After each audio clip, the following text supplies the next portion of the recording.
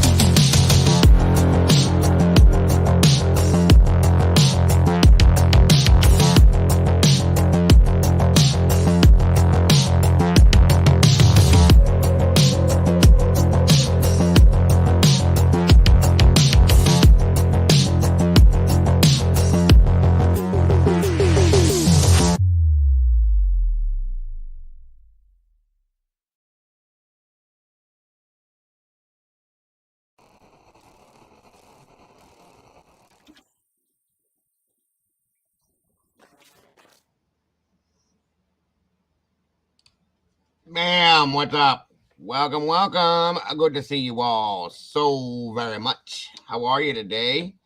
It is great to be back with you guys. Hope you had a great night last night and have an amazing start to your day today. It's great to be here with you all so very much. Great to see you all. Thank you for joining me. Let's see. Like I said, folks, today we're jumping back into the University of Idaho. We're reviewing another amazing creator's video that was put up because there is something about it. I just can't take my mind off of it. So we're going to check that out. We're going to talk about some things that we haven't talked about. This should be interesting, in my opinion. And there's some new docs that dropped, and I will be reviewing those or just showing you guys what's out there so you know, just in case you don't. Thank you once again for being here, guys. I love you guys to death. Welcome, all of you, to the True Crime Cafe. Thanks for joining me for lunch today. I guess we call it Lunch with Dago, as I've heard. Let's see who we have the pleasure of having here today. Let's see. It looks like Del Wandering Orphan. Miss Sweet Nicky's in the house. Good to see you, my dear. Thanks for joining us. Thou shalt not kill true crime. Mr. Rory's in the house. Thank you for joining us, sir. Miss CC, the sweetest lady on the internet, is here. Wonderful to have you here. Welcome, Devil Doll 666. Miss Jennifer S. Great to see you as well. The sergeant's in the house, folks. Tuck your shirt in. Shine them shoes. Stand at attention. The man is in the house. Welcome, Brandywine True Crime. Good to see you. Thanks for joining us. Adam, stand by the jams. Welcome back, brother. Randy Fur, great to see you, my friend. Canadian True Crime Bus. Good to have you here. Miss Casey's in the house. Great to see you, my dear. Miss Heather, the amazing mod's in the house. Good to have you, sis. Thank you, dear. Thank you. Miss Noni McPoppins is in the house. Good to see you today. Thanks for joining us. Welcome back, Miss Tracy. Great to see you. Lissy Holmes, great to have you here, dear. Thanks for joining us. Miss Joanna's back. Good to see you. Image, great to have you here. Thanks for joining us. Strutter 614's in the house. Great to see you. Miss Patty Barnett, welcome back. The lovely Mrs. M's in the house. Good to have you here, dear. Thanks for joining us. Evil CJ's in the house, folks. My brother, my friend. Good to see you, bro. Thanks for joining us today. No chains, no more. Good to see you, dear. Let me see. Commercial Zone's in the house. What's happening, commercial? Good to see you. Miss Audrey Cates, welcome back. CL's in the house. Great to have you back, dear. Good to see you. Let me see. Who am I missing? Am I missing anybody? Am I? Strike first, strike hard, little brother. Great to see you, my friend. Thanks for jumping back in. All right, all right. Let me see here. Hold on.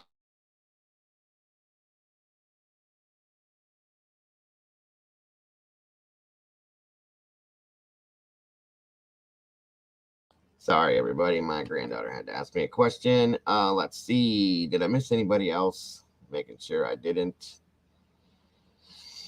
Ooh-ba-doo-ba-doo. Unsolved Crimes Uncovered. That's a new name. Welcome. Good to see you. Thanks for joining us today. Great to see all the new faces in here. Always happy for that. Red, my friend, my brother, my mod. What's up? Good to have you. Good to see you. Any Ruler, welcome back, my dear. The Karma Police, once again, on patrol. Good to see you guys. Thanks for joining us. Let me see. There's that crazy Dago guy in here again. Also, let's see. We also have, I just saw it. Miss Angie H is in the house. Welcome back. Good to have you. Thank you for joining us. Let me see. Vix Logic is in the house. Good to see you. Thank you. No. I don't think so. I guess I was wrong. Somebody was talking about Vix Logic. My apologies, folks. All right. Mudman, what's up, brother? Good to see you again. Thanks for joining us. Nat Cat, welcome back. Great to have you.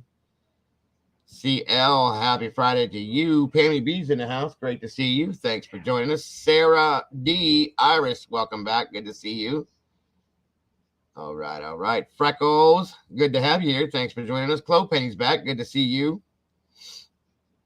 All right. Amy Locke, welcome. Good to see you, Amy. Thanks for joining us. Got a lot of meatballs in here today, guys. A whole lot of meatballs, and I'm loving it. Welcome back, Lynn69. Great to see you. Oh, my goodness, guys. We got Mrs. Krampus in the house. How about that one? Where is the Krampus man? How about that? P. Fox, what's up? Good to see you. Thanks for joining us.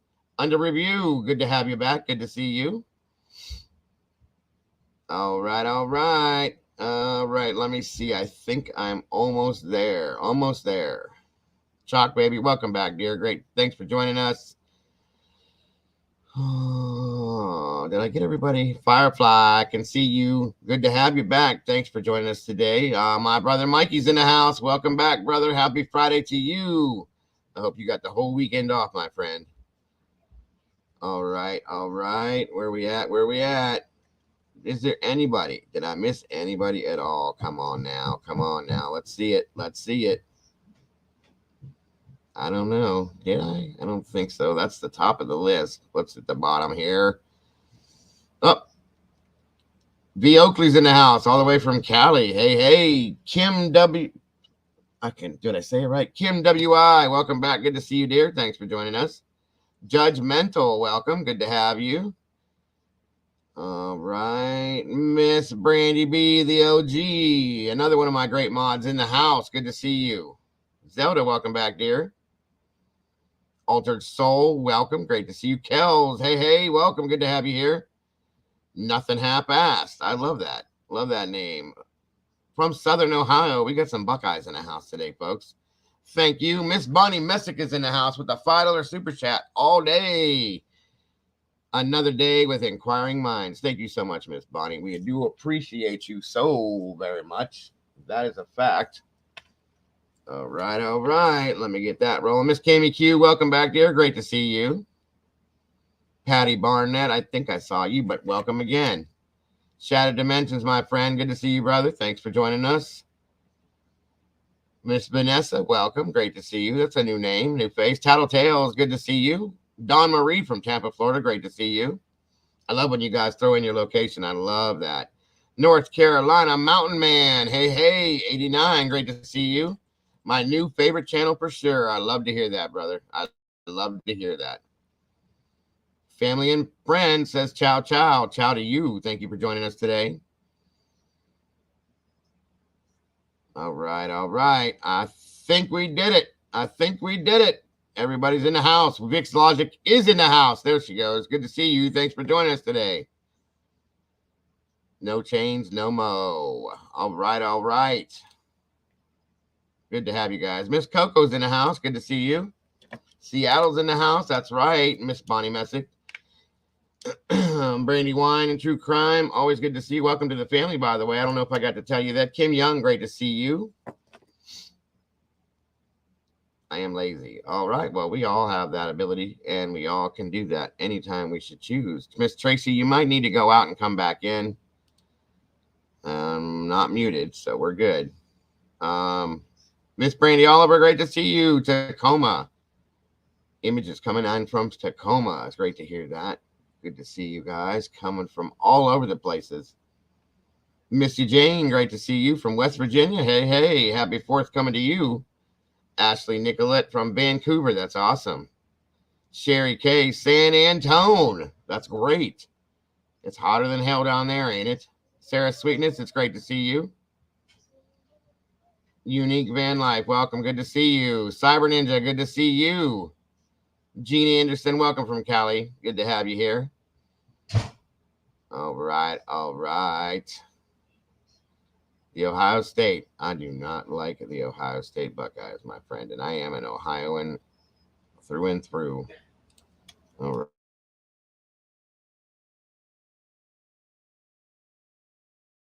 All right, everybody, let me get started here with some stuff. I'll be right with you.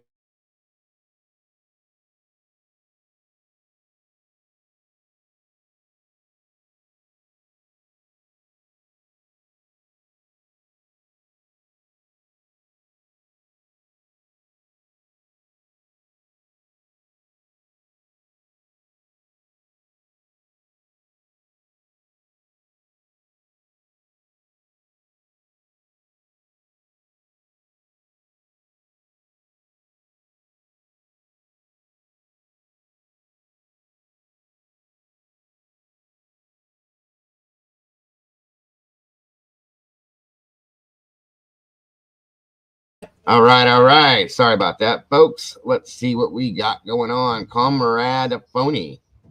Miss Diane Draper, welcome back. Tracy McDaniel, welcome back. The lovely Michelle Apple, good to see you. Sudi Basic, good to see you. All right, guys. Freckles, thumbs up. Guys, do me a favor, if you will, please. Leave some DNA on that like button on your way in the door. If you would, I appreciate that so very much. More than you know. There's a few new people in here. That's right. Welcome, guys. As we would, please welcome everybody that's new.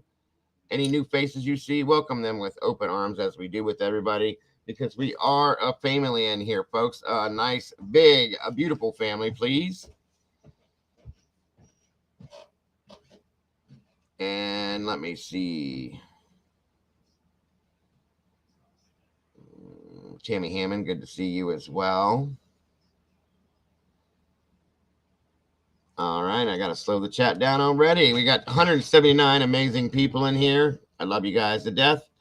If you would, guys, please make that like button match the amount of people in here, guys. We got 79 likes with 193 people. Please make it match so we can get into that algorithm and make YouTube happy. Got to make them happy so that we can be happy. All right, guys, slowing the chat down for you all. It's moving along quite well. All right, slow mode is on. Come on in. Like button and liked. Thank you, Tattletales. I appreciate you so very much. Like, subscribe, share. Miss Zelda says, like, subscribe, share. Please, it helps the channel and it is much appreciated. Best of all, it's free to hit that like button, folks. No cost at all. It is free 99. How about that one? I'm such a dork. Thank you so very much, Miss Heather. Again, folks, this channel is 100% crowd funded. If anybody would like to donate to support us, to keep us coming to you guys every single day, I tell you guys this every day. I know I do. If you would, please, there's the links there for the PayPal, Cash App, and the Venmo. It is so very much appreciated. I do appreciate you guys so very much for that, because if not, I can't come here and hang out with you amazing people.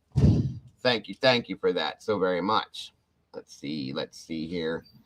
Miss Heather says 198 awesome people tuning in right now. Thank you so very much for that. Please like, subscribe, share this out to anybody you think would want to come in and hang out with us today. And hit that notification bell. That way you don't miss a thing that we do. I do apologize, guys. I was supposed to do the Bohemian Girl last night. The true story behind it. My granddaughter ended up being here, and I had some things I had to do for a while, so I kind of ran over top of my time. I promise you guys I'll make it up to you somehow. We will get that together. So for those of you that were upset about that, my deepest apologies. You know, I love doing those with you guys. So we'll figure something out, guys. Eve Lucky's in the house. Good to see you, Eve. Thanks for joining us today. All right. Mojo, good to see you. Mr. Mojo Rising. Love me some Jim Morrison. Abracadabra. I want to reach out and grab you. How about that one? Why am I such a cornball? I don't get it. Welcome from Massachusetts. Good to have you. I never was this corny when I was younger, folks. I was actually kind of a cool dude, you know, as dumb as that sounds to say, but I was laid back, chill, you know. I have turned into an old man, grandpa cornball. It is what it is. I love that name, Nothing Half-Ass. That's really cool. Asked. It almost sounds like I'm saying half-ass. That's not it, folks. Nothing half-asked. Remember that one, Dago? Yeah. Been talked about, Tammy. We're going to talk a little bit about that stuff. Yes, he was, Rory. Jim Morrison was definitely a poet. Another one gone too soon. That dude was so talented.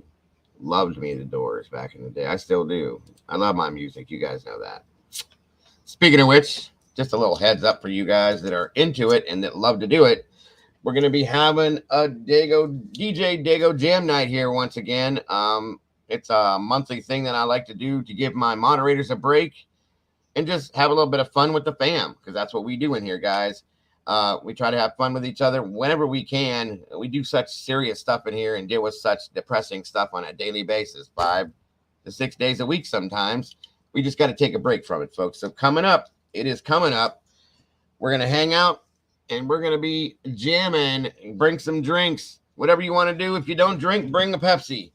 Whatever it is, we're going to hang out, play some music, take your requests, and have a little bit of fun coming up soon. I promise. Anina V, good to see you, dear. Thanks for joining us. It's also another way that I get close to you guys. Get to know you guys better. You get to know me better. For those of you that don't, little ins and outs and things like that of our lives. I consider this to be a family, guys. So I want to be close to you guys. I want to know the things about you guys that you want to be put out there. What favorite songs you have, what's your favorite foods and stuff like that. That's how a family's supposed to be. And that is what we are in here, is a family. Period, folks. Regardless of who believes that or who doesn't believe that, I consider you guys to be my extended family. End of story. And I thank you all for allowing me to do that.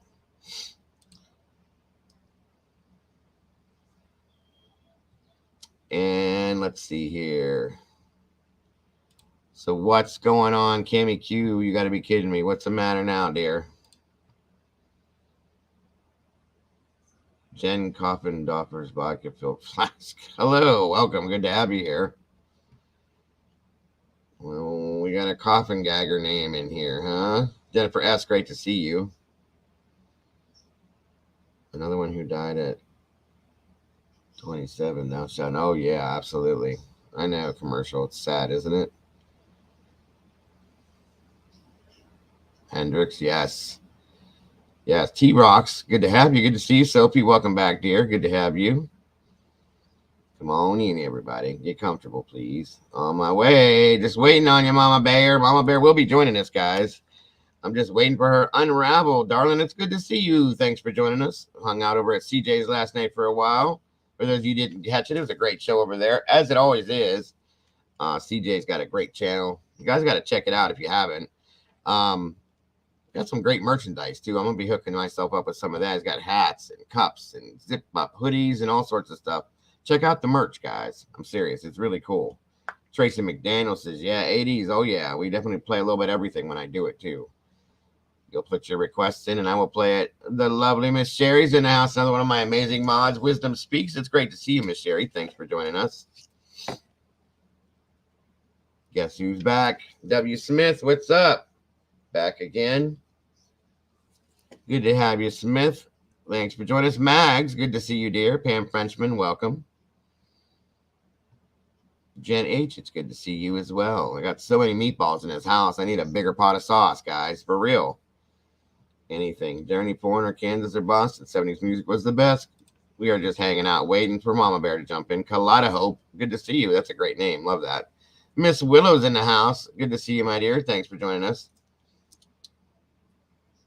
I don't think I did, Miss Nikki. I'm sorry. Hey, you jumping in here on me like that? You just scared the heck out of me. Surprise! I forgot you could do that. What's up with that? I know. I love it. All right. Good to see you. How are you? Good. How are you? I am absolutely. I'm here. I'm wonderful. I'm wonderful. Wyatt, hold on one moment. Mom, hold the phone for me. I'll be right back. Hold the phone. Okay. Holding the phone. How is everybody?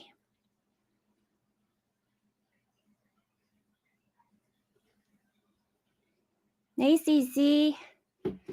Hey, Rory. Hey, Audrey. Oh! Doll. Little B. I was supposed to scare you. You didn't jump. Whatever. No. Whatever. Hi, Cyber Ninja, good to see you. Cyber Ninja. Pamela B. Zelda or April. It is Friday. How about that name? Nothing half-assed. I like that. I like that too. Pretty cool. Hello, I love your guys' names. I really do. No Chains. I love No Chains' name. She explained to me what that was all about. That kind of hit me right here. I mean, you guys, there's a lot about you guys that I love. You guys are really definitely awesome people. Your own independent people. What's up, Robert Bell? Good to see you. Love Debbie MJ. Henderson. You're not going to get to substitute me for JB. Sorry about your luck. Not going to happen. You're stuck with me whether you like me or not.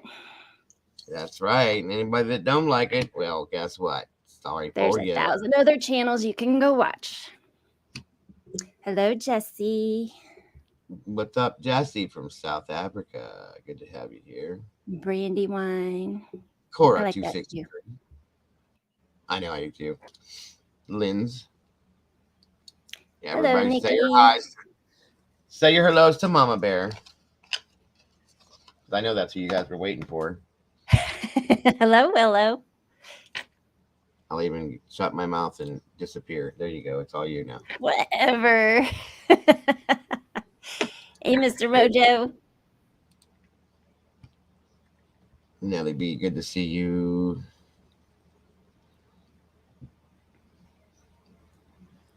We got 265 people. We hit the 100 mark, folks. We're in the algorithm. Hey. Thank you all so very much. You guys rock. Like I said today, guys. What? Jen Coffendorfer's vodka-filled flask. Hi. That's a new one for me. Yes. These guys are so creative. I love it. Lanny, good to see you. I'm glad to know that, Canadian. Is I Love MJ in here now? Or were you just saying that?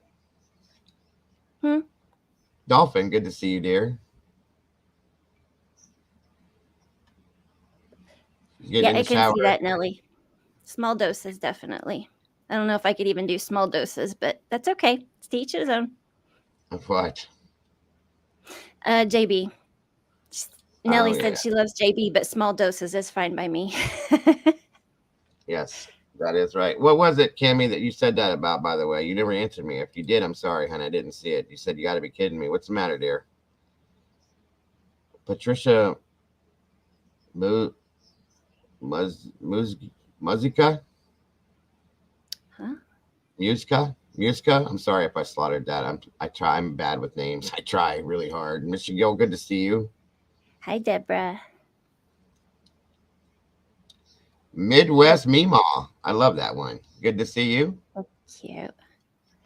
Hi, Jen H. That's another one I like. The way he wrote it too was North Carolina Mountain Man 89. That's pretty cool. I like that. Mama Bear is a vibe. How about that one? Yep. Hi, Lanny. Mama Bear is what? Mama Bear is a vibe with a little red heart. Aw. Everybody loves Mama Bear. I told you. Stevie Irwin's in the house. I'm live, Stevie. Good to see you. Very awesome, Nelly. This is a good place to de-stress. Most of the time. Dago told me one time, he's like, if you get overwhelmed here and, you need to let me know and step away. I was like, no, this is where I come to de-stress. This is my away from everything. Well, it's supposed to be. My escape, I guess. So yeah, I get that. Yeah. That's right. Hello, Midwest Mima. It's great to meet you as well. Make sure you guys subscribe to our lovely co-host Mama Bear's channel, Crime Time with Mama Bear. There's a link for it over there. She doesn't get to do a whole lot on it. I really want to change that and try to help get some stuff rolling over there as well. But it would be nice just to get some subscribers over there. Show the love because she definitely deserves it, guys. Don't tell him that, Rory. Good to see you, He'll Jen. leave me and go do something.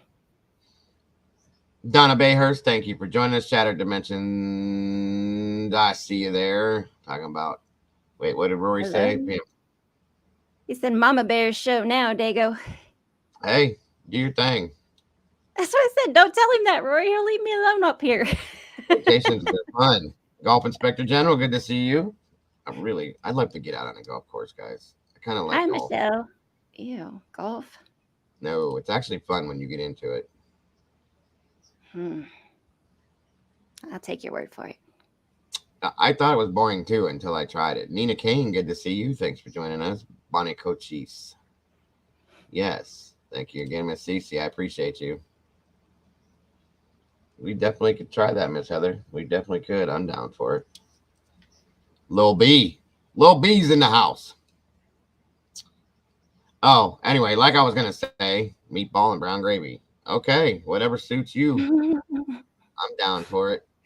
I'm with you, Kim. I'll be the passenger driver. You can be the driver of the golf cart. I'll be the passenger driver. Micah Z, thank you. Zipping around the golf cart and a golf course and a golf cart. I could do that. Well, you gotta have a little bar on the back of your golf cart. That's all.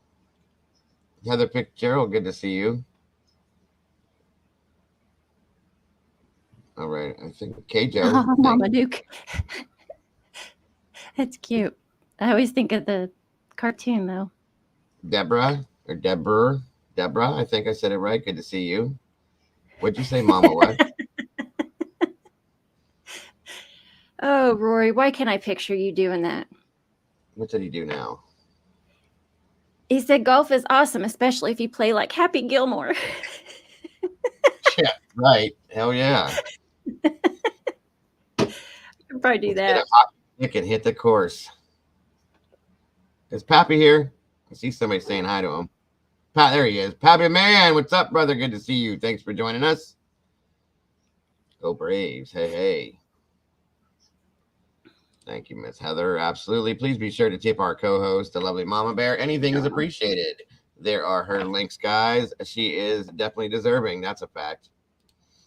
Lord knows. Heather. That's sweet. YouTube don't cover it. That's for sure.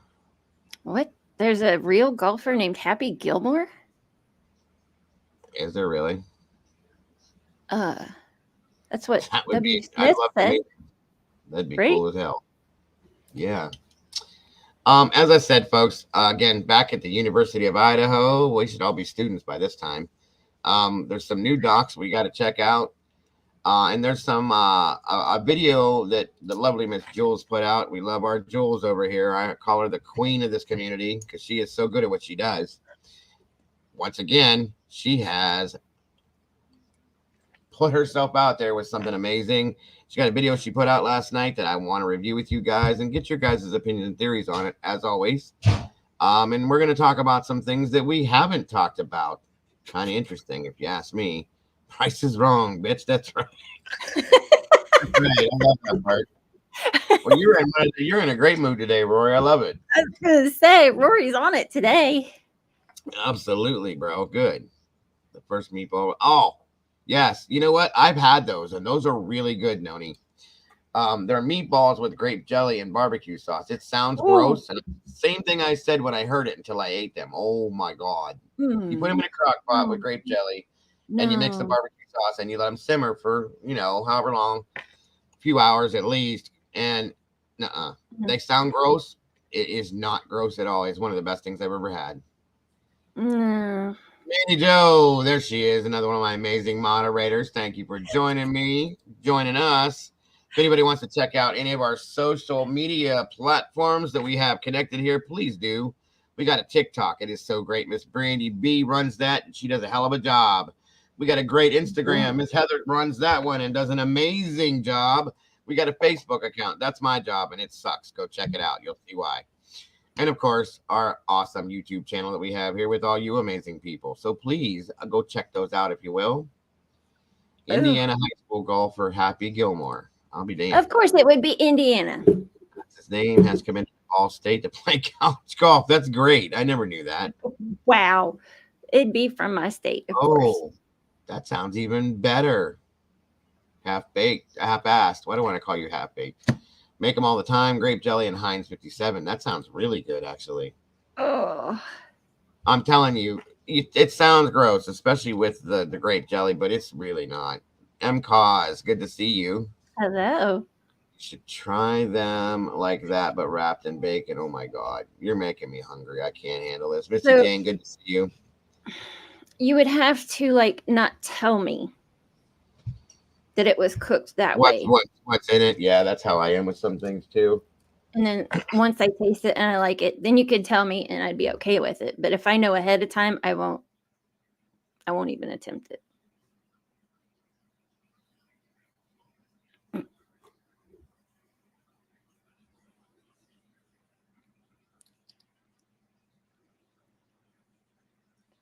Sweet Baby's barbecue. I do like Ray's barbecue. What is it? Ray's sweet barbecue. Yeah. Yeah, I'm kind of there with you, Strike. It just Baby Ray's. Huh? I hear you say something about Sweet Baby Ray's. Yeah. Yes, that is the stuff. I like to make my own barbecue sauce.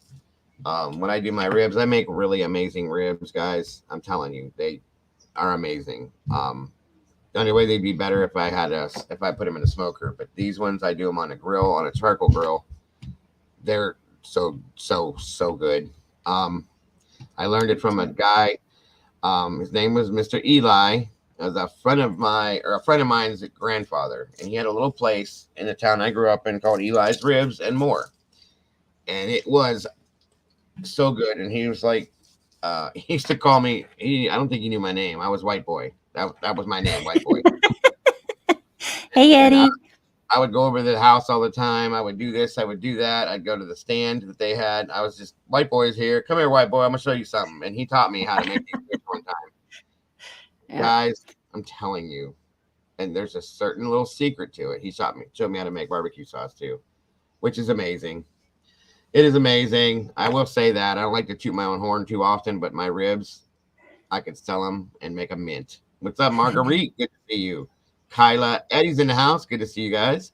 And Jennifer, don't get him started on cannolis. Good Lord, here we go. Nah, forget about it. Who said that? Where they at? Jennifer S. Jennifer, you know what? God, I wish I did.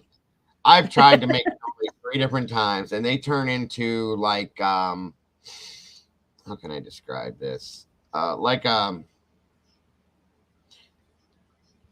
something really gross. That's all I can put. I can't do it. My grandmother could make them, and she could make them amazing. But there's a place up near Cleveland here in Ohio. It's right in Cleveland, actually. It's called Little Italy. Oh my God.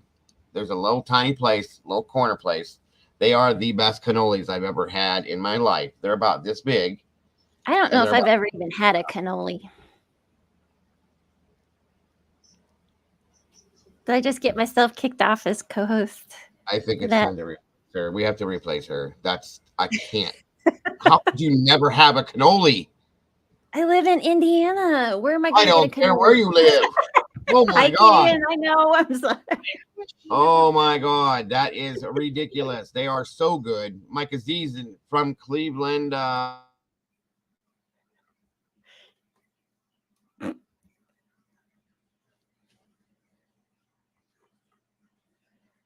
Yeah, Kim, I don't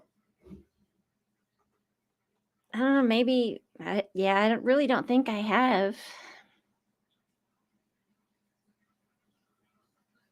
Sorry, my 17-year-old, 5-year-old can't handle things in life, so teenagers are fun, I'm telling you.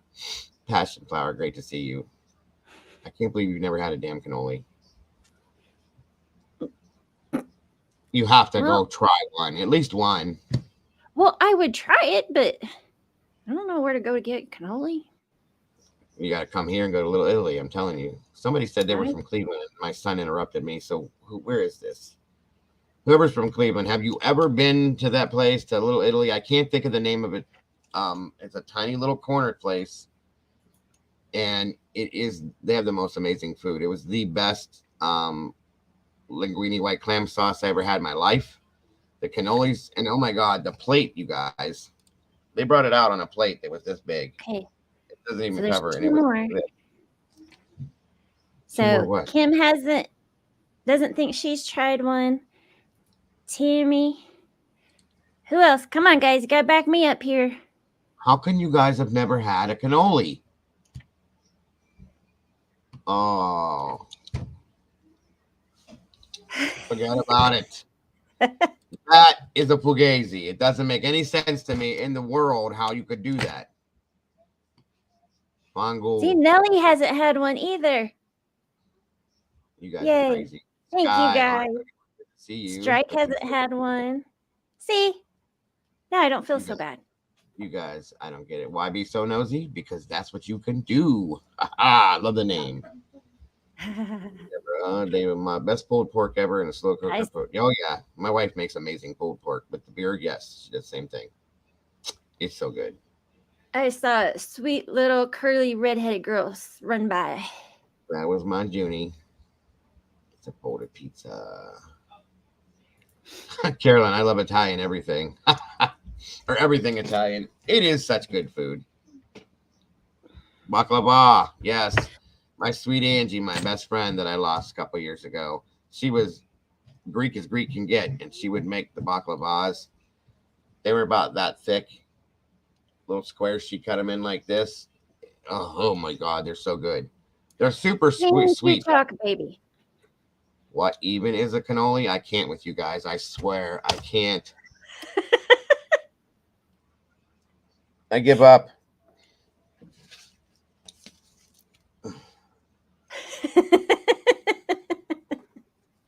Yeah, I don't even know what baklava. A cannoli is. It's like they're kind of like a what the hell do they call those things? Like a Vic says, thinking like a calzone. No, God, no. Oh my God, those are good too, but no. It's all right, Chalk. A cannoli they're about, well, you can make them small, okay, or longer. It's a tube. It's a pastry tube, like a real flaky pastry tube. It's about that big around, and it's filled with a cream cheese or a mascarpone cheese, whatever you decide to do, type filling. And then there's typically they'll put chocolate chips or something in it, 2 little ones, and kind of fill it up. And it is so good. Kind of like an eclair a little bit, maybe. Those other little things, my wife makes those every Christmas. Clothespin cookies, the little tiny ones with the real fluffy crust, and then you have the cream filling it. It's good. Cream horn. Thank you, V Oakley. That's what I was trying to say earlier. Yeah, it's kind of like that, but so much better because it's that the dough is kind of like a crispy pastry a little bit, you know, and it's got a good flavor to it. It's a dessert, yes, Chalk. I'm sorry. Calzone is not a dessert. It's like a folded pizza basically with full of everything. I'm so hungry now. It's unbelievable. Mm. Yes, I thank would you. probably Truth. like it. Rabbit Hole knows what he's talking about.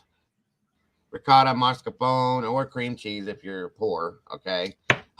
um, and then you mix it up, and it is so good. You got some sugar in there, and so on and so forth. Arancini. Hey. Of course. On Flavia Constantino. She knows. Hazelnuts. Yeah, you can do it with hazelnut too, Nikki. I've had them like that. They make chocolate calzones, like the pastry's chocolate, and then they'll fill it with chocolate. It's like triple chocolate.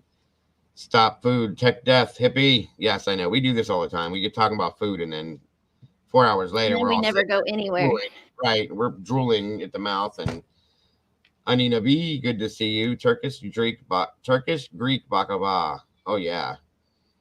Let me see if We have a Greek pastry shop around here too. That's so good. I like food is food. Crime Beat with Liana. Good to see you. Hello, Dago. I'm in Cleveland. Which part of Ohio are you in? I'm about 40 minutes south of Cleveland.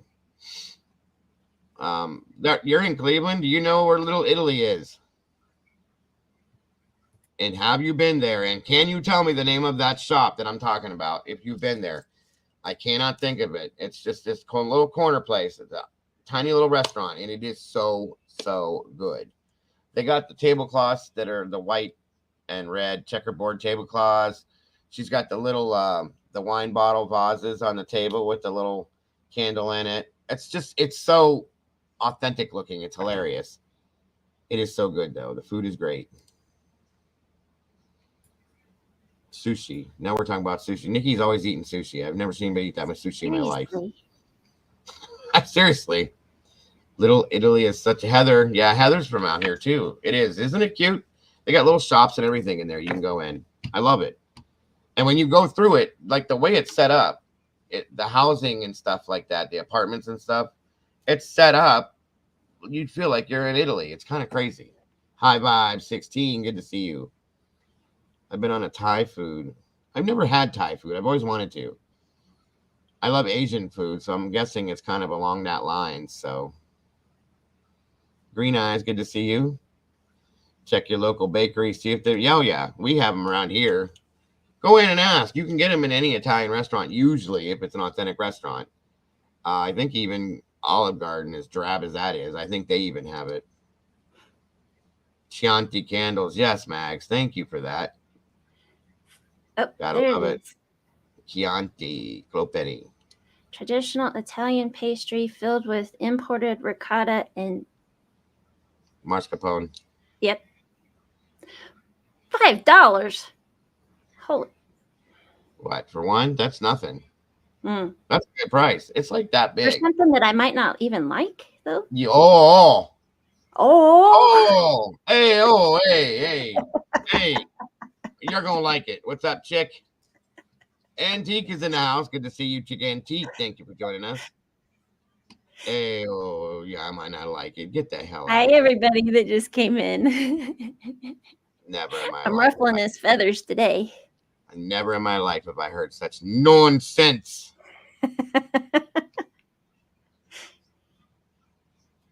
My hubby is Italian. I can eat our weight in sushi. I can't eat that much of it. It's all right, but no. You will be hooked. I promise you. You got to get at least one. And if I have to go find it and send it to you, I will. Let me see if the one next door to eat it live. You have to eat it live while we're live so that everybody can see your reaction to it, because I'm telling you. Yes, Miss Debbie, we are talking about those documents. We should probably get started. My lasagna is probably. Sorry, guys. You guys are killing me with this food stuff. See, we say one thing and it goes off. My lasagna is absolutely phenomenal, Mojo, from what I've been told. Etna Ristorante is a little in the yes. Thank you, Julie. What? Etna Ristorante. That's the name of that restaurant. Was like, what? What are we getting excited about? Because that's the name of it. I couldn't remember it. I was one of them things like you don't remember until somebody says it, and it like clicks immediately. So that's it. Thank you, Julie. Yikes! The one next to my work is $8. Guess I shouldn't have complained about the $5.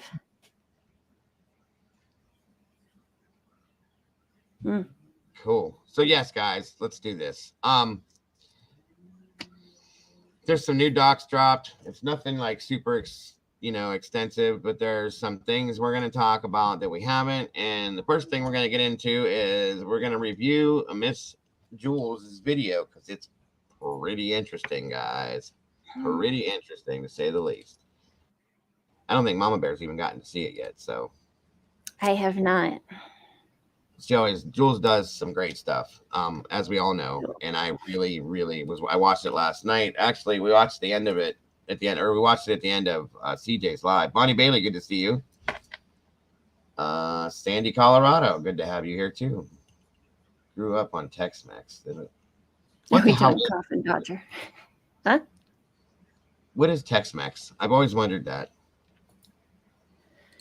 If anybody freak out on me like I did about the cannoli thing. I've heard of it, but I don't know what it is. Qdoba, in my opinion, is Tex-Mex. Have you had Qdoba?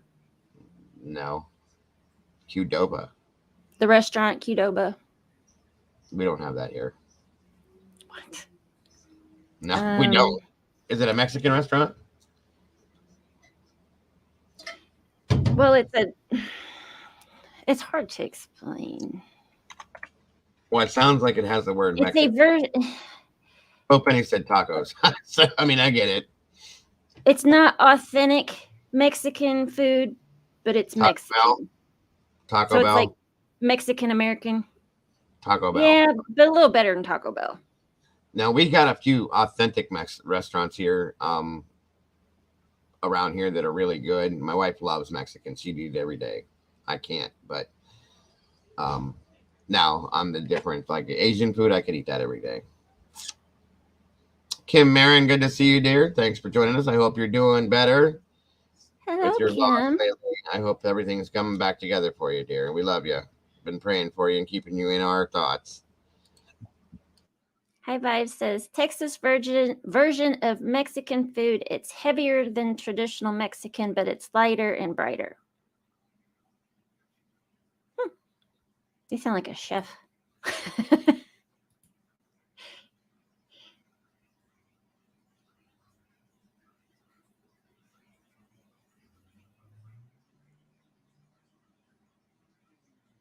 Sorry, Kim. Jules of all trades, true crime. Yeah, we can drop the link in here, guys. She's in here all the time with us. And let me. Let's see, Brandy. Is she in here? Heather? Anybody? I saw Strike. That's the only mod I think I've seen. Strike, are you all alone today? These are good to see you. Hi, Vibe 16. Yes. Sorry, Heather. I like cooking too. What's the matter? What happened with Heather? I was looking for mods, and Strike was the only one that was coming to my mind. And then I remembered Heather was here, and I was like, "Oh yeah, Heather's here." Sorry, Heather. Oh, okay. Gotcha. All right, let's get this set up and roll in. Oh, April. Sorry, April. I keep looking for April, not Zelda, honey. I'm sorry. Cece's in here. Mikey's in here. Molly's not here. I wonder where she is. Sherry's in here. That's all your fault, Zelda, that I don't see you because I'm not looking for Zelda. Thanks for joining us. Almond Bark. Yes, that's good stuff too. V. Louise Arthur. New to chat. Welcome. Good to have you here. It's great to see you. Appreciate all the new faces, guys. We are almost, by the way, I do have to say this.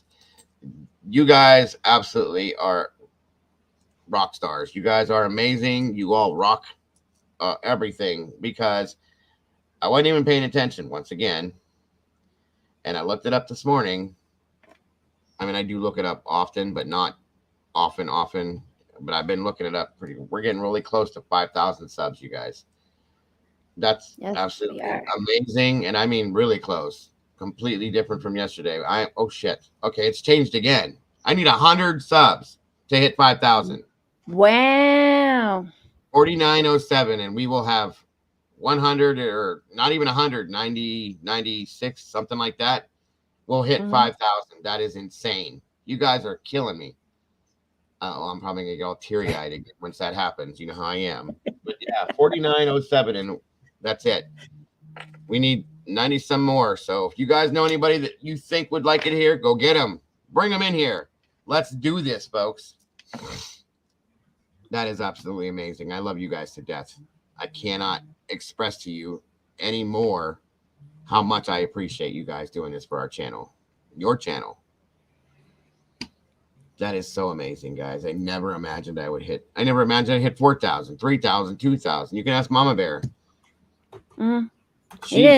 She came in here. We were at like what, 11 or 1,200? Something like that, yeah. And it sat there for quite a while. And then, boom. He said, I'm never going to get there. I'm never going to get there. Nah. I said, patience. It'll get there. Trust me, patience.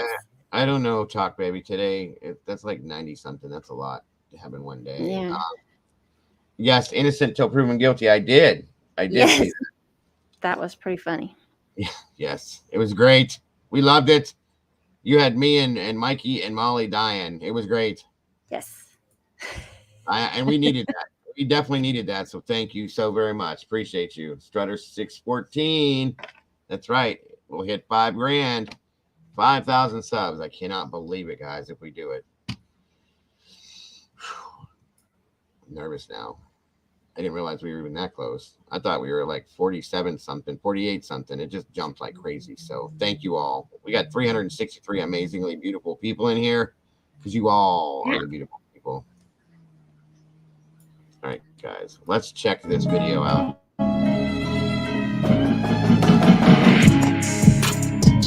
Hey guys, this is Jules with True Crime Reactions. Earlier today, I jumped on Dago's channel in his live, and I was only in there for a few minutes because I was really busy today. And I happened to hop in there around the same time that Daniel with Drunk Turkey was on for a few minutes.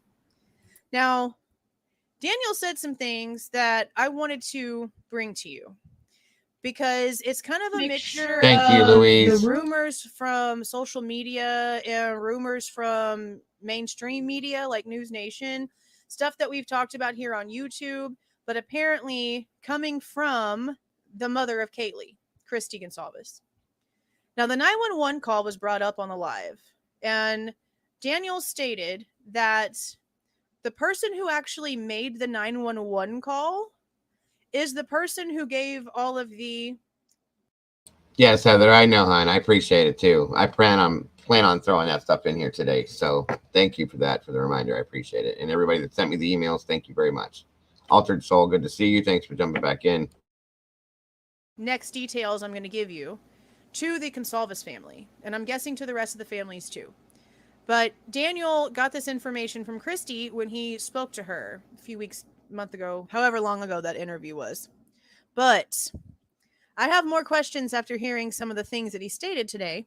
And I went back and I listened to this little few minutes, probably like 10 times, just to make sure I had the right notes. And I will have a time-stamped link to the portion of Dago's live where this is being talked about in the description box for you guys to go and listen to it for yourself.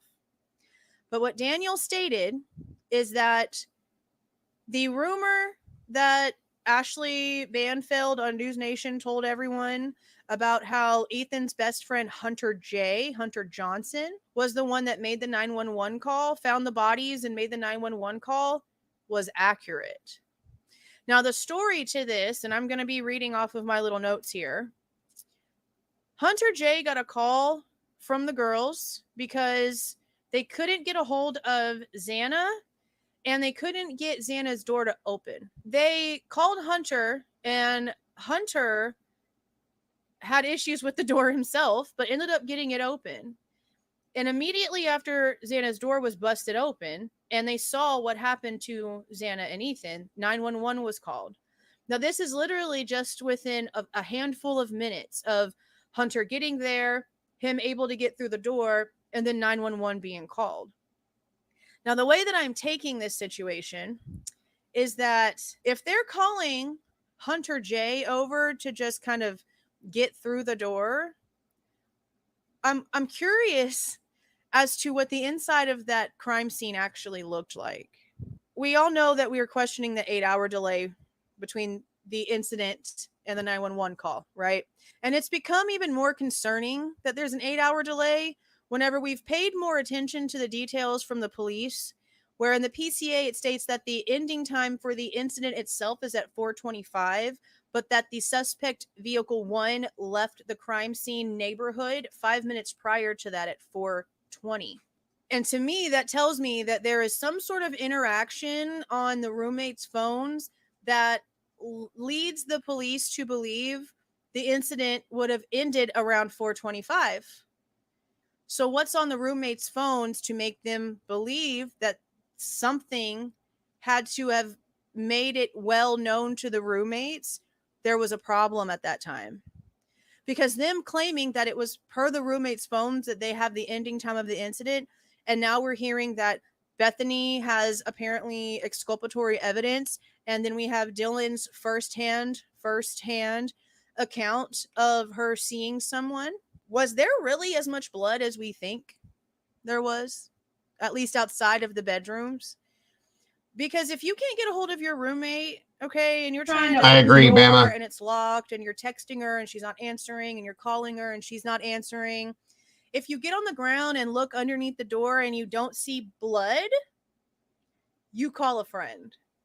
If you look under the door and see what looks like maybe your friend passed out on the floor, probably until you know for sure they're literally just not drunk and passed out and sleeping it off, you call a friend. But if you can't get a hold of your roommate and you're texting her and you're calling her and there's no response and you can't get through the door and you look around and there's no blood, but then you find out that her and her boyfriend are gonzo behind the door, that's questionable to me.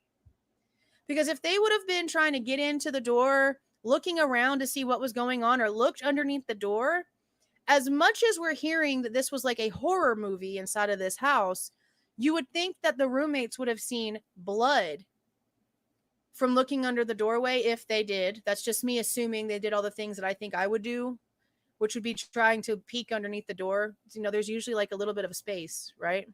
If you were to do that and see blood, you would call 911, not someone to come over and try to pop a door open.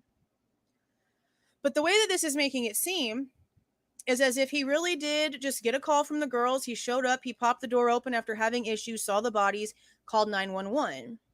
Now we know that it was an unconscious person that the police were sent to 1122 King Road for. That could have literally just been because there was so much panic and hysteria on the other end of the line that the police really couldn't get out of Hunter what happened. Now, it's curious that they are telling us that the 911 call was made from one of the roommates' phones, because if they called Hunter, Hunter would have had his phone like with him or texted Hunter. However they contacted Hunter, Hunter would have had a working phone. So it's kind of strange he wouldn't have just used his own phone to call 911, but one of the girls called 911 and then I guess handed Hunter the phone, which is, again, strange in itself. That I'm not really understanding that part, but details we'll get to later maybe. But I sit here questioning how what they would have seen would have determined what they did next, right? Because like I mentioned, if you don't see blood, cool, you call a friend. If you see blood, you call 911 and get the hell out the house until the cops show up, in my opinion. But then we also heard from Ashley Banfield on News Nation that in this rumor of Hunter being the one that called 911, when he got there and discovered the bodies, he also checked Ethan's pulse, which was always really questionable to me because of what we heard the inside of this crime scene looked like. But then I also remember looking through photos of them removing stuff from the house and not really ever seeing anything that looked like blood or like blood was being covered up to not be seen by the public eye. And we know that the latent shoe print wasn't seen until the second processing of the crime scene. And a lot of people believe that the way that the latent shoe print is described and how amido black had to be used just to test and see what was actually making the print is a sign of a cleanup. That's why, to me, if the doors were shut and locked and they're not seeing blood anywhere, for them to be more concerned than to just phone a friend. I mean, honestly, it kind of makes the roommates look a little bit more sketch. And I'm in no way trying to act like there's not a possibility that Bryan Kohberger really is the guy, okay? I am just waiting for the right puzzle pieces to fit together that show a connection between him and at least one of the 6, okay? Because it doesn't have to be one of the actual victims that Bryan Kohberger might have a connection to just for him to have been the one that did this. Okay, people can be very deranged and sadistic and vengeful, okay? And lots of different things could make someone react this way. I mean, we literally right now have a story of a man who execution styled his kids out of here. A 7, a 4, and a 3-year-old. Make anything logically make sense about that scenario. It was literally, from my opinion, and this is me giving this based off of personal experience, I feel like that was something that that father was trying to do vengefully towards his wife. People can be killed vengefully for someone else to suffer the rest of their life mourning for. Yeah, guys, there's a follow-up on this that we're going to catch right after this. Somebody asked about rigor mortis. Rigor mortis sets in roughly after 2 hours in the face, and then it extends through the body. It takes about 6 to 8 hours to fully get through your body. And it lasts about 12 to 24 hours, I think it is. And then after that, it disappears, and then the body is, back to what it was. So there's how that works. So it doesn't have to be one of the victims, technically, that Bryan or whoever the killer is. It doesn't have to be. It could have been any one of the 6. And I'm saying 6 because Ethan is one of the victims, and even though he didn't live there, one of the 6. But then thinking about them making a choice to call a friend instead of the cops, and Ethan apparently having his pulse checked by Hunter instead of Hunter seeing a bloody mess and just knowing. It also goes back to how in the beginning of all of this, and even after Bryan's arrest, we've never gotten any verification on how they believed the perpetrator left or entered the home. Now, I know in the PCA, there's some things that sort of allude to the person going out the back slider. That's not verified. That was something in the PCA that the investigators felt happened after Dylan saw the person in black walking past her towards where the slider was. But Dylan actually never, at least according to the PCA, never saw the person physically leaving the residence, because they have never been able to tell us which way this person left, which was always really questionable to me, because if you just physically with a manual weapon took out 4 people, parts of you, if not all of you, are dripping in fluids. So how this person was able to just leave the house without leaving a trail to show which way they left out of the house, and there's no sort of trail outside of the house itself that we know of at this point, I am more confused now. I feel like every time we get a little bit more information, it kind of throws like 30 wrenches at the whole thing. But if you wake up and your roommate's not answering and all these things go down and your first reaction is to phone a friend, there must not have been blood noticeable for them to have been like, freaking out about enough to call for help. And this is just me assuming this based off of this little detail that I got today listening to Daniel talk about what Christy told him. Now, this also sort of goes to them not really knowing that there was an issue with Maddie and Kaylee until much later. Because whenever the door got opened and they saw what happened to Xana and Ethan, panic and chaos. Okay, panic and chaos. 911 call, cops showing up, not knowing what they were coming into because they thought it was an unconscious person, from not being able to get intelligible details from the caller. And it probably wasn't until Hunter and Dylan and Bethany were like talked to and accounted for and sat down, and a few minutes went by for them to then ask, okay, is there anyone else that lives here? Holy crap, we have 2 roommates on the 3rd floor. So if anything, at the least, it went from an unconscious person to a double homicide, and then from a double homicide to a quadruple. But we don't know how long in between it took before first responders realized there's more people upstairs. But then it still makes me question why they wouldn't have gone upstairs, Dylan and Bethany, why they wouldn't have gone upstairs to check on Maddie and Kaylee before calling Hunter J over about Ethan and Xana.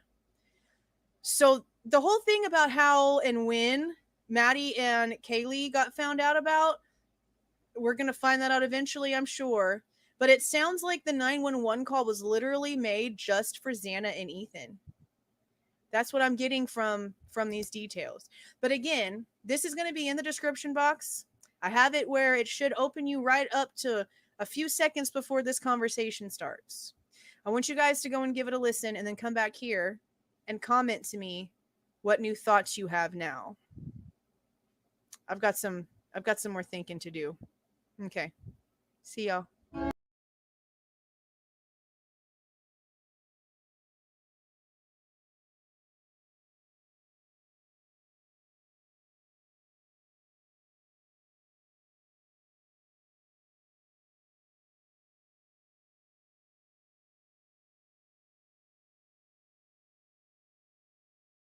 Hey guys, this is Jules with True Crime Reactions. I am just doing this really, really quickly because in my last video that I posted about what Daniel from Drunk Turkey mentioned on Dago's live yesterday about Hunter Johnson being the one that the girls called over, who apparently got Xana's door open, saw Xana and Ethan and what had happened, and then called 911. Okay, I have... how many comments do I have on this video? I have 883 comments on this video.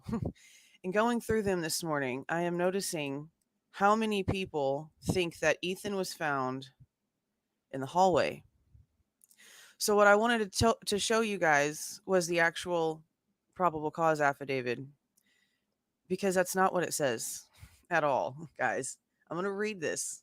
And I know that details can be lost after time, and whenever lots of channels go through things can get misconstrued and turned around. So let's read the actual probable cause affidavit, because it does not say that Ethan was found in the hallway. Now I'm going to start as they approach the room.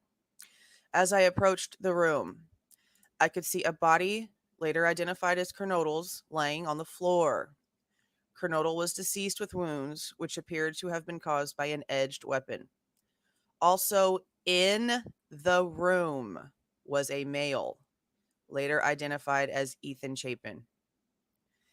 In the room, you guys, not in the hallway. It talks about them going down the hallway. OFC Smith directed me down the hallway to the west bedroom of the 2nd floor. But Ethan was found in Xana's room, not the hall, you guys. Now, in my video, I'm giving a scenario based off of what I heard yesterday, and I'm mentioning the door being locked to Xana's room. To me, whenever the girls would have tried to open the door, if there was like one of them up against the door, I feel like 2 grown women, because they were grown adult women, regardless of how we feel about the situation. They were Dylan and Bethany are 2 grown-ass adult women, if just one of them was like up against the door, blocking the door, they could have easily pushed that door open. With two people, they could have easily pushed the door open. But if they're having to call a male over to open the door, that to me tells me the damn door was locked. That's just me making a deductive statement. And another reason why I say that, and I actually took this part out of the video, but if you went back and listened to the conversation on Dago's live with Daniel, Daniel says this. In the beginning of the case, he remembers seeing something. He couldn't go back and find it ever again. He looked and looked and couldn't find it. But he remembers seeing something about Maddie's door also being shut and locked whenever they were discovered by the first responders.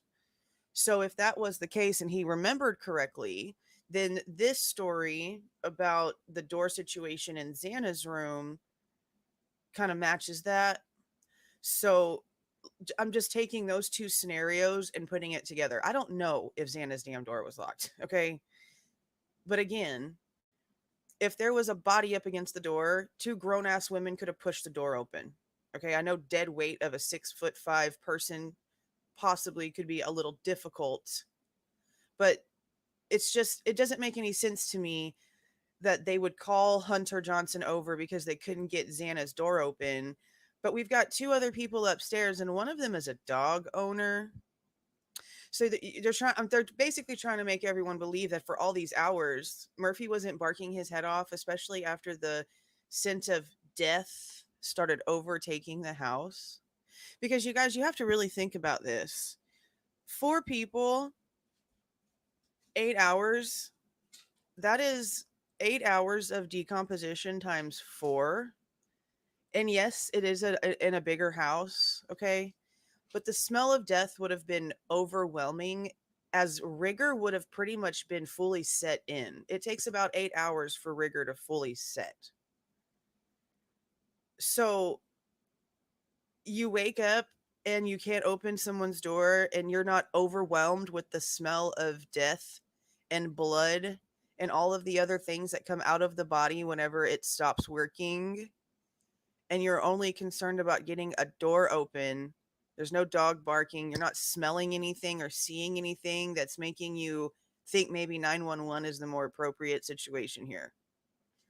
That's my concern with this story, because we've been hearing so many other things that doesn't make that scenario plausible in my mind.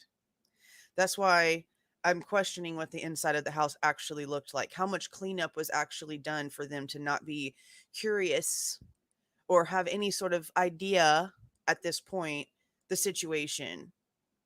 Because if you just woke up to a house where 4 people are killed, you're expecting to see some sort of evidence of that.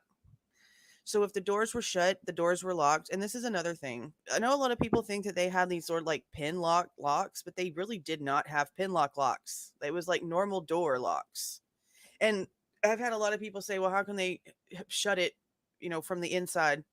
You can like turn the little knob thing on the inside and then shut it and it's locked, right? Like I lock doors like that constantly. I bring my hand around, pop the thing vertical, shut the door, and it's locked from the inside. So I don't know why that was such a big comment about how people weren't understanding that part, because you can definitely lock a door from the inside and then shut the door as you're walking out of it, and it's technically locked from the inside. The big deal to me is that if these doors were shut and locked, that's a really crazy concept that the killer would have put here if that's the case. And why is the door not coming open the only sort of weird warning sign that these two had that something was wrong? That just doesn't seem plausible. I'm just going to keep using that word. It doesn't seem plausible.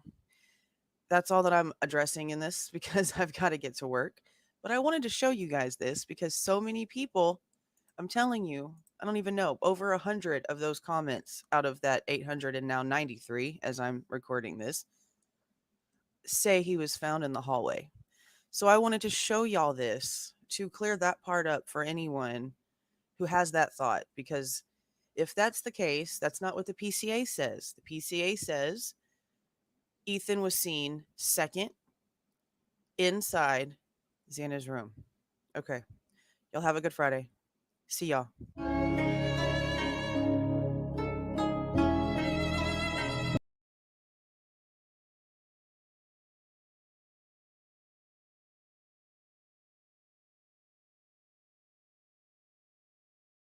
What? So What's the there's matter, those Mima? videos. The Midwest Mima. Oh my God, I can't. My name's Dago, ma'am. But a lot of people say Diego. It's okay. My name's Dago. Responder, I'm out of here and unsubscribing. Okay. If that's what you want to do, I understand that. But respond to what? I was watching. I've seen some of your comments. Okay. I'm trying to catch up. There's a lot of people, and we got 470 people in here. So me by myself to see all that, I'm trying to catch up. So it takes some time. Okay. I try to respond to anybody that wants to specifically ask me a question. And it said, I found my son dead in his room 5 hours after he died. There was no odor. His bedroom door was closed. I had no idea this woman doesn't know what she's talking about. okay, here's the thing. That's not always true. I spent 17 years in fire and EMS. Okay. And there is odor. I'm so first of all, I'm sorry that happened to you, my dear. I really am. That's absolutely horrific. I could never imagine having to go through that. Okay. I'm sorry. So very sorry that happened to you. Secondly, though, that's one person. There is a smell that comes from that. Okay. The moment that the body passes, from that moment, it starts to deteriorate. Okay. I'm going to use the best words I can for this. And bodily fluids the body will empty itself per se, because all of your muscles in your body relax and things start to come out of the body. Okay. Yep. And it doesn't always happen with every single scenario. So, I've been to scenes where people have been deceased for a week. Okay. And sometimes the smell comes and goes. Sometimes it depends on like the temperature of the home or the area they're in, just the atmosphere around it has a lot of effect on that. Okay. But most of the time there is definitely an odor that comes in. Okay. Now, 5 hours, one person, I get maybe they're not. I don't know if there was air conditioning or heat in effect with that. I hate to use your son as an example for something. To me, that's just disrespectful and horrific, and I don't want to do that. Okay. But I do want, to respond to what you're saying. And what Jules is saying is not something that she's speaking on as what she believes to be factual. Okay. This is a speculation. Okay. Do you want to come up on the panel, or do you want to call in? Listen, I can give you a link, ma'am. If you want to come up here, you can talk to us, because sometimes it's clearer than what a phone call would be. Yeah. You just let me know and I'll give you a link, and you're welcome to come up here if you'd like. I absolutely would love to hear from you, hear what you have to say, and talk to you about that. But the blood does have a very high iron smell to it, and a lot. If yes, Mima. I love that name, by the way. Again, if you would like to come up here, just let me know. I'll put the link down for you and you alone. Nobody else has to be up here but you.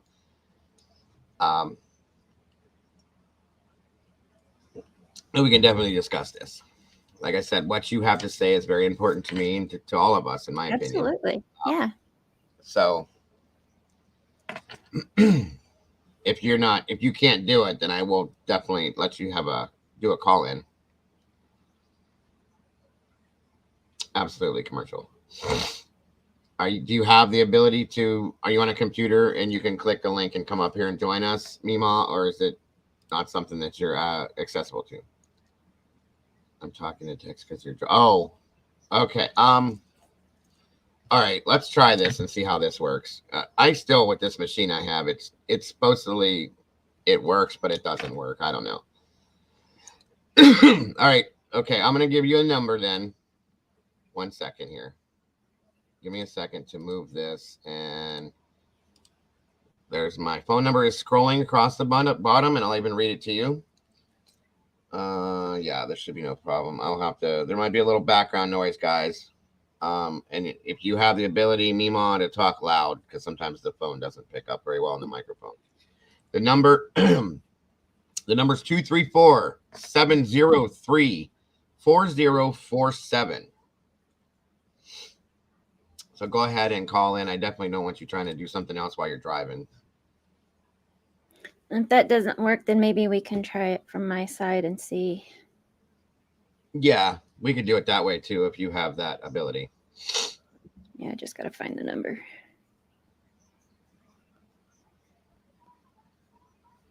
And whenever you're ready, I'm ready for you. And then once we're done with this call, we'll go in. I got some other things I want to show you in regards to the bodies, and some other stuff that goes with this. Hello, Marie Duffy. Long time no see, hun. Good to see you, Marie. Thanks for joining us.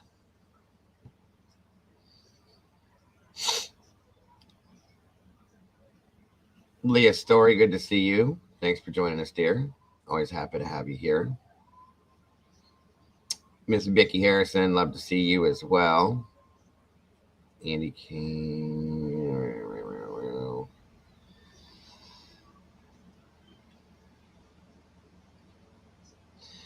That is one thing. Heather Mosher, good seeing you too. That is one thing I do want everybody to understand now. And I'm not trying to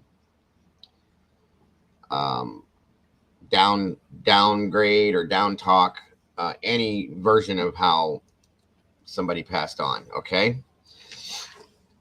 But if there are open wounds on a body, okay, that has a tendency to deteriorate differently than what somebody that, say, for instance, overdosed or passed from a heart attack or something like that, that their body is still closed, okay?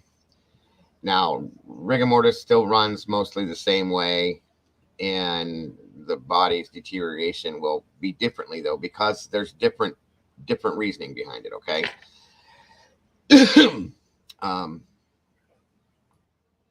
Like I said, Mima, the number again, and there's the cannoli. The number again is 234-703-4047.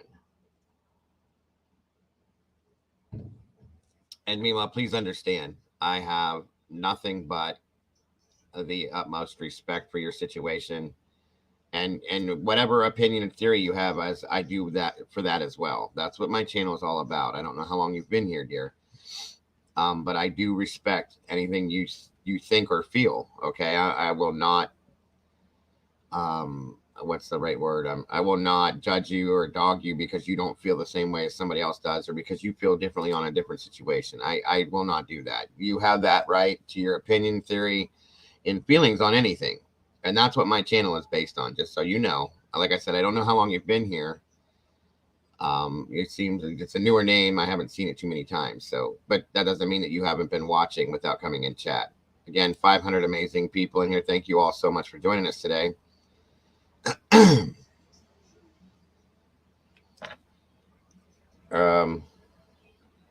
Are you still in chat, Mima? And if you are, let me know that you're calling in so that we know for a fact.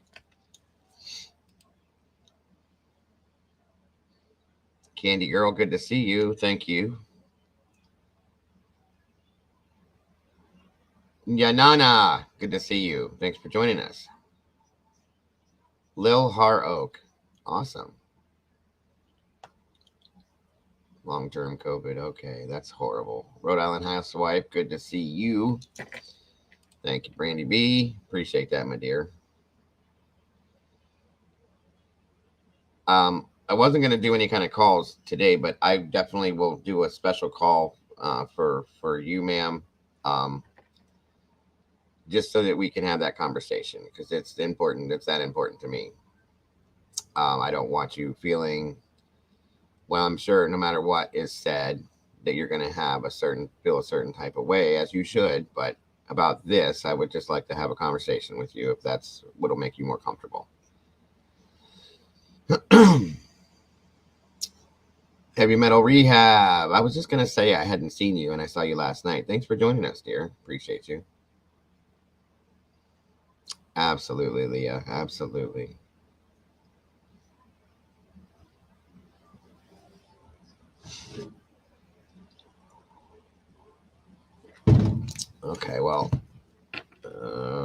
until she calls. Let me pull this other stuff up. So that was Jules's videos, guys, that I wanted to show you guys.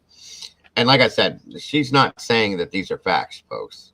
Okay, that's not how she rolls. She's just like us. That's why we work together so well. She's not saying these are facts. These are things that she's put together based on facts, okay, that were given to us through the PCA and other scenarios. Oh, here we go. I think. 1 second, folks.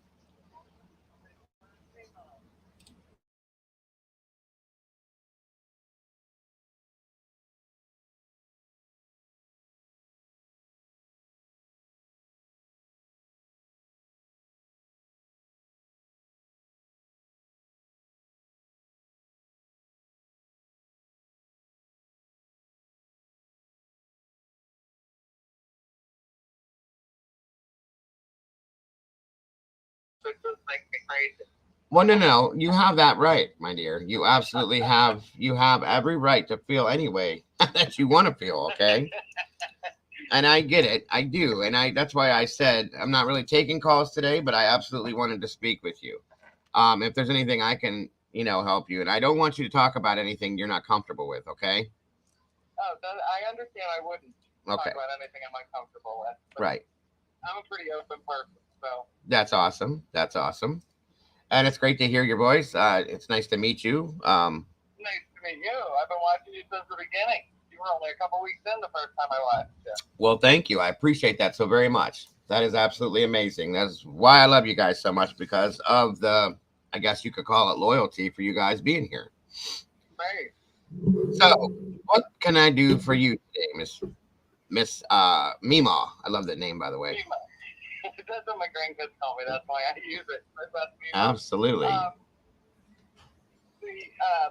just saying. I'm not saying there wasn't any odor, because obviously none of us know. We weren't there, and I agree with what you were saying about the blood. I understand that. Yes. I'm going to call it a crime scene that I found when I walked in on my son, because in my mind that's what it was. Absolutely. There was not blood. I mean, he wasn't stabbed or shot or anything. Okay. And how, can I ask how it happened? And if not, don't answer, please. I don't have a problem with it. My son was a recovering addict who relapsed. And the night he relapsed, somebody sold him fentanyl instead of cocaine, which was not his drug of choice. So I guess he thought if he was going to relapse, not to relapse on his drug of choice. I'm so sorry. He relapsed on cocaine, but somebody had fentanyl in it. And that was it. I'm very sorry for that. I am so very sorry for that. Thank you. I am too. But I mean, when I was 20, and this is what I compare to what Dylan went through. When I was 20, I found my mom deceased. Right. That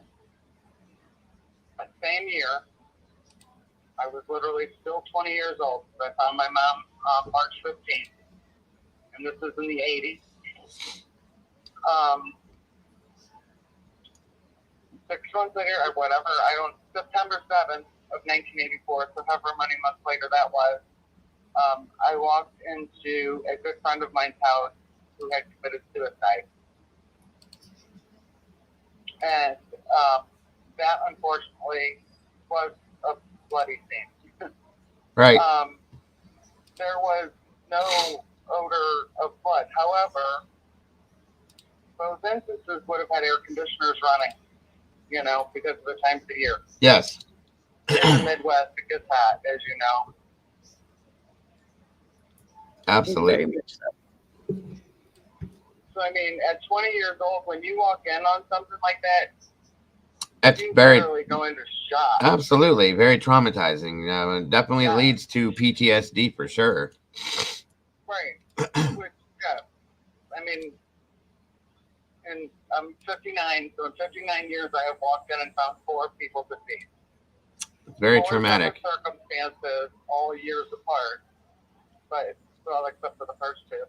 Right.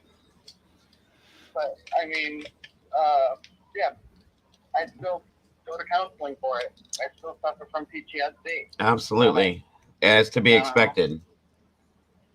I mean, my grandson slept in the last time he was at my house 2 weeks ago. I couldn't walk in the bedroom. I started crying, and my husband's like, "What's wrong?" And I'm like, "He doesn't sleep this late.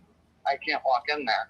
You know, I'm gonna cry just talking about it. You're bringing it out of me too, sweetheart. Don't worry. But I mean, I just think that a lot of people are putting a lot of responsibility and pressure on these kids, and I know they're adults. They can go to war. They can, you know, buy cigarettes or booze depending on what state you're in. But Right. that doesn't mean mature-wise that they're adults. Oh, no, absolutely. That's one of the main things. If you've been watching a while, it's one of the first things I ever said is these may be adults. Right. They may be adults, okay? On paper. They're kids. That's why I call them kids, because they're kids, right. You know? Absolutely.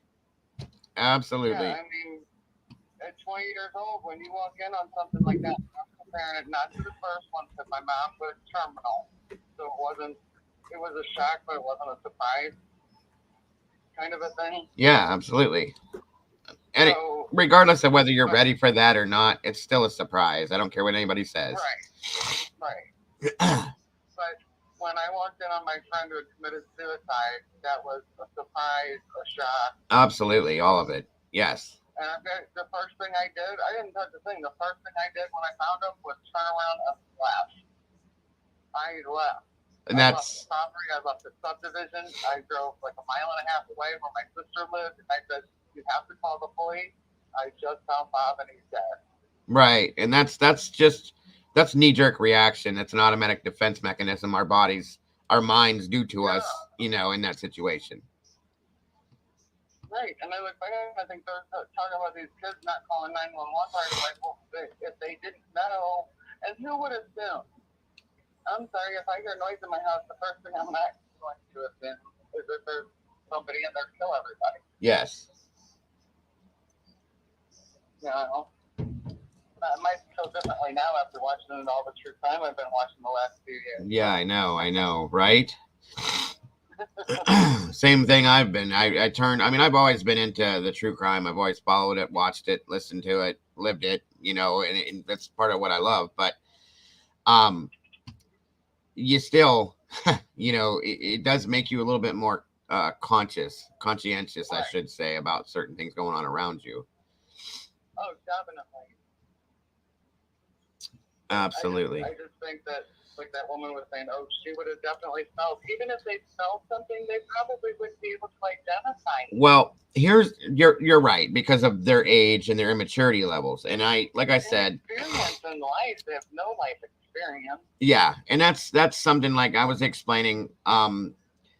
I have definitely been on the scene of overdoses, okay? And, you know, if there's no open wounds on the body, there's definitely a difference in the smell, okay? I'll put that out there. I can believe that. I don't want to be morbid, and I absolutely hate to use the loss of your son as an example, and I hope you understand. I am not offended by it in any way, shape, or form. I brought it up. I understand. I get it. An open discussion. Right.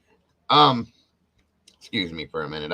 I'm very and I understand that, because with my mom, I could smell death months before my mom died. Oh yeah, that happened with when I went to see. Yeah. Yes. It started in January, and my mom didn't die until March. That I would literally leave the hospital room, and I would have to like get a cup of coffee so I could smell the coffee, because I was like, I can't get the smell out of my Yes. It doesn't go away. I promise you. I've been retired from what I did for years now, and I still smell it. Okay. Right. When I talk about it, I smell it. I smell burnt flesh, multiple. When I talk about it, I smell that. You know, it's just one of those things that you live with. Once you do it, you chose the job. you know, not everybody chose that situation, but I did, so it's something I deal with. It is what it is. And it's a very strong, it doesn't go away. So as I was saying, you know, I was in fire and EMS. You've been watching for a while, so you've probably heard me talk about it. Fire and EMS for years. Okay. Right. And I've dealt with multiple scenarios. I've never seen anything as extreme as what this scene would be. Okay. But I've seen enough. One thing is enough. So, I will say that, you know, I've been on ODs where people have been there for an hour, a few hours, a couple days, a month. Okay. And there's definitely a difference in what the smell is going to be. Um, because as I'm sure you know, that when a body expires or a person expires, the body releases the fluids in the body because all the muscles are relaxed now. Okay. Right, it can. Yeah. I mean, Most of that, with most. my son, but Okay. Well, and here's the thing. If once again, I don't want to ask these questions, but what was it that he took that caused the? fentanyl. Okay. Now They there. said it took 2 to 3 minutes for him to die. That's my torture. What was going through his mind during that last 2 or 3 minutes? I cannot imagine Yeah, I know. being the parent of any of these 4 children. Right. That's why I do this. That is something that alone gives me the passion that I have. I have 7 children of my own. And the first Right. thought that I had when I saw this is, Yeah, you have a redhead. I finally got my redhead, my granddaughter. oh, okay. That's awesome. I have mine. My granddaughter that runs around behind me all the time is a redhead too. I love it. I do too. But now, as I explained, and you know this as well, these 4 bodies, okay, had multiple open wounds on the bodies. So in the PCA, the officer even explained that there was the smell kind of hit them immediately, and Right. it's going to be a lot different. Yes, and the situations vary by the situation, as I said, depending on what happened in that scenario, from my experience at least.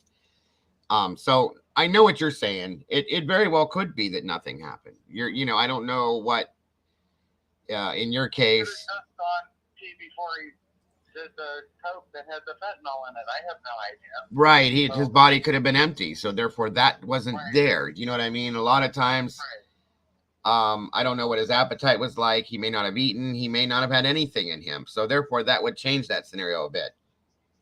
He's 6'5", 200 pounds, 205 pounds. So I'm sure he ate. It's a big boy. It's a big boy. He Yeah, was not missing a meal. 6'5". That's a big boy. Wow. Yeah, I make them big. My other one's 6'6". I make them big. Good Lord. Yes, you do. Only the boys. My daughter is 5'5". Well, that's a little bit different there for sure. Yeah. Welcome, Iris. So, no, I absolutely understand. There's going to be differences, and I think she was basing what she said. Jules is very, very good at what she does. She has 2 degrees in forensic science, so on and so forth, and she typically won't put anything out ever that I've ever seen. I work alongside her a lot. I mean, if you've watched, you've seen her on here. Maybe some people may not always agree with her, but I do trust. And if she comes off to some people as maybe overly confident sometimes, but it's because she's very passionate about this too. Do you know what I mean?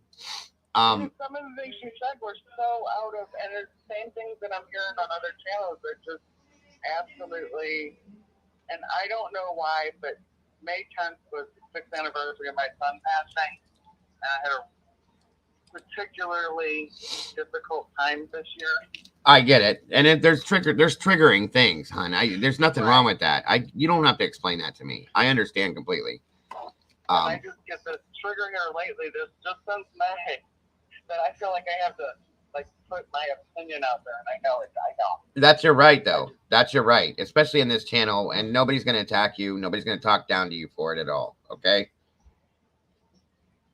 No, I appreciate that. You have every right to do that. I absolutely understand, and I am here to listen to you and respond if I can. And I saw your message about responding. I couldn't do it right then because the video was playing. I was planning on it right afterwards, which I did. So my apologies for that. I wait around because I know my timing is not your timing because you've got a million things going on trying to run the show. Right. Right. And I was trying to find the previous comment because there were so many people in here. I couldn't see it right away. So my apologies on that.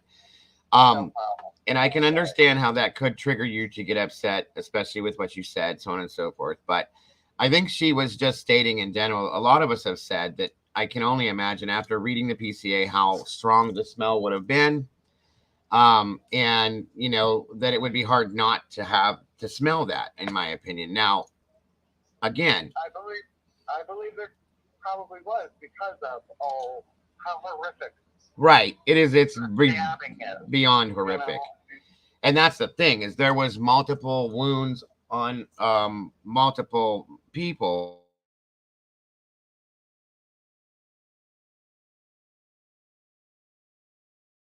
One second.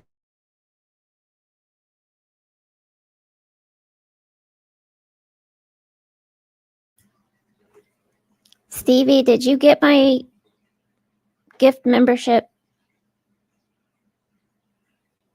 Totally lost it in the chat. All right, sorry. My 17-year-old is, once again, every time I'm on here, he knows what I'm doing, and he's every little question. So I raised 5. I survived 5 kids, so I understand the teenagers. Yeah. he doesn't want to listen to nothing. He's been told by his mother multiple times to do something, and he keeps telling me, I'm not going to do it. I don't want to do this. It's lunchtime. Okay. Any excuse he can find to not do it. No, go finish it, then you can eat. Lord, I do not like teenagers. I'm sorry. I don't. I love them to death, but I don't like teenagers. Right. So anyway, what was I going to say? Yeah, I absolutely understand where you're coming from, and I am beyond sorry. And I'm sorry that may have upset you the way that came off. But it wasn't you. It was just some of the things you're saying, like them. Well, if they would have looked under the door, not everybody looked under the door. I did not look under my son's door. I tapped on his door. He didn't answer. I tried opening it. The door was locked. I grabbed a paper clip to pick his lock.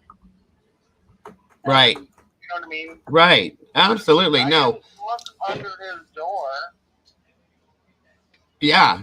I think she mentioned that because we had heard from I'm trying to remember who or where we heard that from, somebody else, that there was that they had looked under the door and saw that. I can't remember where that came from. Do you remember that, Mama Bear?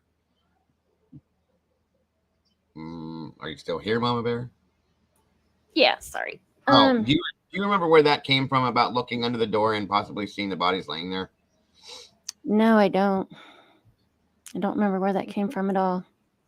Okay. I do remember seeing it. And I think she saw it because I think we saw it when she was on our show one time. So either way, I think that's where that came from. And I think she was putting the door open. If you've got dead weight, I don't know. I could see where it would be. Oh yeah, it would definitely be hard. And it was stated in another conversation that the door was locked behind one of the scenarios. Okay. And right. I think she was putting together the fact that Hunter was. Makes sense. What's that? Then I would understand if the door was locked or whatever. I mean, Yeah, and that's why I think she was putting together the fact that Hunter was called over. It was verified through Daniel on Drunk Turkey that Hunter was the one that made the call to 911, so on and so forth. So that's what she was going with on that. But she was suspicious of the phone activity. Whose phone was used? Why did Hunter use his own phone?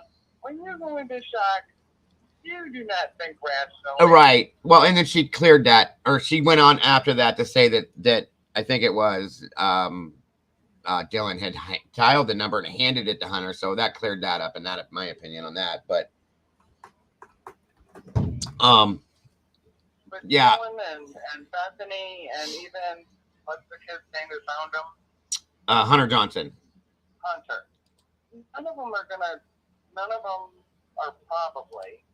None of them would be able to use their life experience to identify what that smell is. Hopefully not. Hopefully not. They could say, it stinks in this house, but they wouldn't necessarily know. No, I think that the smell, I think the way she was referring to the smell is that it would draw their attention because of the smell, which I think it would me too. But I know at that age, I know the first time that I dealt with that, I got into EMS and fire when I was 18 or 19, and I was about 19 years old the first time I smelled it, and it was very shocking to me. And and again, like you said, I didn't know what to expect. Okay, I didn't know what to expect, and then it was definitely not the smell that I expected to smell. And again, like I said, to this day, I can still sit here as I'm talking about it and smell that first time I ever smelled that, and have that smell in my nose right now. It doesn't go away. So, there's also denial. yeah. You're in denial that anything has happened. Oh, yeah, because our You don't want systems, to- as human beings, I think our systems automatically we go into shock. Everybody does, you know? Yeah. I don't care what anybody says. That was my job. And I would do my job, but I would still be in some kind of like, I would have to like pull myself out of the situation and just go into like an immediate work mode and Automatic. ignore. Mode, And then when I was done, with that scenario, I had to have a wind down time and a period where I would just kind of have to sit and deal with what I just saw or what I just dealt with every time. You know what I mean? And sometimes it was worse when I would deal with babies or children, or, you know, I had to remove infants from a home that burnt one time to the ground. And, you know, I had a 7-month-old baby at home of my own, and I'm carrying out this, what used to be a baby, a living human breathing thing. And it very much to this day, talking about it almost brings me to tears, because it was so dramatic to me at a young age. And I went home that day. I left work early. I went home that day and I hugged my child for 8 hours. You know what I mean? Yeah. It gets in here and it really will do a number on people. And if it doesn't and you're okay with all of it, there's something wrong with you. I'm sorry. Amen. That's a fact as far as I'm concerned. So, and I've dealt with a lot. You see a lot. And I, in my opinion, I have probably a bit of PTSD from it. My doctor believes that I do. So there's certain things that will trigger me that I'm watching on TV. Are you still there? Yeah. Oh, okay. There's another call that was coming behind you. There's certain things I can see on PTSD that I'll just break down and start crying immediately. And my wife's like, "What is wrong with you?" And I cannot physically watch a movie or anything that has somebody on fire burning. It really something happens. So there's just little triggers for everybody, you know, and PTSD is such a common thing in society nowadays. Like, everybody has some form of it because we've all been exposed to so many horrible things in our lives. Okay. You know, you can't be protected anymore. There's nothing, everything's out there. I'll just put it that way. So, I think PTSD has always been around. It's just wasn't as well known because people didn't have the ability to communicate so fastly. Yes. Absolutely. Yes. And, you know, with me, I'm already a sensitive person. I'm a very passionate person. I love people. I always have. I'm just that person. You know what I mean? I love people. And knowing that something is hurting somebody or has been hurt, or watching somebody going through something or see it really does get a hold of my heart. You know what I mean?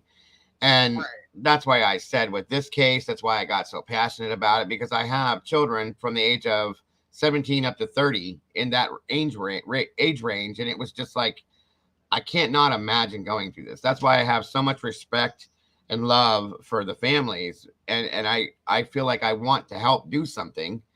And that's what I'm trying to do out here. You know, I'm not trying to do anything harmful or anything like that. I'm not trying to put out any kind of bad information. I try to base everything I do on factual stuff that we get on documentation, or things that have been spoken from the mouths of family members, law enforcement officials, or whatever. You know, there's always going to be speculation in some of this stuff. And I try to. There's nothing wrong with speculation. Right. I have my own speculation. Right. What I just shared with you. Like, I think that the fact that their immaturity and age and life experience isn't going to lend them to understand the full scope of what was happening when it was happening. Right. Yes, absolutely. And if you look into Dylan's past, if you look at her father's police record, you understand that she probably has PTSD. The girl has been through some traumatic things in growing up. Yes, absolutely. I mean, and whatever happened to compassion, I mean, I see people showing more compassion to the suspected or accused killer than to the roommates, and I don't understand that. Well, listen, I have had a problem with from the beginning. Okay, I haven't spoken a lot about the roommates because I didn't want to be. It's kind of a taboo thing, for lack of better terms, because you know they're being considered as victims as well. And in the beginning of it, you know, I respected that. I really did. But the more and more that I look at these things, the 8-hour scenario has bothered, I think, everybody that has looked at this case. I don't care who it is. It's bothered them. Not me. Okay. And I understand that, and I respect that as well. Most everybody that I've... Look how it was like 5 hours. I mean... I'm sorry, say again? It took me 5 hours to go in and check on my son.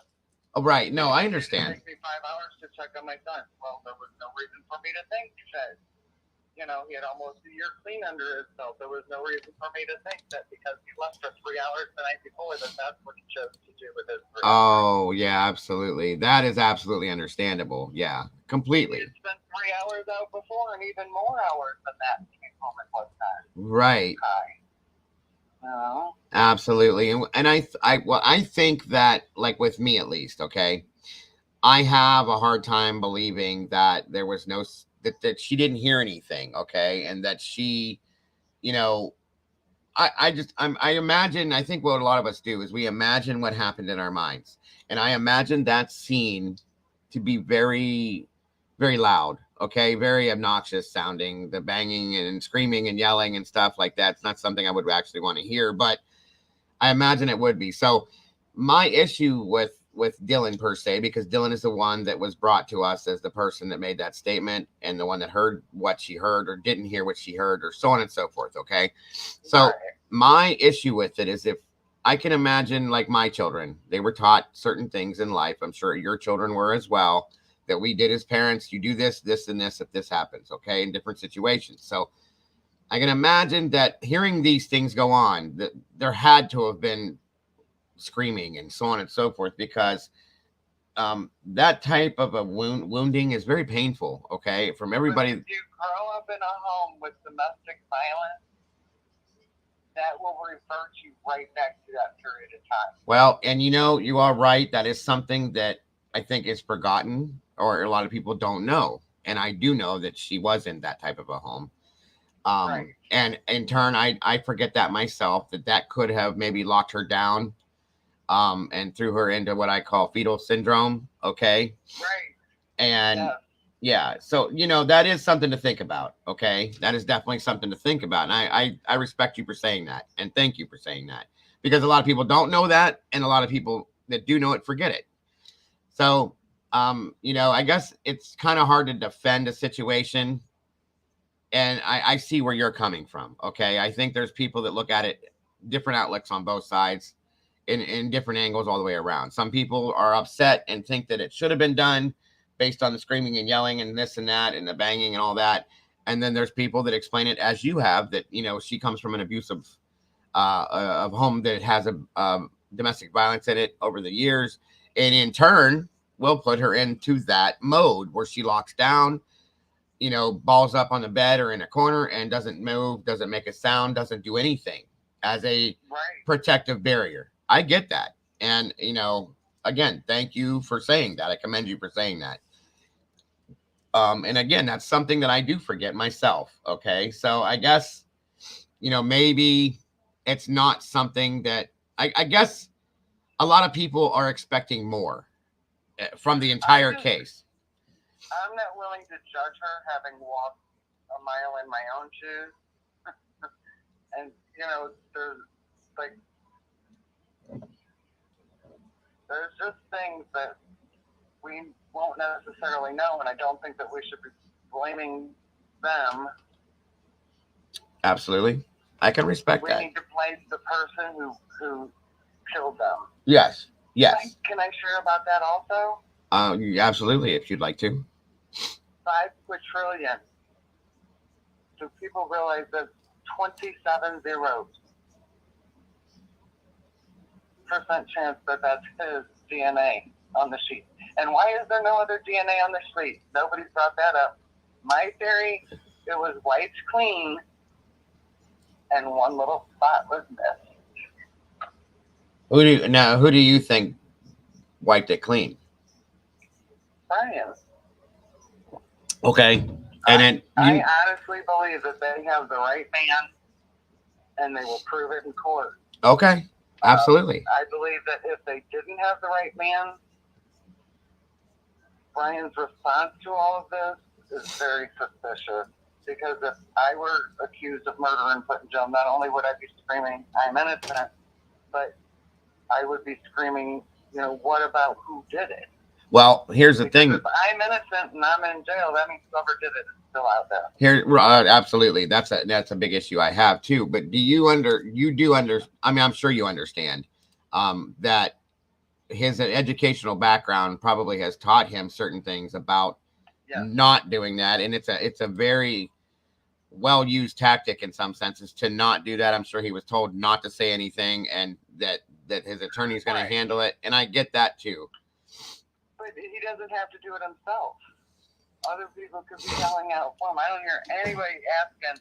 I hear people saying, "Oh, he didn't do it. He's wrongly accused." Now, why are the police set him up of all people? Because to me, if I'm going to set somebody up, if I'm thinking like a crook, or I'm thinking like a bad person, a bad human being, what I would want to do is set up somebody that's going to be an easy target, right? Yes, because ma'am. then you got no question. Right. You make it clean out. The way I feel about it, and I just wanted to make this understood again, because a lot of people get it wrong because of the way that me and the people that are around me do, not everybody, but some people around me say certain things, is I'm not saying that Brian is innocent or guilty at all, okay? I'm saying that I feel that the way that this has been done, and a lot of us feel that way, is unjust in a sense. It wasn't done the right way. There's a lot of mistakes that have been made for some reason, and there's a lot of issues that have been brought to the surface that based on the facts that we have, okay?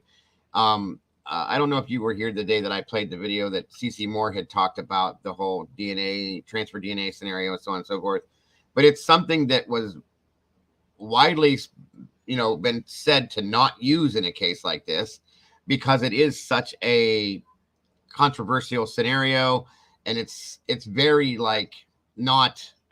it's not I understand that. I'm trust me, right. I've watched all kinds of. I understand that. Where my thing is that, as I said, if you're going to set somebody up, why would you choose somebody who's got no real record of any kind of violent crime? Nothing, right? Real, yeah, there's nothing that we found at all. Who's in college getting their doctorate degree? Yes.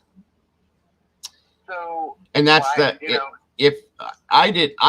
I'm not going along with the whole, I don't want to say the frame thing or setup thing because we don't have concrete evidence on that yet. Okay. Thank you, Mr. Darren Lamble. I appreciate that, my friend. I have said myself, there's multiple law enforcement agencies involved in this, the FBI, the Idaho State Police, the Moscow Police Department, all of that.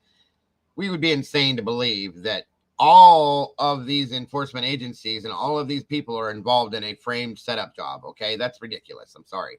But as was local police, state police, federal. Yes. FBI. It doesn't make sense. I'm sorry. I agree on that does not make any sense. That's ridiculous. So, but it was stated yesterday in here that there very well could be one person that is involved. That's dirty per se.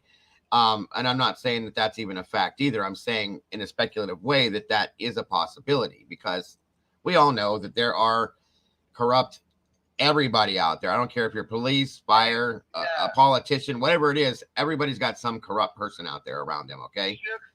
Cashier at the gas station. Yes.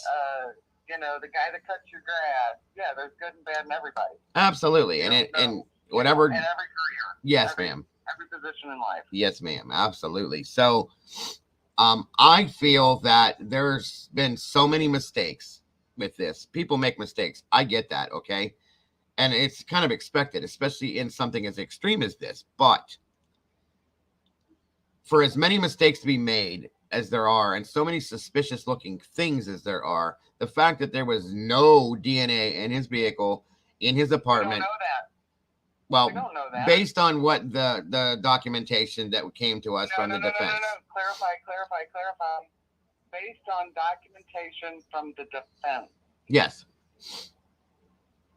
Well, the defense had to get the information from somewhere themselves. Do you know what I'm saying? She couldn't put that in there. say they have. They didn't say we have no info. What she said is, you know, I mean, if you read it really carefully, and actually it wasn't even Ann Taylor who wrote this. No, it wasn't. I don't know his name, but the male attorney is the one who wrote up the documentation. And if you read it, it's got all the if you look at the actual paragraph, that one paragraph. Yes. Read it. Well, that's what I was going to say. Is based on what she had said that there was no DNA in the car, the house, the apartment, or any of that. But she also has said that they're still waiting on some other things to come into them, which prosecution has stated they've given them everything. So we're still waiting on things to come from whatever law enforcement agency has not returned that over to give to her in that sense. Stated they're waiting on results. The prosecution. That's what I mean. Yeah, that's what I mean. Because Ann said something you don't have. And that's what I mean. Ann said, you know, prosecution has given me everything they have. Prosecution said we've given her everything we have. That's not the problem. It's coming from whatever law enforcement agency they're waiting on these things from, which is another problem for me. Why have they not turned these things in? What is the holdup? What are you waiting on? Or what is it that you have or don't have that they need, you know? But then another thing is, look at how quick, I mean, you know, toxicology and stuff, that amazes me how quick in a lot of these cases toxicology reports come back. I had to wait 90 days for my son's toxicology report. 90 days. Oh yeah, it takes forever, but we're not going to see that anyway. The toxicology reports. Until trial. That's right, exactly. That's when that will come out. And I know a lot of people ask about why haven't we seen, you know, autopsy, toxicology, or heard the 911. We're not going to until trial. Period. Right, and shouldn't. And that's truthfully, I've said that before too. We don't have to see or hear any of this. That's not our business. But this is what we do. That's why we want to see it. So, you know, I get that. I'm not saying I don't want to see it, because I definitely want to see everything that you know what I mean. Yes. And but I think true crimers also need to be law tubers. Be what? Law tubers. Law tube. Oh, okay. The lawyers. yeah, definitely. But like Emily D. Baker and the lawyer, you know. Yes, absolutely. Those are interesting channels, by the way. Right. I love them both. Yeah, I just feel like I haven't seen, in my opinion, this is just my opinion, I haven't seen anything concrete enough to tell me that Brian Kohberger went in that house with a knife in his hand or whatever weapons were used and did this and left. I haven't seen that. The fact that his phone was off at that time, that is what I keep hearing. That could be anything. That could be anything. His phone could have died. He could have turned it off because he didn't want to hear it. It could be anything. It depends how many times in the past does he turn the phone off? Well, that I don't know. Look at my phone. I never turn my phone off until I absolutely have to. When I get on a phone call and I can't hear them and they can't hear me, and it's like I had an update 3 days ago and I restart my phone. Right. No, I understand. Like I said, it's going to be different in the basis of scenario too. But the things that I have seen, I'll just put it that way, are not enough for me to say, okay. And it's only because they're throwing the death penalty at this kid. Okay. And that is permanent. You can't change that. That's not 20 years in prison. That's not life in prison. You are done. Bye. And I feel, here's my thing. Understand this. If he did this, but obviously they believe they have the right person. Then absolutely they do. That they should go after the death penalty. And I'm not saying that that's wrong, because I was getting ready to just say, if he did this, then I'll be damned if he shouldn't get it. He does deserve it, in my opinion. You know what I mean? I just wanted to be sure. And that's what I think a lot of us are. And the people that say that we're Kohberger lovers, we're this, we're that, it's not that. We are for the truth, and we are for real justice. And it needs to. Look at how much information, like actual information, that we do not have. Right. That's what I'm saying. And they need to turn that over. Well, again, we don't have that right. But once we see that, I think it will be easier to make a real balanced decision on it. As I've been saying for months, I'm 50-50 on this. I'm on the fence with this. I'm not about guilt-wise. Now, I am 100% positive that I'm not comfortable with the way this has been handled. That I will not back down from. I do not like the way it's been dealt with, the things that have not happened that should have happened. the decisions that were made that shouldn't have been made, things like that. But you know, who am I? It doesn't matter what I think. Well, That's I think it's kind of cute that Judge thinks he's going to put some kind of demands on the federal government. yeah. I mean, that's cute. Yeah, and I don't know if he's being the way he's being. You know, in the beginning, I wasn't a big fan of his because of the way he acted. Now, this last hearing, I kind of took it as he wasn't kind of like favoring either side. He was kind of no nonsense in some sense that way. So we'll see what happens with that. But I just hope that it is fair on both sides, you know, because the biggest thing that I'm in this for is truth, justice, and some kind of a closure for these families and for these victims that deserve that. And honestly, the only reason why I keep watching anything on Cobarker is because I do want to watch it all the way through and the trial, because Yes. you know, I do want to know as a fact. Yes. I think we're all for that, 100%. And this is, And we I all. can be suspicious of anything I want, but I want the fact. That's right. That's it. Facts and justice and period. That's what this is all about in the end. Period. And I think even there's sides that have been made at this, and I don't like that there's sides now. Okay, there's this side, there's this side. I don't like that. It shouldn't be like that in this community at all, but it is what it is.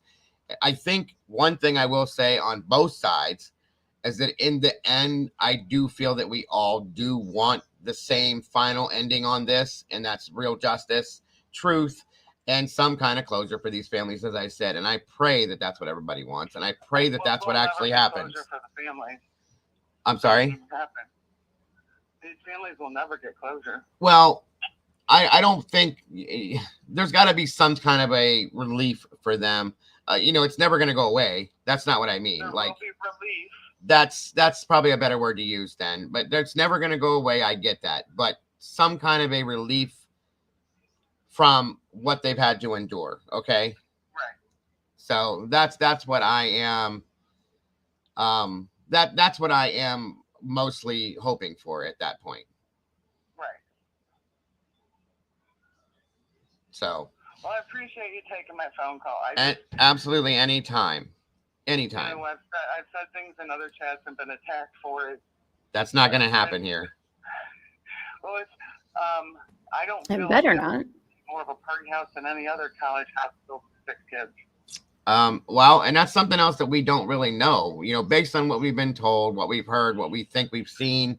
Okay, we've seen 3 police cams, the body cams, 2 of which occurred on the same night. So that was one party. Yeah. Even if there was a party every night, which obviously there wasn't, but if there was, I mean, and I've said that too. This is college. They has to be expected to some extent. You know what I mean? college, yeah. You know, I didn't even go to college, guys, because I was, you know, having babies when I was not young, very young. So I went to work right away, and I went to the Ohio Fire Academy and dealt with that kind of crap. And I still went up to Ohio State and partied with my friends. And I'll be telling you, I don't know how I survived some of it because it's college. It's a lot of nonstop doing it. So yeah, it's to be expected. 2 major colleges in Missouri back in my heyday. I've been Right. doing that recently since I'm almost 60, but Right. Right. But and you know, Columbia. Oh yeah. Yeah, or, you know, definitely. Columbia, Definitely. party town, and Rolla, Yes, ma'am. which is all, you know, college for engineers, and it's all a big party. But I mean, really, Yes. that's what kids do. That's a lot of them the first time they've been out of the house. You know, It's a once in a lifetime experience that everybody should at some point experience. I feel college should be experienced by everybody because it's something you're not going to be able to do but once in your life. You know what I mean? And Right. and getting all that crazy sowing your wild out stuff out and this and that, and then moving on into being a adult and starting your life is the way it's supposed to go. So, you know, it is what it is in that sense. I believe that is something that's a normal situation. Yes. I do agree with that. Now, based on other things, you know, that we have seen and heard coming from other people in that area, that there was a lot of drugs has been said in that area. Now, I don't know, because I'm almost 50 years old. I don't know what a lot is, and I don't know what normal is anymore. So that's the difference. You know what I mean? Well, I can tell you, I was a substance use counselor for years, Yes. and I was for 15 years, I guess. And Yeah. then I had obviously have addiction in my family. So I've gone into drug houses to drug family members out. Right. I mean, I know what drug houses look like. Right. I can tell you in Missouri, none of our drug houses look like that. Yeah. Well, it looks like a college house. Right. No, and it does vary for different areas. I'm sure a college campus like housing place. You know, I guess it's going to be based on everybody's expectations of something like that are probably going to be different, in my opinion, depending on where you live at. You know, that's just my opinion on that. So it very well could be, could not be. It is what it is. I've heard stories about that house that it's been kind of a hub for partying for years. Okay, and how true that is, I can't verify that. I don't know, but So I've heard that too. But I've also seen where another YouTuber had gone on that street not that long ago, just a couple months ago, and it was on a weekend, and there was parties. Well, there always is. So, Yeah. Right. It's not just that house. Right. No. Yeah, I understand completely. But in general, to talk about the house, they were saying that there is a lot of stuff that goes on here and there. Other students in that, and I get it. That's fine. But there's also a house around the corner that we saw on the body cams that seems to have a lot of parties too, right around the corner. Right. So, you know, I get that. Exactly. I get that. I absolutely do. So, I hate to have to end this, but I do need to get some other things rolling. I do appreciate you calling me, or wanting to call me and wanting to have the conversation so very much. And like I said, that invitation is always there. At any time you have anything you want to discuss with me, even if it's not live, you can contact me and we'll talk about it. I'm there for that, for anybody. And I've told everybody that, and I've done it. So, understand that. And I do still appreciate the fact that you come in here and support this channel and you watch what we talk about on a regular basis. So very much. I just want to say I appreciate you so much, and I appreciate the fact that you at least let me clear my mind from. Absolutely. That's what this is about. Nobody's ever gonna attack you for your opinion in here. I refuse to allow that, whether you agree with us or disagree with us. It's not gonna happen. And that's what this whole channel is based on, is freedom of opinion, speech, theory, and to be able to be yourself, period. So thank you for being who you are and for being you and having your own opinion. Because a lot of people don't have their own opinions. They just kind of follow the leader and do their thing. And, you know, it shouldn't be that way. Everybody should be able to be their self. And that is what I project in here. And that's really all there is to it. So I hope you have an amazingly wonderful rest of your day. And again, my condolences for your loss, wholeheartedly. And I thank you for your opinions, your theories, and just for, again, wanting to have that conversation with me. Okay. Thank you for your dedication, your hard work, and being open-minded. Thank you so much, Mima. And I hope to hear from you again sometime soon. Okay. Thank you. Yes, ma'am. Bye-bye. Thanks, son. No, thank you once again, Mima, for calling in. I appreciate that. And I hope that, you know, I could explain maybe what you had issues with in that sense. And if not, my apologies. But I do have an open mind. That is a fact. Gordon, thank you very much. I'm not sure what DKK is, but thank you for that. I appreciate that. And my guys, we will get moving along here. And I also seen Green Eyes, if someone's being Peaches, thank you for that as well. Rude because you have a difference of opinion, you need to let us know. What's wrong? I'm not sure. Where'd her comment go? Hold on. That one? No. This one.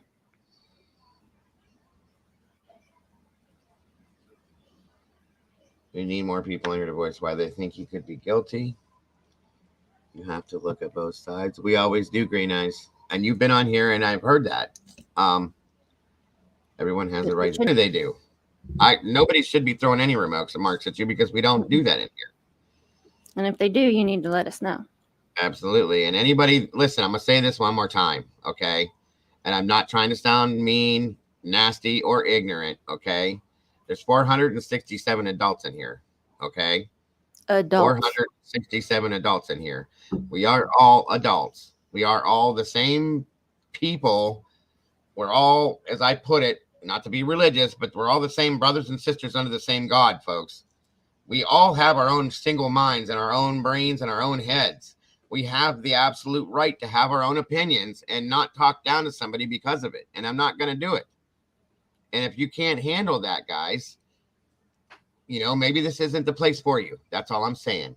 I love each and every one of you guys in here, and I appreciate everything that you guys are about being here, okay? All I'm saying is we have to respect other people's opinions and theories and feelings. That's all. Because if not, that's what this channel is based on, folks. And that does mean that you don't belong here. I'm sorry. I hate to see anybody leave. I promise you I don't want to see that because I love you guys to death. All of you. But if you can't handle that, this just isn't the place for you, okay? And anybody that has experienced that, I'm sorry. And I need to know immediately if that happens so that it can be handled the right way, okay? Yeah. That's all I'm saying. We have multiple moderators, and if we need more, we'll have more. But we have multiple moderators that will handle it. They will, you know, deal with it. If not, I will deal with it. And at the end, that's how it works. Again, I'm not being rude. I'm not being nasty. I'm not being mean because that's not who I am. But I'm starting to get up to here with this shit. I'm about sick of it, okay? You guys know what this channel's about. And why would you come in here if you don't feel that way? Is all I'm saying. Because I respect I'm not saying that Brian's not guilty. I'm not saying that Brian's not innocent. I'm not saying any of that. I'm saying I want to know what the hell is going on with this. Everything in this trial is what I want to know. I want to see the true facts. And it shouldn't be that big of a deal to want to see that. We all should want to see that. Okay. End of story. So again, I'm sorry that I have to talk and act this way, but it is what it is. And if you guys can't respect other people, again, everybody does for what I can tell in here, okay? I don't see everything when there's a lot of people in here, and I can't. So it is what it is, folks. If you can't do it, if you can't respect other people's, you know, feelings, their theories, their opinions, their whatever it is, I don't care if somebody walks in here and says, I saw 4 naked aliens carrying knives, and they ran in there and did this, and they were running down the street naked, dripping blood. I don't care. That's that person's opinion. And you're going to have to respect it or you can't be in here is all I'm saying. Yeah. Looks like it was some people were making some comments towards the caller. Okay. She has those rights too. She has those rights too. And I understand. And she apologized for coming off the way she did. She lost a child. I don't blame her for that. You know, there's things that trigger people sometimes, and I respect that. And we have to understand how to do that as people, folks. We really do. Moving along, and my apologies for the delay, but that was something that she felt that she needed to do, and I respect that, and I'm here for that. So that's all I can say about that. My apologies if anybody needed to leave or wants to leave. Again, Andy Joe. Again, I respect and appreciate all you guys. So my apologies on that aspect. All right. And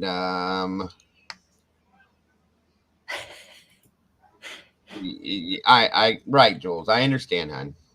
And thank you for being here, dear. And that was an amazing, great work on the video.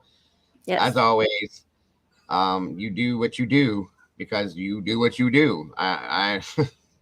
There's nothing I can say about it. You know how much respect we have for you in that sense. So, all right. Now, these emails that were sent to me. Hold on a second, folks. I got to pull this up.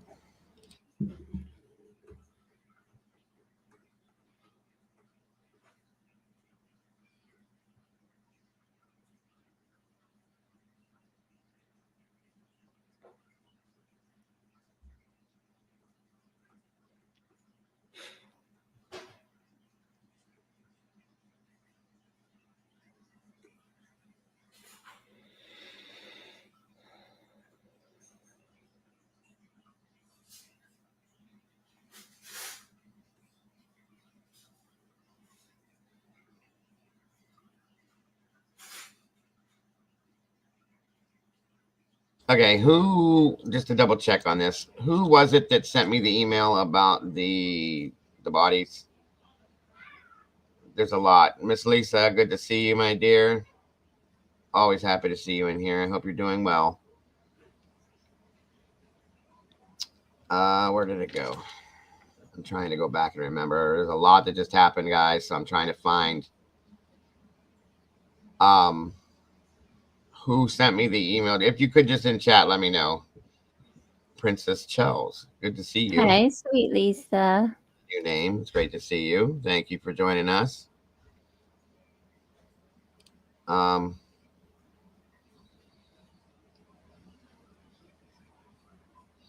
Thank you very much, Canadian True Crime Buff. I appreciate that.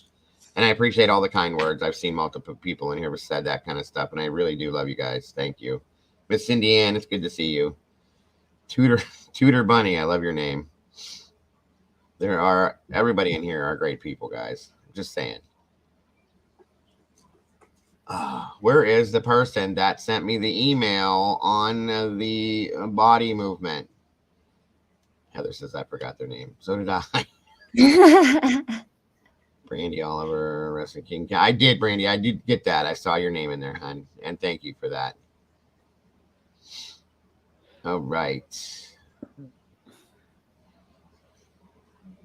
Ivy Teams, that's a new name. Good to see you. Dean A, good to see you. Where? Okay, is that person maybe not in here anymore?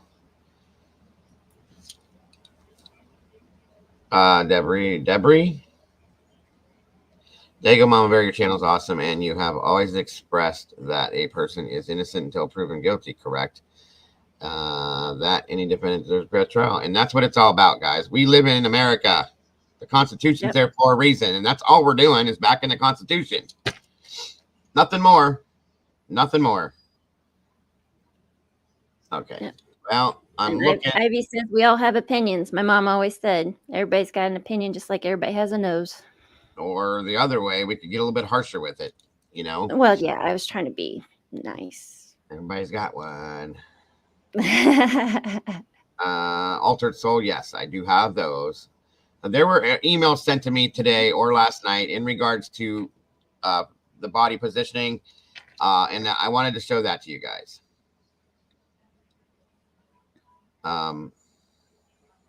Thank you, Cora. I love how boisterous you guys are with certain things. Love that you stick. I love that cat too. He's adorable. That you stick to your ethics. Dago, don't let the efforts drag you down. Pride Heart, Rainbow Philly. Absolutely. Thank you. Thank you, Angela. I try to be. Us. I don't know what you're saying, Leah. My eyes are crossing reading that. Let me get through this stuff, Tommy, and then yes, we can definitely do that. I want to give these guys something that they deserve. They didn't just come here to watch me blab all day, I'm sure. But yeah, Tommy, we can do that. No worries.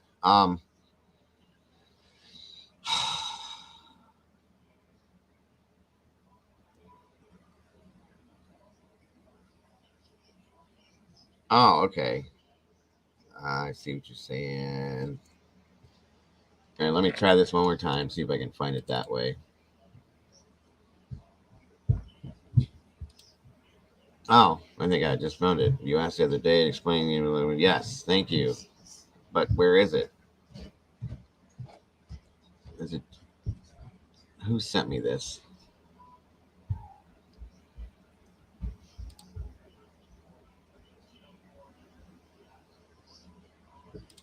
Oh man, you sent me the. Oh, okay.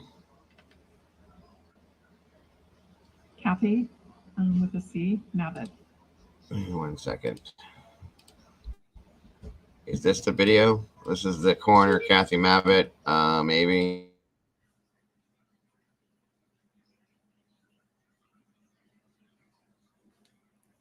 Anna, we're gonna let him call after Dago shows a video or something.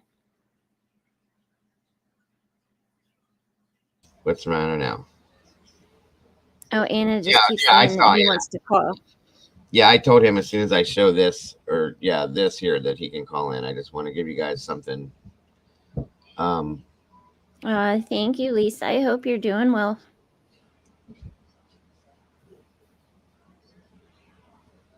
Thank you so much, Rumsey. I appreciate you. As does Mama Bear. Absolutely. I know she can speak for herself, but I do truly believe she does. So, absolutely. Okay, well, this was another one I was going to show too. And until I find that one, I want to show you this real quick, and then we'll go. And then Tommy can call in, and we'll go from there. All right.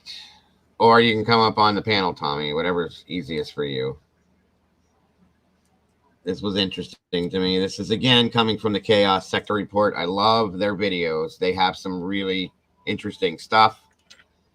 Inside edition I sent you on the corner says image. Okay, that's the one. Is that the one with Kathy Mabbitt image? The interview with her? Rory, he's in a mood today. I love it. Did the octillion? Yes. You're killing me today, dude.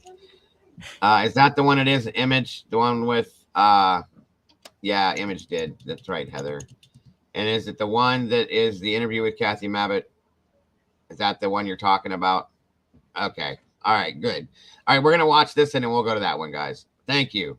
Thank you. Thank you. My brain's not swimming anymore. I mean, it still is, but not as bad. All right. Let's do this. Why are you laughing? Snickering on that? Because you know exactly. I think I can't hear your little snicker in the background. I would never. Right. Exactly. You would never. Subtitles, English. Okay. All right. This goes a little, it's not exactly what we were talking about already, but I still want it to be seen because it was very interesting to me.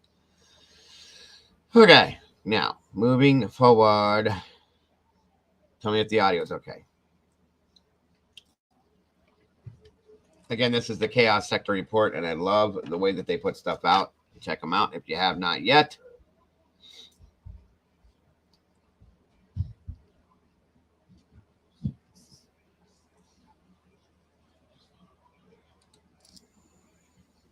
No problem, Image.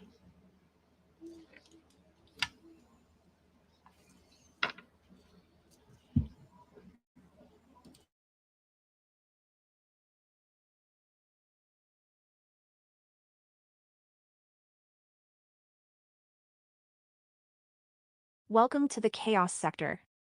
Briefly, the claim that Gonzalez and Mogan took an Uber home can't be confirmed. It doesn't matter what has been reported. Haven't you guys got that yet? You have to filter through everything to find the truth. I believe he took them Bye, home. Cece. Have a good weekend. At that time, and stated he took them home, and this is when the quote, hoodie guy, was cleared of being a suspect.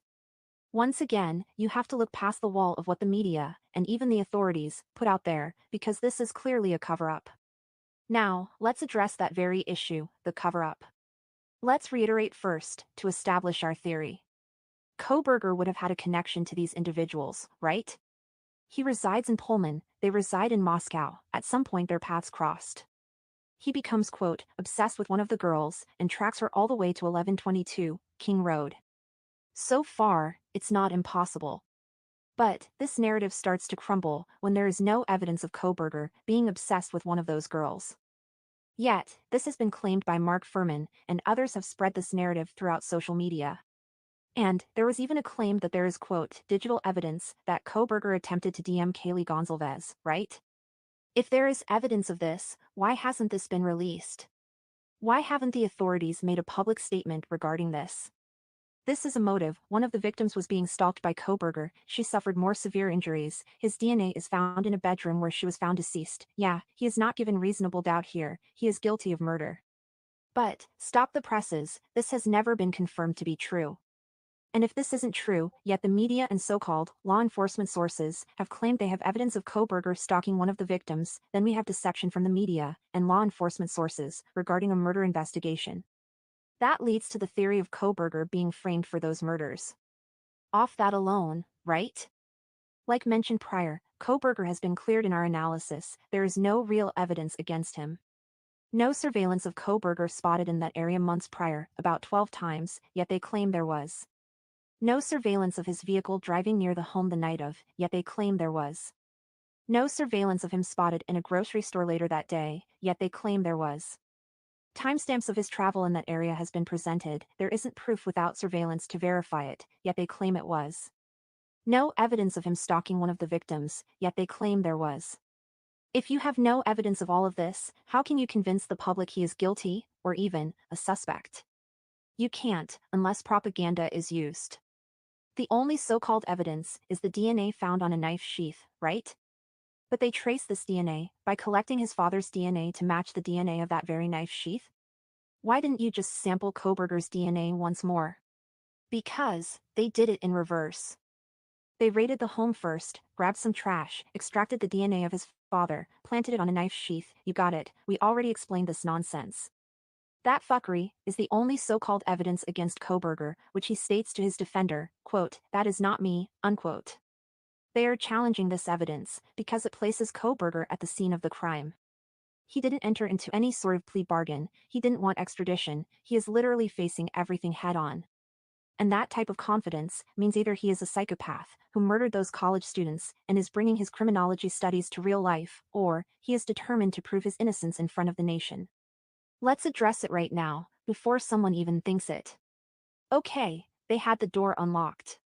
It's a party house, they've never had any violence in the neighborhood, everyone knows each other, no need to lock the door, at least at that point. But Koberger wouldn't know that. What if the door was locked? How would he get in? He would have to force his way in, and that surely would ruin everything. Translation: there were two killers. Who knew the code to get in? Let's move on. The killers were on foot, hiding in the bushes somewhere observing the home. Using a knife as a weapon indicates stealth. If it were guns, then it doesn't matter if they drove up to the home, because the job is about rapid timing, shoot the victims, drive off quickly. But using a knife indicates stealth, silence, catching the victims off guard to attack them at close range. What do we assume here? The killers, yes killers, were already near the home. The killer's vehicle was parked somewhere close, and they walked to the home. Or, they perhaps didn't have a vehicle, because they knew the area, and lived close by. I envision two suspects, dressed in all black at night, which provides a camouflage within those dark areas. And this is why I suggest they were traveling in the grassy regions on the property. And approach the sliding doors from the back of the home. Examine. From the drone view, we see the back area of the home. There's a road that loops around the victim's home, right? That road is called Queen Road, which is actually a dead end. Although it's a dead end for vehicles, it's not a dead end for pedestrian travel. This may be where the killers came from. The killers traveled through the backyard, where large trees and bushes are. You can't be spotted by surveillance if you're traveling through large trees and bushes, right? Approaching the home, from that angle, you have Mogan's bedroom in view, and also Mortenson's bedroom. Kernodle's bedroom is on the opposite side. They split up, one heads into Kernodle's room, while the other heads upstairs to Mogan's room. Now if you have two killers with knives, it is more logical that 4 victims could be stabbed to death, instead of one killer with a knife. Understand? There is a key factor to their quote, success. It's been speculated by many on social media, yet we will just come out and say it. Someone in that home gave the green light. I'm sorry, but it was executed too strategic not to have a guide. Mortenson more than likely was the guide. Remember, she was awake during the entire time frame. She knew where everyone was located in the home, and she was not harmed in any way. Mortenson opened and closed her door throughout the attacks, and this indicates that she checked to make sure everything went down successfully. Although Funk was allegedly asleep at some point during that night, we have to assume Funk had awakened. I can't believe that Funk was not notified by Mortenson a suspect had just exited that home. And this is another element of Mortenson's accounts that had been, well, adjusted in the affidavit. If Mortenson had stated she notified Funk downstairs, it magnifies how both of them didn't notify the authorities at that point. And to make matters worse, waiting even longer to notify the authorities. So based on logic, we have Funk awake approximately from 4:25 a.m. till later that morning. We can also suggest she was already awake before the murders. Yep, seems likely. The killers exit the home as Mortensen observes and locks herself in her room, realizing what she had just participated in. This time frame would be the reason for no call to the authorities. It was too early to call. Mind you, the police department is about 5 minutes from that home. The authorities would be there quite fast, before she could even get her story straight. Also, it would eliminate the white vehicle spotted as a potential suspect as well. That narrative was produced by the same media that claims it was spotted in surveillance. Meaning, it didn't exist then, and it wouldn't exist if Mortensen called the authorities soon after. Are we on the same page here? Good. The killers are from Moscow, who knew the victims personally and had a grudge against the specific individuals who were murdered. And based on our analysis, there was obviously more than one person. 2 killers are more effective in a household full of college students than one. 2 killers with knives are also more effective than one with a knife. They are able to control the situation more effectively, especially if there's someone there who is, well, compliant with what is taking place. One killer has to be so calculated, it's almost an element of chance that everything will pan out the way he envisions. Even if he has knowledge of who is inside, where the targets are, he is still just one person. In either path you take, he is faced with a defense. If he attacks Kernodle and Chapin on the second floor first, there is no guarantee this will be successful, let alone preparing for his next targets upstairs, right? He stabs them, they bleed to death, and now roommates upstairs are alarmed. They could potentially present a challenge, or someone could call the authorities. The dog could also be a problem. Although it's just a poodle, it's still a dog, which the suspect has to be aware of, right? Who knows, the dog may defend its owner and attack the suspect long enough for Gonsalves and Mogan to escape. Just giving scenarios. But there is a possibility that one of those victims, or even both, are still alive and call the authorities. He hasn't even got upstairs yet, and the authorities are being notified about his presence in the home. If you suggest he went Upstairs upstairs Thank you, first Dare. to stab Gonsalves and Mogan, the possibility of others being alarmed downstairs exists. And the possibility of that dog being a defensive factor. After stabbing those victims, it's possible he faces a defense from those roommates. And everything that could happen with Kernodle and Chapin applies with Gonsalves and Mogan. The point here, his plan has an unpredictable outcome. And someone who intends on murdering their targets will not rely on unpredictable outcomes. Their plan needs to be executed almost flawlessly. But if there are 2 killers, then each can attack both floors, and the only individual left as a quote potential defense is Mortensen.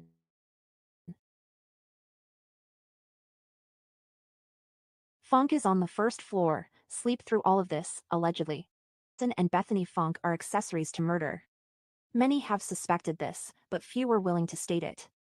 The reason I come to this conclusion is from what has been examined so far. A witness is spared, with the possibility of calling the authorities? What if she tracked his path out of the home, quietly watching him as he got in his car and drove off? She would have a description of the vehicle for the authorities, right? The killer can't allow this to happen, but that's exactly what happened. Which means she was spared, because she was an accessory. And I will say, I don't think Funk was asleep neither, she was awake as well. But she is staying very quiet, because she may be the weaker link of the two. There's always a weaker link, someone who would crack under the pressure. Mortensen, based on her demeanor, seems to be the quote, aggressor. A bit cunning, but not cunning enough. You can fool some, but not everyone. No way she can survive in that scenario, she would have either been murdered, or at least suffered stab wounds. Remember, it's not as if she saw the killer, and he didn't see her. Negative, he walked right past her, as she watched through her bedroom door. Assuming she was the last one in the home, he would have killed her for sure. What about the dog, and the narrative that there were 2 killers? Perhaps, the dog was familiar with them. After stabbing the victims, the dog doesn't know how to comprehend what is taking place, because it considers the killer familiar. The dog asks itself, why is he, or she, harming Kaylee? I don't understand. So it whimpers, as it's trying to figure out why the friendly human is harming Kaylee. Here's something interesting, maybe Gonsalves' dog should be a witness, right? Sounds a bit wacky, but it's actually very plausible. The dog would remember the suspect, and their frequency. like a lie detector from a dog. The dog would bark, indicating Kohberger was physically there that night. Dogs remember damn near everything, due to their heightened senses. But, if the dog does not react, or has no trigger from Kohberger, he is not, I repeat, he is not the murderer. Wow, just put the dog on the stand, and see how it reacts to Kohberger. Damn, that's brilliant, right? The ex-boyfriend took the dog away. The ex-boyfriend. If you recall, Gonzalez's sister publicly stated that the ex-boyfriend was 100% innocent, right? First of all, there is no such thing as 100% innocent unless you have proof. And even still, you can't prove he was not involved. Second, you are not a police officer nor detective, so you can't claim someone is innocent because you have not done the detective work to prove your claim. Now the ex-boyfriend was cleared, but there are no details of his so-called alibi to prove he was innocent. Haven't you noticed that many people in that circle have been cleared, but there is no proof of their innocence?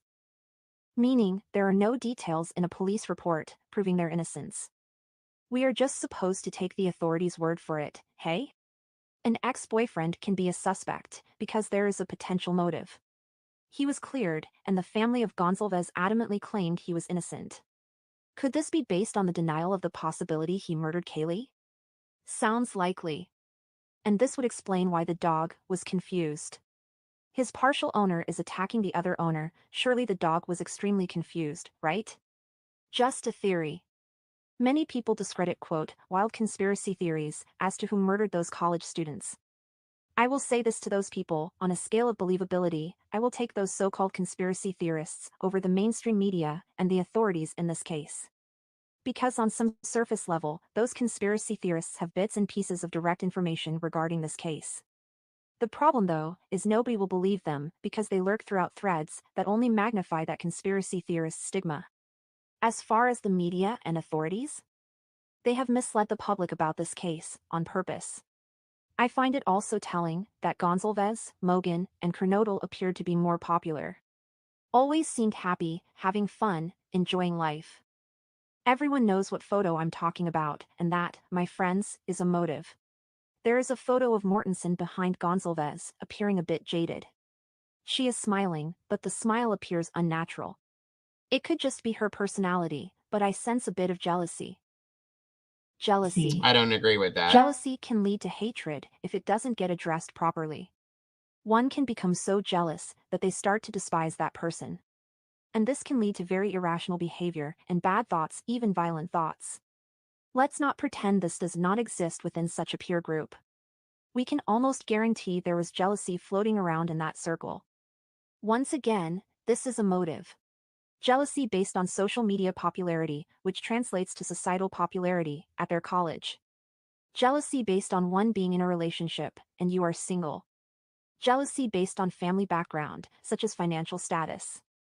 We know the typical dynamics, which lead to many friends becoming distant.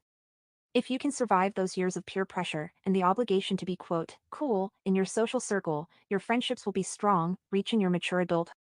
I am going to say something real quick with this. I don't think I don't see anything in this picture that looks unnatural to me. I do feel, I'll be honest, and I've said this out loud before. I've said this to multiple people. I don't feel that that Dylan and Kaylee were the same person. They weren't in the same, I don't want to use the word click, but I don't feel they were in that. Okay, that's me. That's my opinion. This picture, I think she's reaching in this with saying that. I think she's just posing. The kids do this at this age. That's what they do. You know what I mean? So that's what I think that is. I do believe, like I said, that they weren't in the same group of friends in my opinion. So, that's what it is. But I don't think so either, because Dylan was athletic. So she's going to be, sports and things like that. And she's not going to have as much in common with Kaylee. Thank you, Cowboy. You're right. I mean, there's different cliques. Everybody knows that. And that's okay. Different cliques of different people can live together. But I have said for a long time, I did not feel that Dylan was as close to that circle as those other girls were. You know what I mean? So that's my opinion on that. But, take it for what it is, guys. And that's why I'm showing you the video, because I want your opinions on it. I think that Sector Report does very good videos, in my opinion. I don't always agree with what she says, every bit of it, you know, but I do I do like their videos. So, and yeah, I will get you the link for it, but no problem. But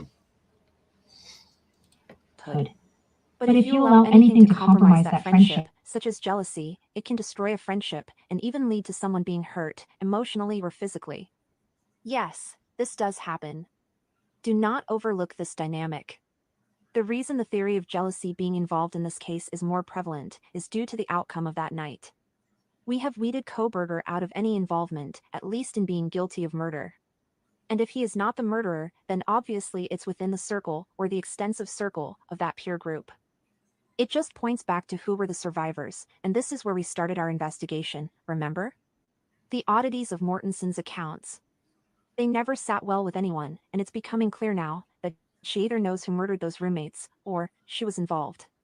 Honestly, if she knew who murdered them even without being a part of the conspiracy to murder anyone, she is still technically an accessory to murder because she did not call the authorities, and we have to factor in she was physically aware of everything happening in real time. So she was complicit with what happened. By law, she would be classified as an accessory due to her knowledge of what was taking place. The only difference, we don't know if she was literally a part of the actual plan to murder those roommates. But that's semantics in my opinion, because she did nothing about it. Sure, we can say she was scared, in either theory she was scared. I understand this completely. Yet, we can't continue to give the benefit of the doubt, especially with the possibility that she either is not telling the truth about what happened that night, or she is involved in what happened that night. Either way, she can't be pushed to the back and forgotten. Nor can Funk. I notice they are gradually fading off into the background. They got matching tattoos, right? Well, let not that be a sign of what's to come. In prison. This is the chaos sector.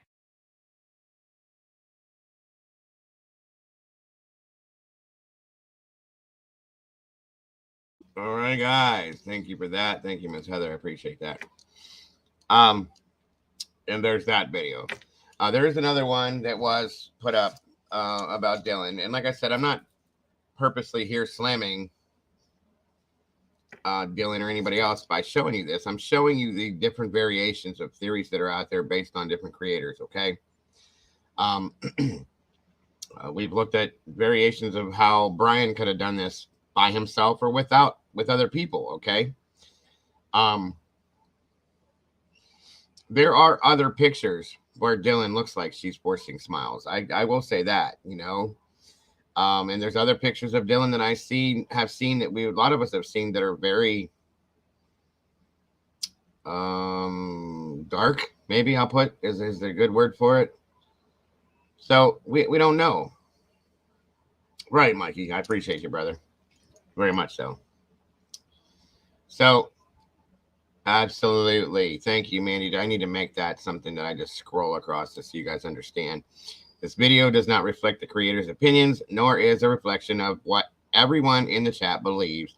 This is a video showing a theory or opinion of another creator. Thank you so very much, Miss Mandy. I appreciate that very much, because that is a fact, folks. And again, 520 amazing peeps in here. You guys rock and roll. I love it. Carolyn said, I'll say this about 20 stab wounds each victim. This is a summation. No, it was stated that there was more, almost double that on one of the victims alone, which is one of the reasons why I've had such a problem with the fact that Brian Kohberger did this by himself. I never can accept that. I never will. Okay. So does anybody in particular have any comments about this, theories, opinions, anything in regards to that video at all? Mama Bear, do you have anything in regards to that you'd like to say? I didn't think so. No.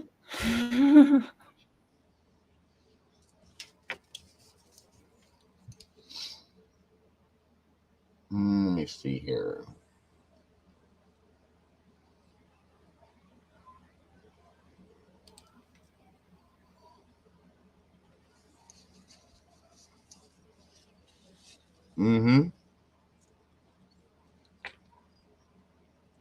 I agree with that, Iris. And here's why. I can't speak for the Goncalves family. I'm not going to.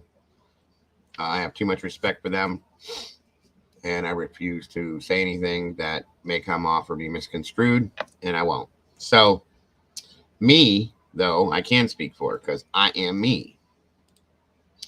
And me thinks that I feel that the roommates were cleared way too quickly, and I think that there should have been a deeper investigation with those two. Personally, there should have been a lot more interrogation. I understand that they were shocked. Okay, I get it. I'm sure there was.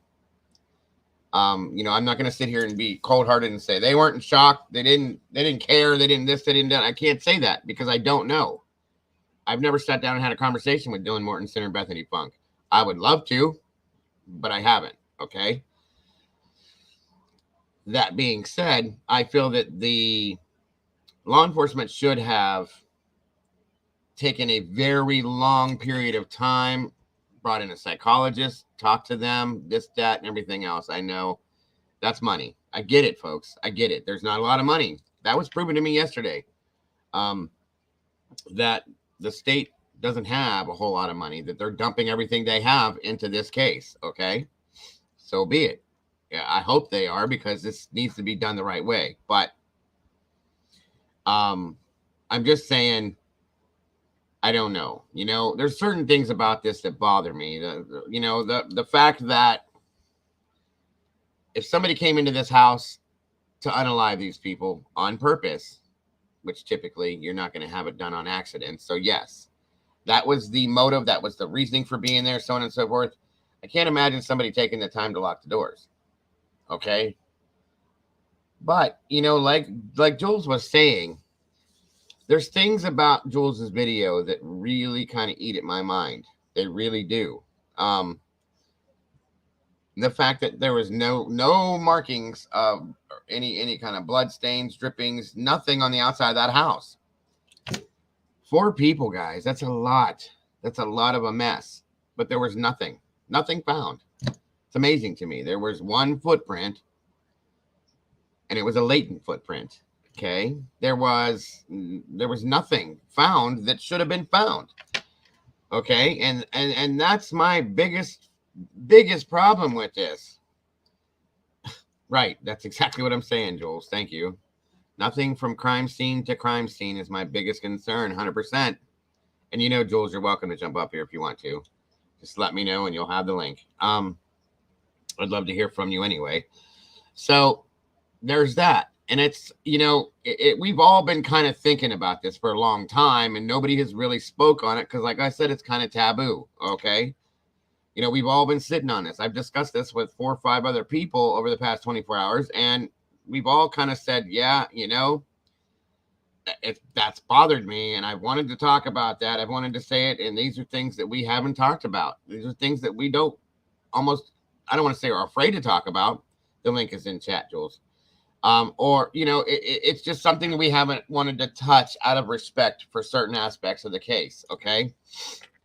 At this point now, with everything else that has been talked about, that has been shown to us, that has been dropped by the defense, that has been just put out there, period. It's almost as if we don't have really much of a choice but to look into this angle of it. Okay. That's how I feel about that. And, again, going back to Joel's video, it was never verified that anybody left the home after this happened. It was never verified that it was verified. There was no forced entry. There was no nothing like, why is it so hard to believe that whoever did this was already in the house or didn't leave the house? And I'm not saying in particular any specific person. Okay, but as that video stated, again, it's hard to say it like this. Welcome, Jules. Can you hear me okay? Yeah, I can hear you. All right. Welcome. It's good to have you here, as always. All right. So obviously we just watched your video and reviewed it, so we know your take. So what brought you, let me ask you, what brought you to this? If I can say that. Daniel?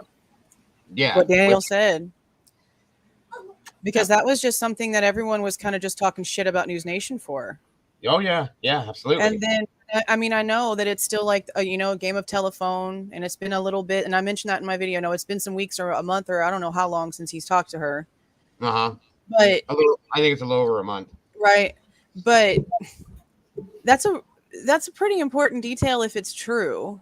Yeah, definitely. And I don't know if you saw Harsh's video that he made earlier about the knife sheath and how Brian technically would have had an opportunity to go back and get it, because we know that on the right. Well, I'm probably gonna do something with that later, because in my thought, it's hard to try to like piece together everything whenever we don't know for real what's fact and fiction. Right. So when I was listening to Harsh's video, I mean, and this is something I thought of before, but he like made me remember this. If Brian would have went back between 9 and 9:30 the way that the PCA states, okay, well, for one, the dumb idiot left his phone on to track that. That's odd. Right. From the previous, action they're trying to tell us that he did. Makes no sense. Right. And then they're trying to tell us that he hung around for like 10 minutes. Well, I would love to know how the hell, for one, they know that. Like, is that what's on camera? That he's like in a field for like 10 minutes? Because remember, Dave said that somebody from Banfield told him, okay. Now, nobody wants to believe that because we already had like a description and stuff. But I'm still thinking of things that all fit together here. So this is what I got from, remembering on Harsh's video. What if he did, and this is the scenario of him being involved in this, because I'm still on the fence on that one. Sure, me too. Me too. What if he did remember, or after the cleanup and trying to get everything taken care of, he said, "Oh shit, where the hell is my knife sheath?" Okay, right. And he goes back between 9 and 9:30, and that's also the same freaking time that this person told Dave he saw this look-alike in the damn field, and also the same time we heard a neighbor saying the damn front door was wide open between 8:45 and 9ish. Okay, right. And y'all might hear my son playing. Him and my daughter are playing Grand Theft Auto in the background, and he's big, so he's loud. Okay, we all have real lives. We all have real lives. Yeah, he's going off in there. Jeez. Okay. So I was thinking, okay, so if it was him that was seen at the Banfield, that matches the time the PCA states he went back between 9 and 9:30. If the story is true that the girls woke up for some reason, went to go see what the hell was going on with Xana and Ethan, couldn't get the door open, called Hunter over, and a handful of minutes later 911 was called. That's giving you, I'm going to be gracious with this because of how close everyone lives, a 30 minutes, 11:30, they can't get the damn door open. They're trying to figure out what to do. For some reason, they don't go upstairs to get the two other grown-ass women that could help them get the door open. Instead, they call Hunter. Strange enough, okay? He gets there, gets the door open. Holy shit, what the hell happened? Call 911, noon, okay? Right. But what if the reason why Brian was in the damn field, if that was him and he didn't go back in there and retrieve it, is because that's not true? Because why would that door have been open, for one? And if there was movement coming in and out the house and he did go back to get the sheath, that would have stopped him from going in and getting the sheath, is people being there prior, the way that we're hearing from these other sources that people knew about. Yep. So whenever you consider that with this story, okay, well, if the girls really woke up at 11:30, homeboy was over there between 9 and 9:30, he would have had the time to go in and get it. He would have. True. If they were passed out and asleep and he had been in and out that house and done all these things in less than 8 minutes, could you imagine how quick, like a freaking ninja Jackie Chan style, he could have went in there to grab a sheath and get out without having to murder 4 people? Absolutely. So that's why I'm like, damn. Another issue that goes along with this. You're absolutely right. It's another issue, because then that goes back to, damn, did people really know ahead of time like everybody else is trying to tell us? And that's why he couldn't go back in and get it, because there was already movement and he was like, shit, I'm out of luck, I can't go get it. Listen, I got a message for somebody.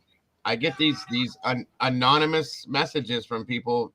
This is another person that states that they're very close to this situation. They live in that area. They won't give a name. I'm fine with that. I don't care. I was told in that message that the first person was contacted at 5 a.m. Yeah. And that's why I'm questioning. That's not hard to believe. No, it's not. Not whenever the freaking cops are telling us that they're stopping the timeline of the murders per the roommates' phones. What the hell is on the roommates' phones for them to use that as the timeline? It would have to be something that means they knew something was going on at that time. They had to, whether it be phone calls, messages, video, I don't know. But something on their phones means that they were aware at the ending time of by 4:25 that something was awry. Mm-hmm. Absolutely.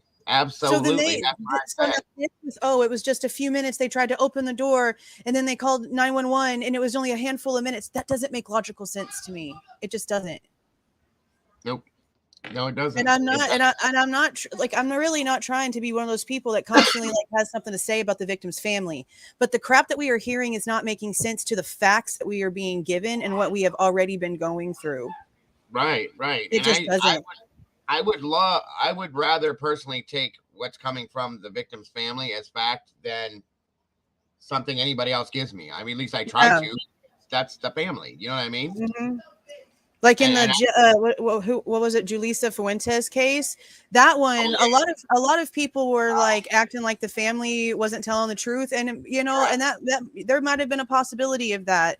But that's kind of whenever I started seeing the hashtag trust the family or believe the family. And I'm like, I was a really big advocate for that because I'm like, damn, these people are like going through so much and stuff, right? But then when you start digging into the actual facts and details, and then like changes of things that we've seen, and you know, the fact that they're just like not stopping talking, even though you know there's all these issues with the so-say gag order with them, and it's not stopping anything. It's really hard to just not question. It's hard not to. I can't help it. I'm just not going to be like, oh, okay, and just walk away whenever my brain is spinning. I get it, and people need to understand, for the sake of justice, sometimes you have to question certain things because not everybody is perfect. Okay, people make mistakes, folks. People, especially people that are grieving, can come off wrong with something, or maybe be a little how can I say this, because I'm not saying that anything that has been said is wrong. Maybe be off a little bit and trying to remember something like that. You know what I mean? I understand that too. Sky says, was the door locked in the room the sheath was left in? From what I understood, that both the doors are locked. I don't know if that's a fact for sure, folks, but and that's what I was trying to explain. Yeah, that's a very weird thing to begin with. Go ahead. Well, that's what I was trying to explain, because I guess some people misinterpreted what I was saying about if there was a body up against the door, they could have pushed it open. That wasn't me saying a body was up against the door. It was given an example of a door being unlocked and openable with some effort. But if they couldn't put any effort into it, then it had to have been locked. Mm-hmm. It had to have been locked. And then you have to go back. Okay, this homeboy had 8 minutes. And he's wiped off doorknobs and left no DNA nowhere. And there's no blood anywhere for them to be walking around with these doors closed and them not having no clue what's going on because there's no blood from crime scene to crime scene, in and out the house, nothing. That doesn't make sense. Not at all. Not even a little bit. That's the problem I've had with this. And I struggle over and over. I've told you guys before. I've told you, Jules, multiple times. I've tried to force myself to believe this stuff. I've tried just to deal with it. I can't do it. I cannot do it. It doesn't make any. Okay. I said this before. Well, our kids, when they were little, they all had those little balls that have the triangle, the circle, the square, you know, and it's a little ball. They put it in there. You teach them how their shapes go and how it fits, right? Mm-hmm. Yeah. I feel like I'm playing with one of those, and all I have are triangles, and they're all circles because none of it's going through. None of it's going in. I mean, it just doesn't work. Yeah. And that's what I've asked for. I've asked for one piece to fit. If we could find one piece to actually fit, then we could build the web from that, because we would know it would be factual. We'd see the pieces connecting and it would make sense. But we've yet to find a single thing. Not one. And that's what my biggest problem is with this. If we would get one, maybe two things that show something that makes sense, but we're not getting anything. And again, I know we're not entitled to that. Okay. But it should still be showing that, whether for the court systems, whatever it is, and nothing matches at all.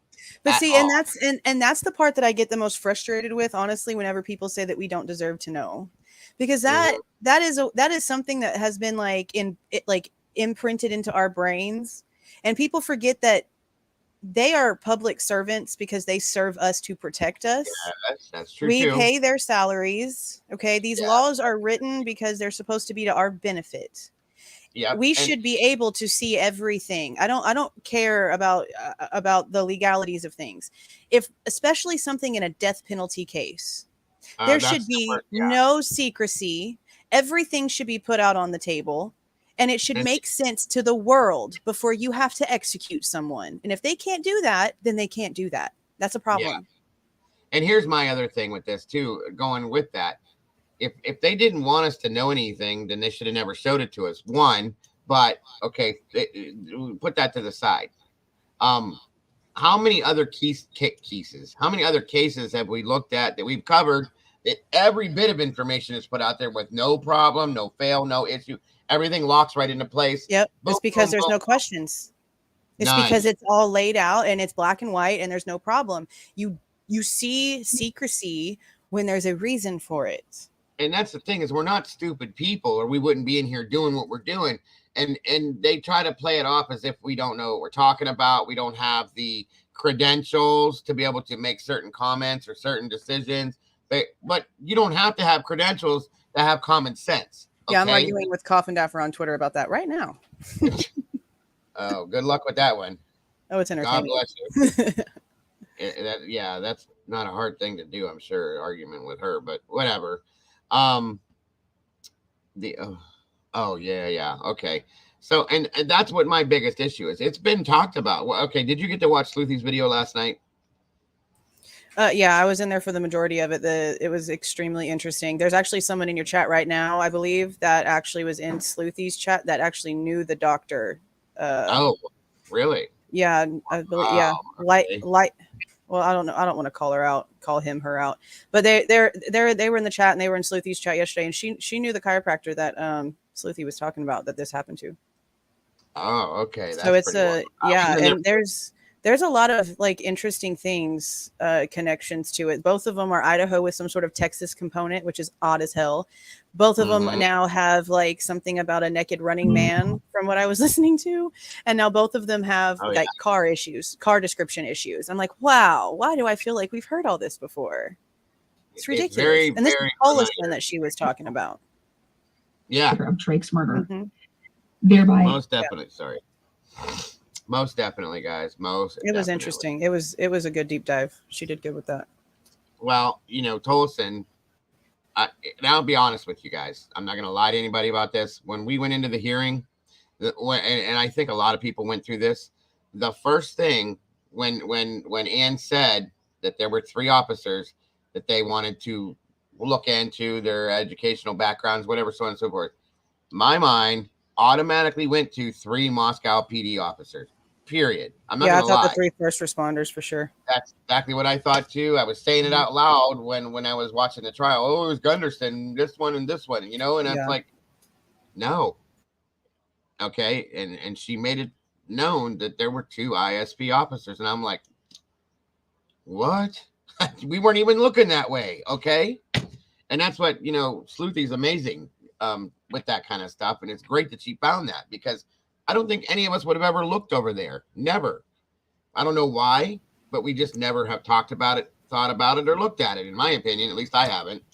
Because really, I mean, we didn't really have an issue with ISP at that point, like until that. I mean, the only thing I remember us ever really discussing when it came to ISP was really trying to figure out what the hell was going on with the PCA when it came to what Blaker was saying about the sheath. Everybody was questioning all of that because of the photos that would have been taken and then walking through, and how come it was seen in photos later and not there at the scene, and blah blah blah, all that stuff. But when it comes to having actual issues with ISP, no. That's why I was so shocked by Ann saying that. Right. And I think the only thing I ever thought about was the lab, something with the lab and something, but I never went to them for nothing. I never looked at them or the FBI on any aspect. Moscow PD all the way, and I'm like, okay, let's see it, let's hear it. The Brady Giglio thing, this, that, and everything else. Okay. Let's see it. Let's hear it. No. Now, and after watching, if you didn't watch Sleuthy's video, I'm not going to play it because it takes a while. Go watch it, guys. I'm not kidding. Go watch it. It was very interesting. She said yesterday when she was in here that there was going to be some bombs dropped last night when she went live, and she did. She held her word. I watched pieces of it, and then I went back this morning and watched the rest of it, and I'm telling you, you got to go see it, okay? It's really, really interesting, and it makes you think. For sure. Yeah, because the similarities are beyond ironic. Yeah, beyond weird. I've never, you just, it doesn't make sense. And things that are that similar, first of all, I've said for years and months and ever that there's no coincidence in true crime. I don't think too many of them are. Okay. There may every now and then be one, but not very often. Okay. There's no way that that's coincidental, folks. There's just no way. I'm sorry. It's very interesting. Very, very interesting. There's somebody in here with an amazing screen name that says Gin Coffindaffer's Vodka Filled Flask. That is an awesome screen name.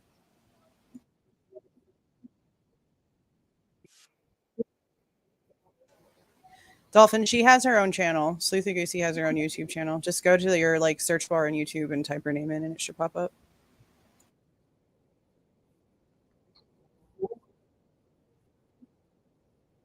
Hold on 1 second, folks.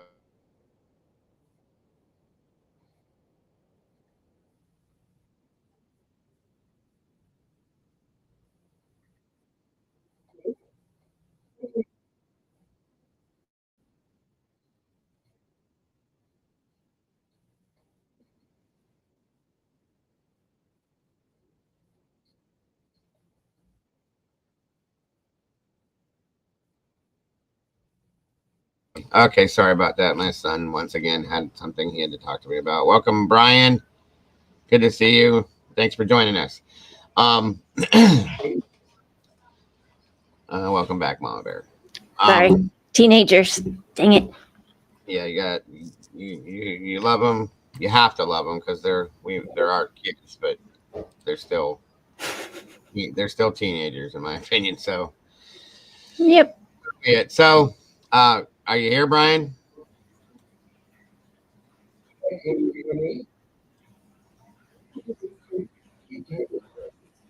I cannot hear you, my friend. So yeah, Jules, I absolutely agree with you on about all of that. I mean, come again.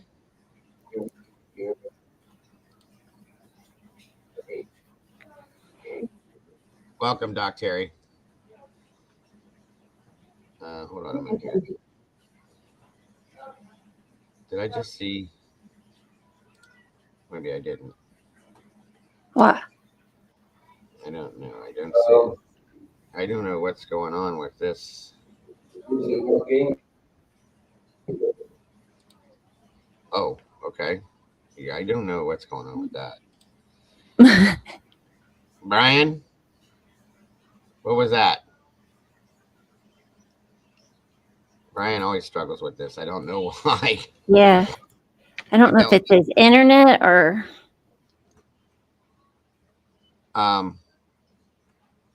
Did anybody have any questions for Jules as far as her video went since she's up here? Yeah, because I'm about to have to get back to work. Right. Yeah, I think Daniel's supposed to be going live tonight to talk about the 911 call. So he's supposed to have some more. He emailed me asking if I wanted to go on panel, but I already had to reschedule stuff for this evening because I'm going to be on a live tomorrow morning at like 9 o'clock in the morning. So I'm going to be doing stuff with the kids. So I need to email him back. I don't think I've responded to him yet, but they're supposed to be talking about it. So I'm going to be listening to it later to get some more information. Yeah, the 911 call, Drunk Turkey Show. I definitely want to hear it. Sorry, Brian. Brian, I'm sorry, brother. I wish I could help you hands-on wise. It's hard sometimes to get it right. So I understand, bro. Tommy, yeah, you can call. And if anybody has any questions for Jules, please. She does have to get back to work doing the hard stuff. And yeah, absolutely. Thank you, Heather. If you guys haven't, please subscribe to her channel. Check it out. Show the love. Like I said, she knows what she's doing, folks. And she's not going to put something out there unless there's a very strong conviction as far as what she feels on something. I promise you that much. She's definitely not a conspiracy channel by any means. No. I have another channel for that. I haven't even got to go to mine yet. I don't have any time for it, but yeah, I really don't either. I haven't posted anything over there in forever. Oh, right. Yes. I know the feeling. I have a channel, but there's nothing happening with it. Yeah, just so busy. Yeah, I do have that video on the corner as well, and I'll show you that. And yes, they did. She should have never opened her mouth, in my opinion. I have a strong dislike for her. So, all right. Well, it doesn't see. Okay. We do have a question for you, Jules. If by chance it gets the indictment thrown out, then what happens? They go to the preliminary hearing again. I'm not too sure. I don't really know how the legal proceedings go. I mean, they would have to do something because I don't know if that's an automatic charge dismissal. I highly doubt I it. don't think it would be. No, No, there had to be a it process. probably. I mean, it does seem as if it does get appealed, that they would have to go back to the beginning and do things correctly because that now that part is null and void. I'm pretty sure one of the lawyer people talked about that. That's a good question though. I'm curious because that's like I'm really wondering about that because I know a lot of people are kind of worried, and I've seen it in a lot of comments that if it does so happen he's not the guy, there's a huge possibility with the mistakes they already made, if it is proven and AT is able to get him out of this, that maybe they're not going to want to uncover their mistakes so much, and this could end up being a cold case. Yeah. I've seen a lot of people being concerned about that, which is I think a reason why so many people are like maybe so hesitant to kind of question things, because that's a big possibility and that scares people. That scares the shit out of people. That scares me. I'll be Yeah. honest with you. I don't want this to become a cold case by any means. That not for sake of the victims and their families. That's the last thing that they deserve. Okay. Yeah. And it bugs me. It scares the shit out of me that that's going to happen, because here's the thing, folks, if Brian were to be exonerated here, to get off on this completely and be set free, that says to me that we're still looking for somebody that did this. First of all, that's dangerous as hell, knowing that person's out there walking. And second of all, what now with the families and for the victims? What justice is that? There is none. And how much more confident are these people at that point? Right. And that's another thing, the town of Moscow and the surrounding areas, what's going to happen? I guarantee you that I don't want to say that the town would shut down, but it's going to be there would be issues with that college. Yeah. Big time. Parents aren't going to let their kids go there. Right. It would be a while before it would calm down enough for it to even go, back to a little bit normal when it comes to the amount of money coming in anyway. Yep. And everybody is going which is a huge factor for these things. Well, as I said that town relies on that college to survive. I'm sorry. They can tell me it doesn't, but it's a college town. It has to. It does. It does. Yep. So I don't see any other questions. Thank you, Tara. I don't see. Does anybody have any more questions for? Oh, wow. Thank you so very much. And I love you just as much, and I appreciate you too much. I really do. I don't know if you can say too much, but I do. My granddaughter says that. She used to say all the time, I love you too much. Okay. You say so. That's cute. It is. She's adorable. But thank you, Tara Webb. I appreciate that so very much. Does anybody? Shop like a boss. Whoa. What are you waiting for? What? Shop on TV. No idea. My phone, it's got its own mind. Interesting ringtone, there you go. Yeah, right. Weird. Mine just makes a standard noise. That's interesting. Oh, like a boss. It was the first one that came out of nowhere. All I was doing is trying to flip something. But yeah, guys, please, if you have your question is above. Let me see. Where's Randy's question? Hold on, Randy. Sorry, brother. I didn't see it. There's a lot of you guys in here, so I got to catch up. I'm about to hire somebody just to look at questions. Does anybody see? Do you see Randy's question, Mama Bear? I don't see. No, Cowboy Drunk Turkey does not have the 911 call. They're just going to be going live to discuss what Kaylee's mom told them about Hunter and that whole situation. Right. And yeah, because if he did, I'd be like, how did you do that? Yeah, bro. And I'm still, look, I'm still so pissed about the 911 call because they literally said that they were thinking about releasing it the literal day before they put cuffs on Brian. The PCAs were being written. The teams were already assembled. They already had a game plan, and they were telling us they were going to release it. What kind of crap? And it's weird because they were gonna. There it is. Question. I responded to her stupid self already. I just responded to her on Twitter. She's on my damn nerves. She's on there talking crap basically about like me and Harsh. So Harsh is on there talking about her too. Maybe I need to jump on there and join the crowd. So I don't funny. do Twitter too much. She doesn't bother me. She doesn't scare me. Nothing about her bothers me. I have nothing in my background she could ever dig up with her stupid little credentials to find that would bother me. I don't care about arguing with that woman at all. But there's nothing she can do. She's a retired FBI agent, and she doesn't how can I say this? Represent it very well. Okay. No, that's the big problem. We already have issues in this case with FBI.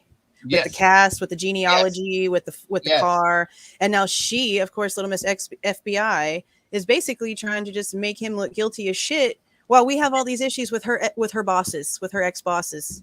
How Propaganda. convenient is that?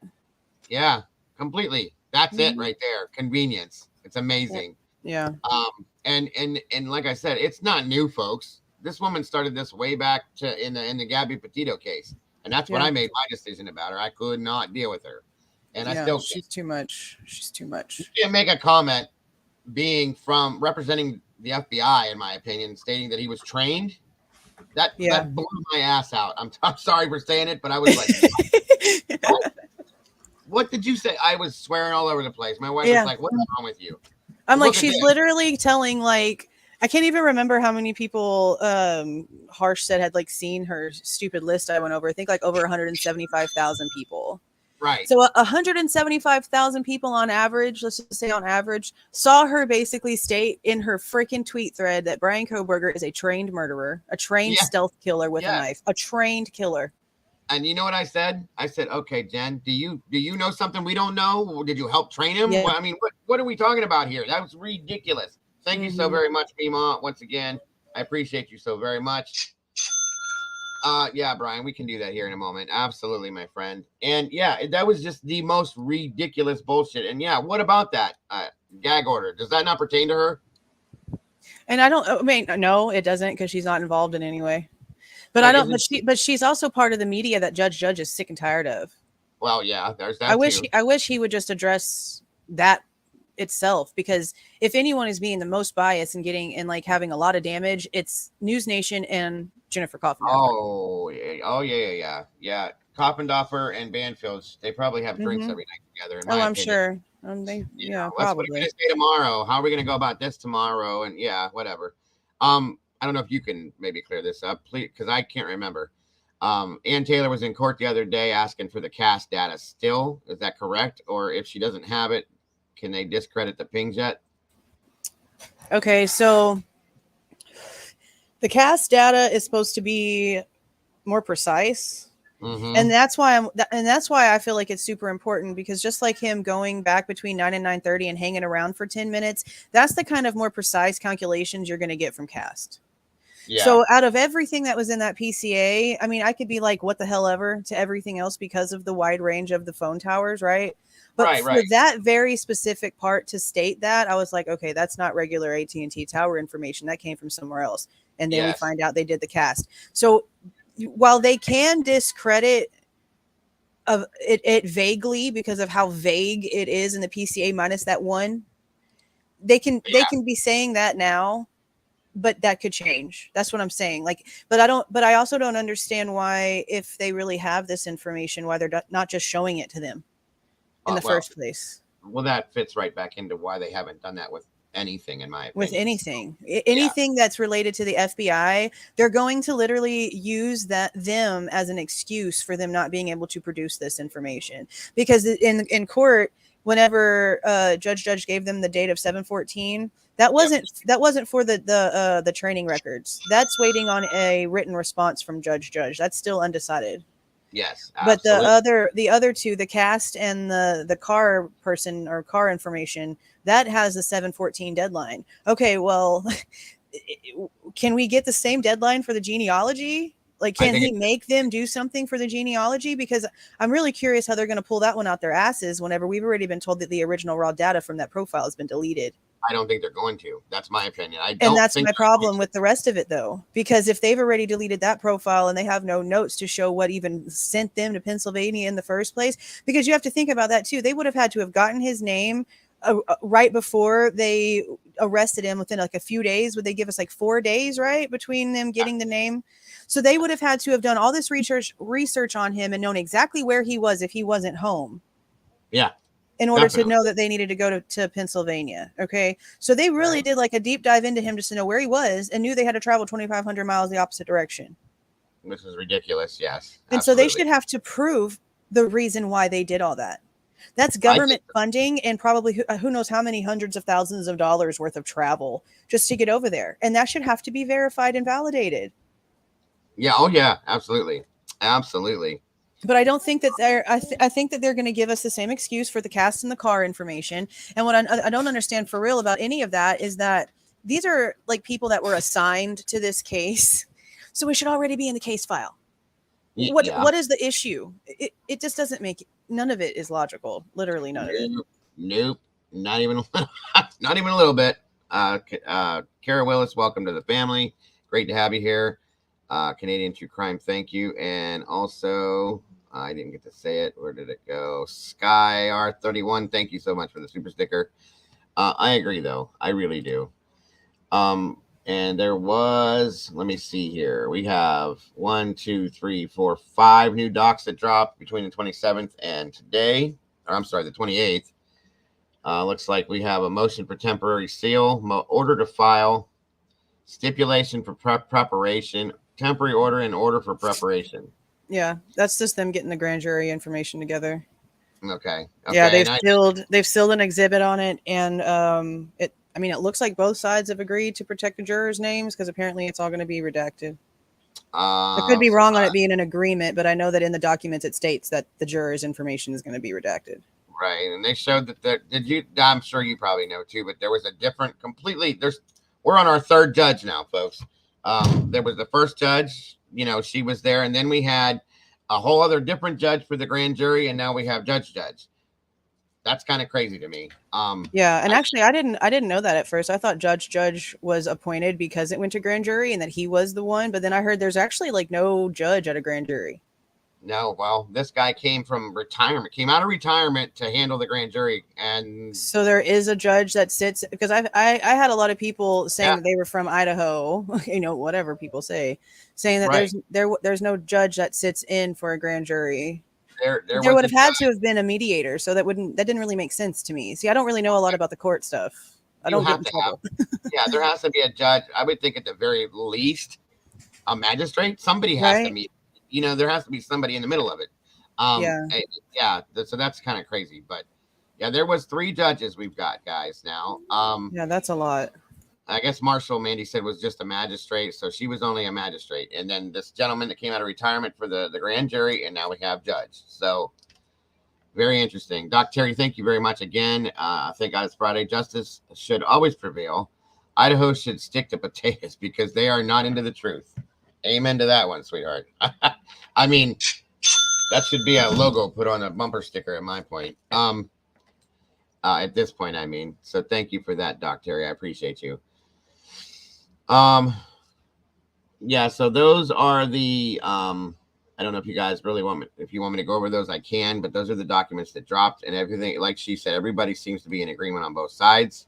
What was I going to say? And I'm curious to see, in my opinion, at least, I feel that the July 14th is going to come and go, and it's not going to happen. Yeah, no, there's going to be an excuse, I think.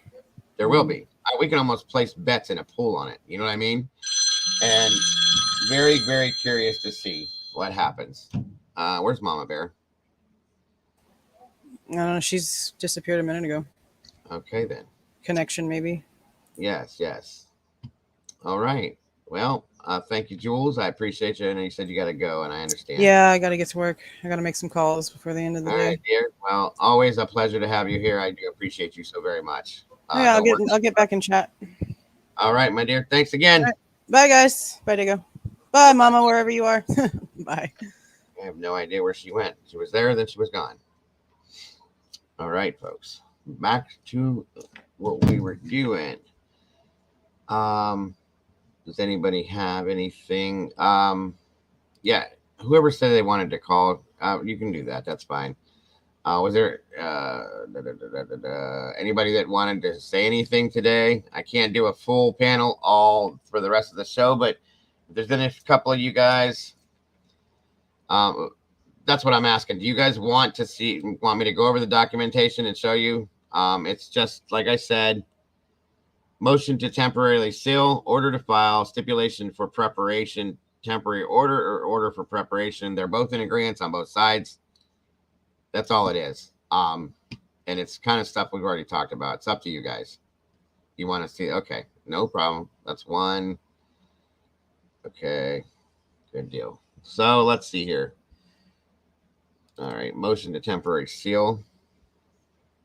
Well, they are boring in some senses, but some people still would like to know, so I understand. I can scan through them, and if anybody would like to jump up here, like I said, I can do a couple people. All right, V. Louise Arthur, thank you so much for joining us. Have to get going. Enjoyed today. I hope to see you back, and it's so great to have you here. Let me see. I want to see video. This lady told truths, and they shut her down. Which video? Oh, that was the other one, too. I did want to pull that up and show you guys what Mabbott said in regards to the bodies and the wounds and stuff. So I do want to do that. That was part of what I was trying to say. Brian wanted to call. Yeah, you can call Brian. I said that. You're welcome to. 328 to 572, and you did bad at math. I'm sorry. Yeah, I'm really bad at math. What are you talking about, though? Let me see here.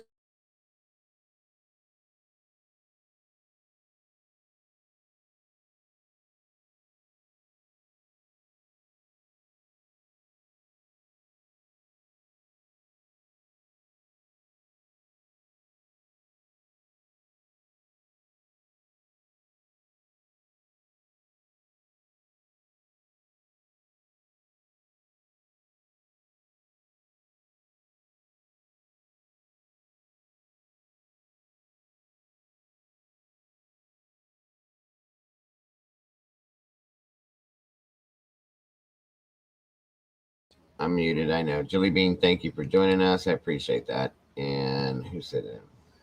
Yes, absolutely. Okay, let me do that real quick first, guys, because a lot of people are asking to see that.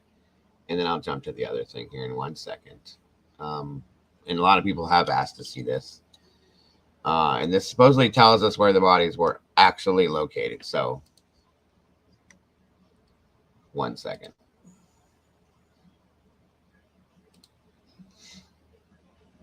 One second.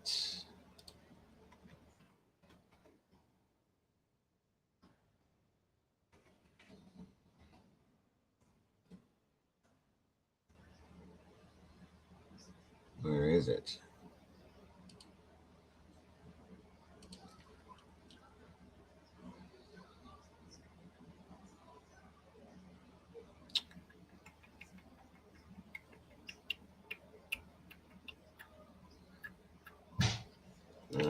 Just sit here. Yeah. Sorry, guys, I'm talking to myself. My apologies.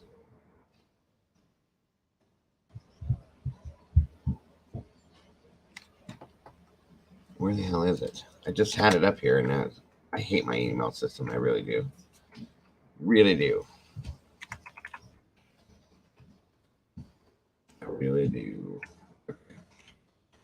Well, part of it is it's really not my email's fault. I think it's my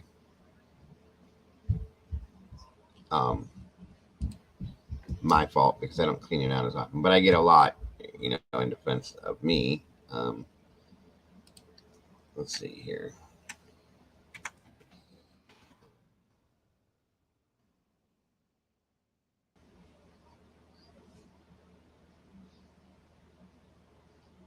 Where did that go?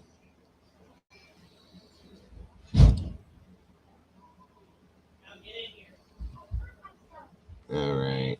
Let me see. Okay, move that over there.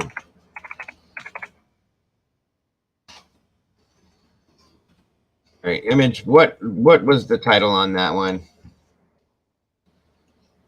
I'm gonna have to pull it that way because that kid's buried now. I guess prosecution underestimated public defender covert structural rights. Welcome, Reverend Cynthia. It's good to see you here.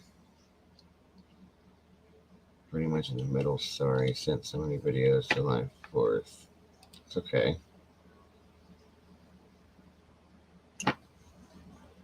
I saw it, Heather. I already saw it. And thank you very much. I think I responded to it too.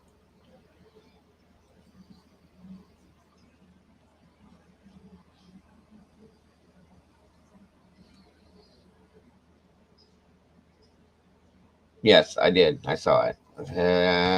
If it's what I'm thinking of. I absolutely saw it. And I went through it, and I listened, let you know, Heather, and it's very close. It's very close. I'll put it that way. Princess Shelley. Image, what is the email that you sent? What is it titled under, if you can hear me?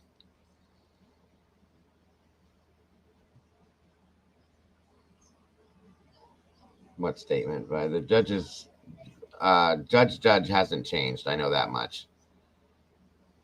I know there's been 3 judges, as I stated. Jennifer S., thank you very much for that. I appreciate you for the super chat. I don't know why I'm not seeing these quicker. First edition video, if you forget. I'm not sure what you mean by that image. I'm just trying to see what it's titled, that's all. Because I can't find it under, it was in the front before, but now it's gone.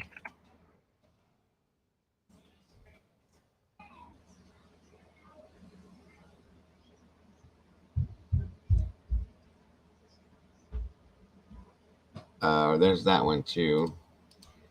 1 second.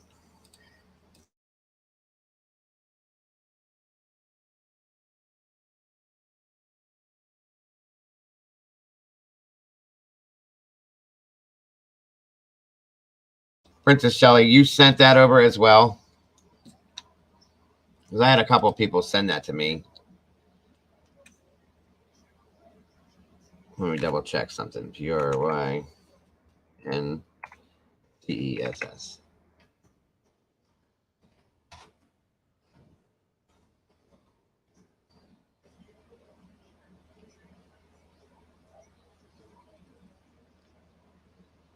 I don't know why I'm struggling. So like I said, guys, please accept my apology on this stupid email system.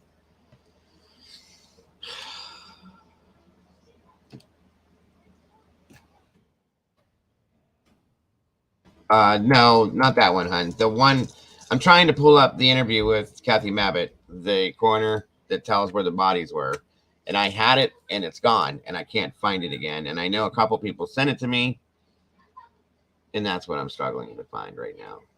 Sorry. That's why I was trying to get the title from Image, and I'm not getting it. Let me see if this. Sometimes that's all I have to do. There it is. But there's nothing on it. What the hell? Why? Or is that it? Yeah, whatever I was sent,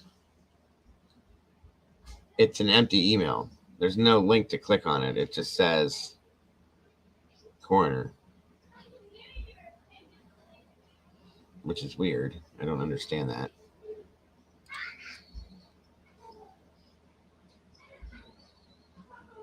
Yeah, I know what you had sent me, Princess, and I appreciate that as well.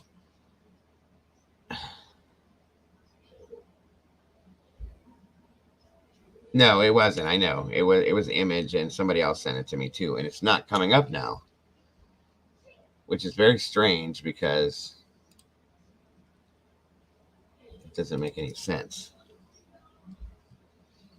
Technology sucks sometimes, guys. It really does.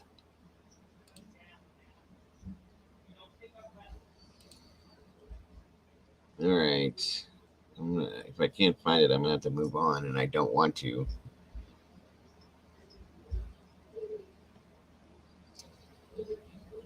No, it's okay, Princess. No worries. No need for apologies.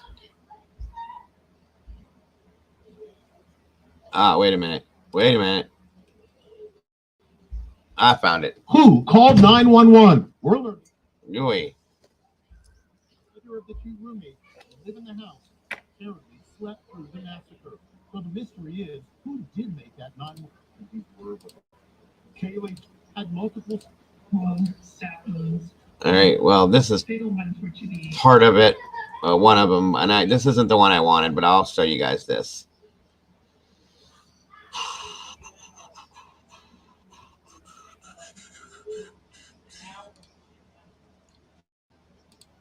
This was the Inside Edition one that we can review this. Just send it again. Show delivered. Okay, well then I can check it.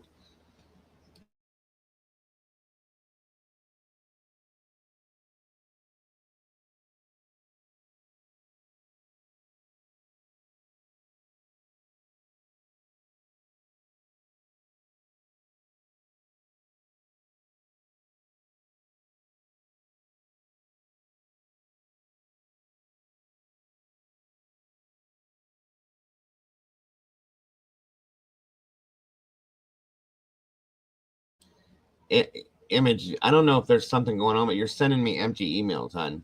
Are you forwarding them to me or something?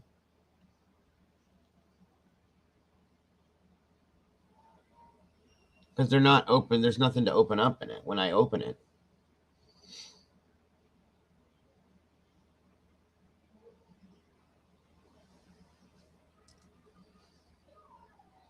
Yeah, there's nothing attached to it. There's no attachment in it.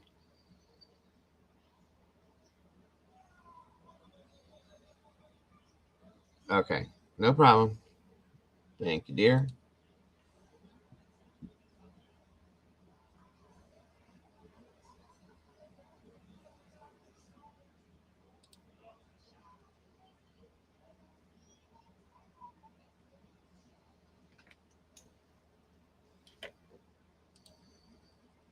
By the way, Lisa Barr, if you're in here, hon, that one that you sent me, it's unavailable. That video is.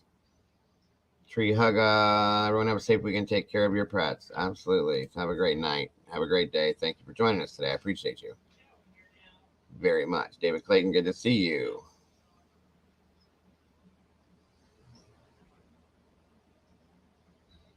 She wants how they were trained. Yes. She wants to know everything about them. All right, let me refresh this. See what happens now. Load up.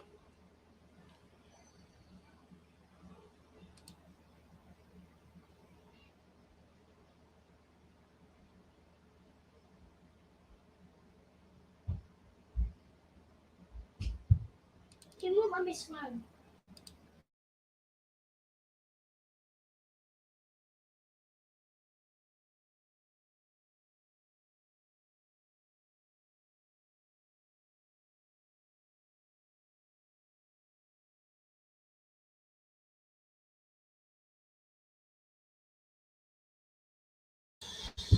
Oh, la, la, la, la.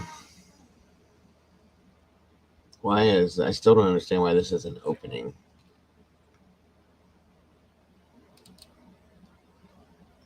Corner forwarded message. Yeah, what's being forwarded is wait a minute. Maybe I need to try this. No, wrong thing. Yeah, image. There's nothing to open in it. I don't understand why it's happening like that. Every time I receive it, there's nothing to open.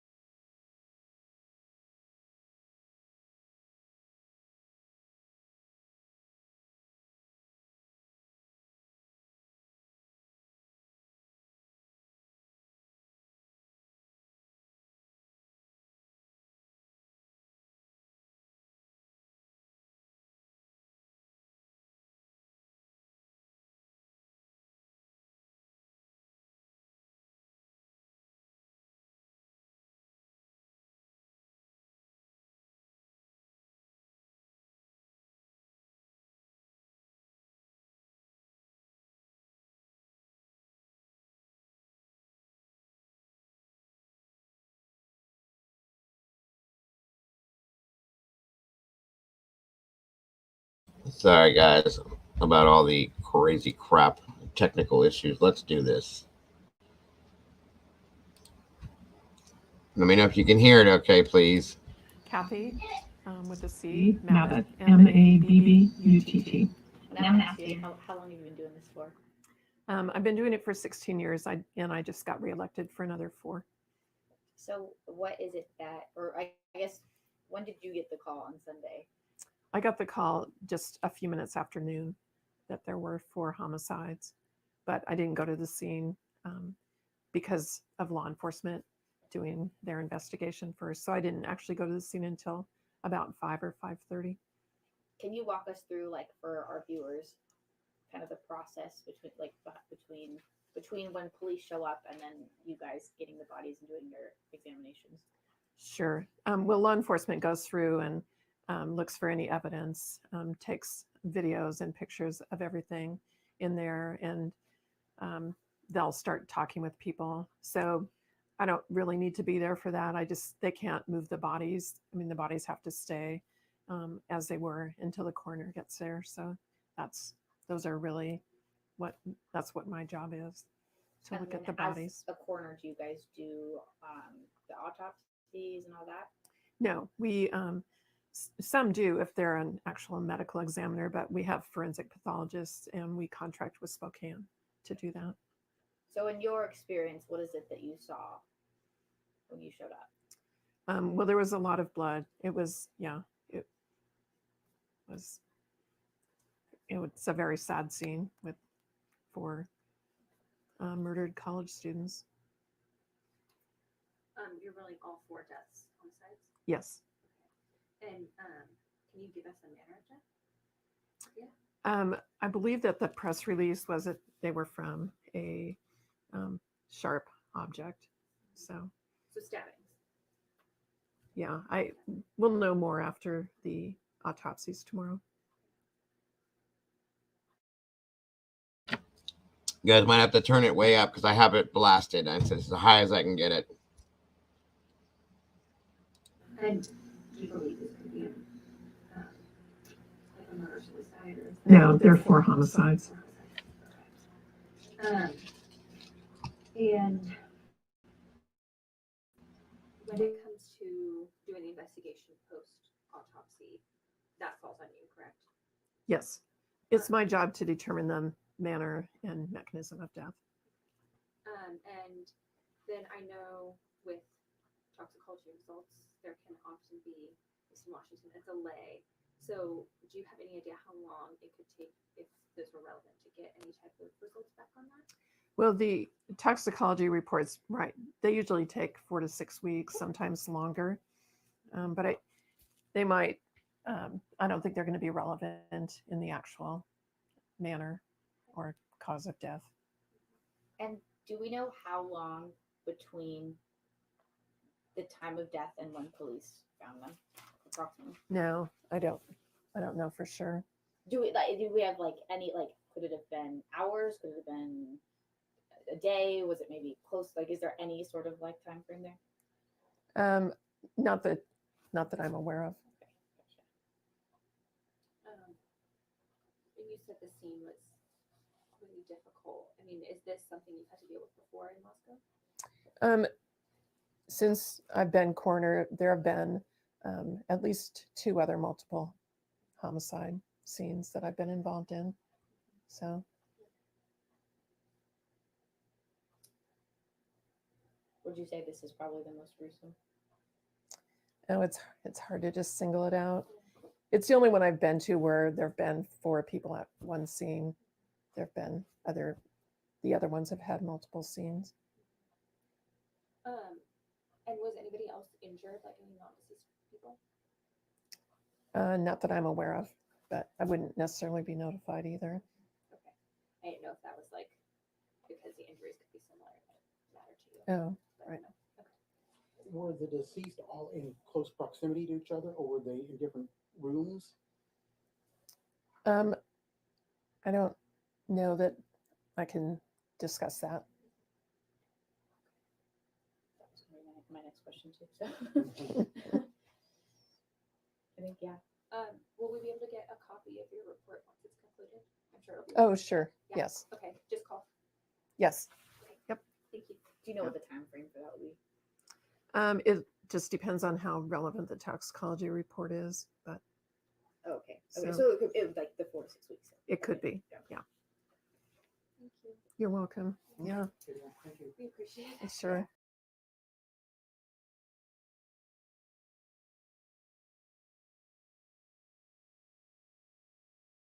Well, there it is. Yeah, I'm not a big fan of hers either. Some people like her, and I respect that. You know what I mean? I don't. Looks like she's in a storage room. Yeah, it kind of did. Annie says, I still can't figure out how she can say time of death is at noon when she didn't go in until after 5. That's a huge point to me. I never did understand that. You know what I mean? You have to do a liver temperature test, and that is how you can tell the time of death, okay? I'm sure she did that, but they have to do a liver temperature test. Just so you guys understand that. And that should be able to give a remote time of death. And it was, okay. It was,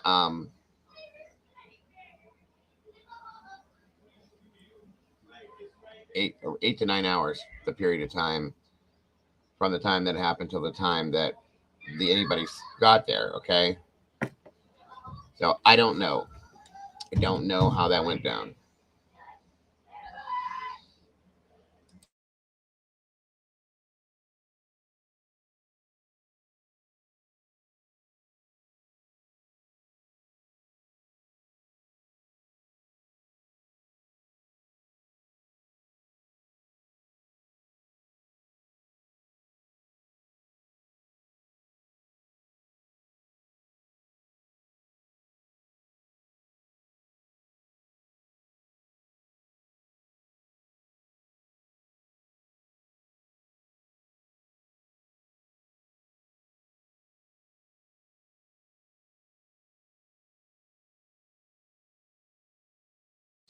Happy birthday, Mikey. Thank you for that, my brother. I appreciate that very much. And I hope you're having a great day. I hope you enjoy your birthday, sir. And I appreciate the podcast as well.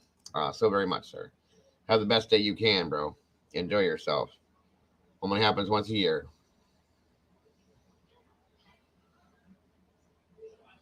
What's up, Matt? Good to see you, bro. Thanks for joining us. That can be done, Green Eyes, based on what's in the stomach and how, how long, stuff like that. Yeah, there's multiple ways, but like it's a scene like that, what they'll do is they'll do find a way to do a liver test, and that's the temperature of it, and that gives a pretty decent shot at the date or the time. I'm sorry. Happy birthday, Mikey. Absolutely. That's what we were always taught and what we know. There's a couple other ways to tell it, I guess, but not all coroners use all these tactics, and I don't know what they are really.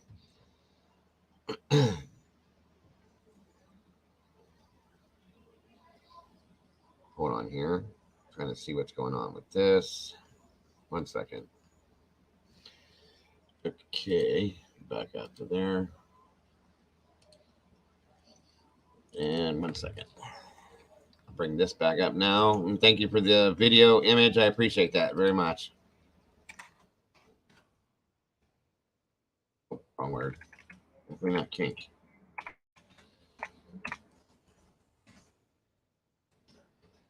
There it is. Okay. And we're off.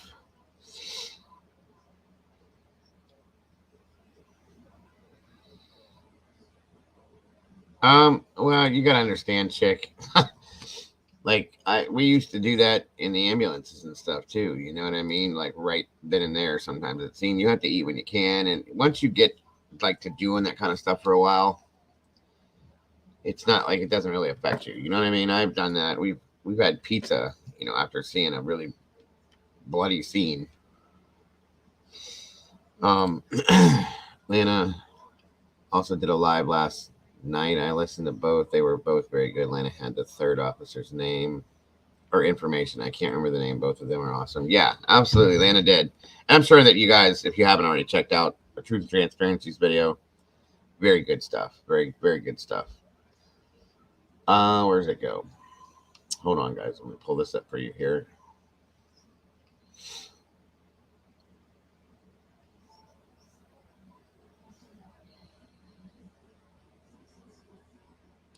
Okay. Here we go. All right, this is the first one that was dropped as of the 27th. Okay. Okay, just to give you guys 1 second here. Motion to temporarily seal Exhibit A of the stipulation for preparation and release of the transcript and record of grand jury proceedings and conditions. One moment, everyone. This is my son's doctor.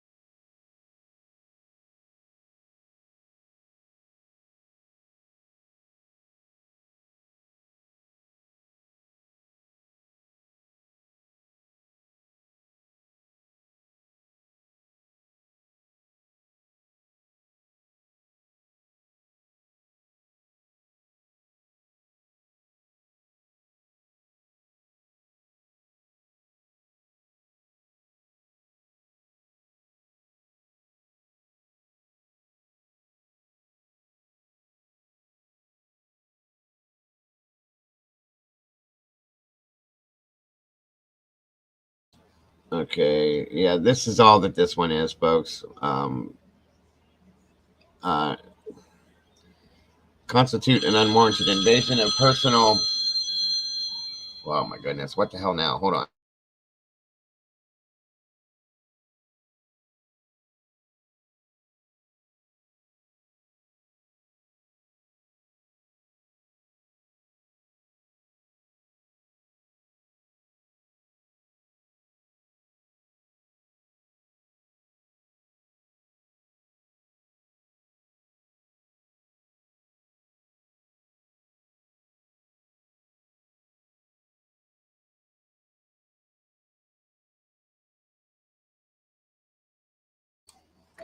That was a butt dial.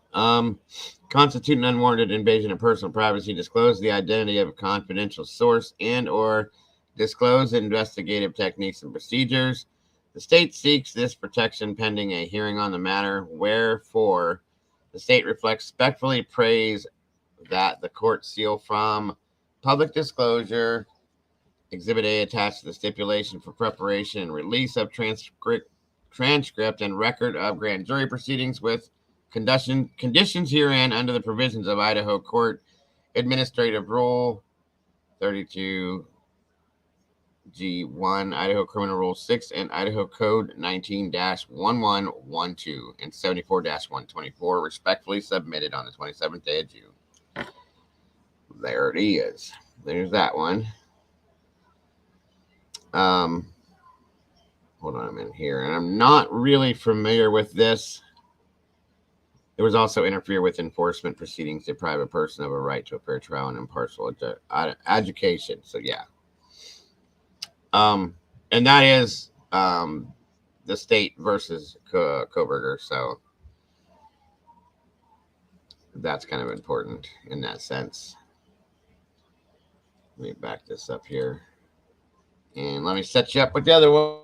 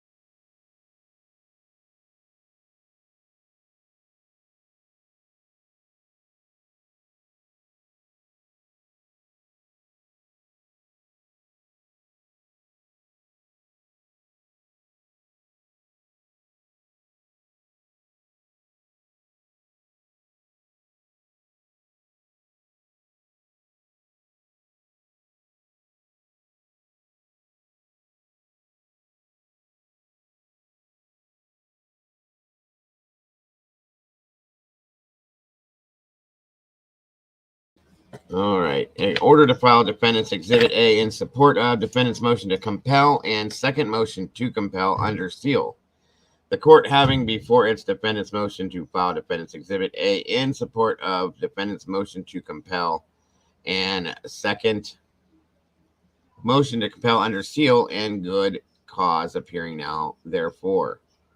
It is hereby ordered that the defendant's exhibit A in support of the defendant's motion to compel and second motion to compel shall be filed under seal pursuant to I.C.A.R. So ordered 6/27 of 2023. And you know, I don't know. I don't understand why they're doing that one, but I mean, that's me. I was never a big one on these documents. I know a bit about them, and I've learned a bit more about them. Dago, no, Jackass didn't. I believe he said that. What are we talking about here? Yeah, I don't believe Jackass did anything, if that's what you're saying. That's just my opinion, though. Just my opinion. All right, this one is the stipulation for preparation, folks.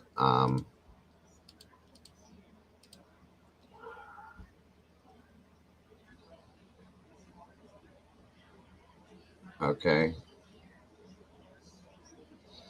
Happy Days says, what's so critical in the training records? Though that prosecutors want to hide, seems like training records would be pretty basic stuff. You would think that, and that they shouldn't want to hide them, but you know, definitely interesting. Every time I hear someone say Jackass, I hear Jackass. Right, Tammy Lynn. Good to see you, New Jersey Gangster. Thanks for joining us. Good to have you here. So, stipulation for, and this again is Idaho versus Koberger. Stipulation for preparation and release of transcript and record of grand jury proceedings with conditions. So, this is, you know, basically the stipulations put in place from the prosecution based on what, you know, when the defense was asking for certain things. Well, this is where they're saying that they'll give it to them under certain stipulations, which is kind of ridiculous. Come now, the above parties by and through, but they're all agreed on these, so understand that at this point. Absolutely, New Jersey. Good to see you. For the preparation, come now, the above named parties by and through their undersigned attorneys of record and hereby stipulate to the court entering orders pursuant to Idaho Criminal Rule 6.2c and 6.3c as follows. For the preparation of a transcript of the grand jury proceedings herein, accept deliberations as contemplated by Idaho Criminal Rule 6.2. For permission for the state and defense to obtain a copy of said transcript and record. For permission for the state and defense to obtain a copy of said transcript and record, including the items listed on the attached Exhibit A, which is submitted under seal to protect confidential grand jury information, and copies of the exhibits and copies of the questionnaires, for the jurors, with the understanding that the same will remain confidential.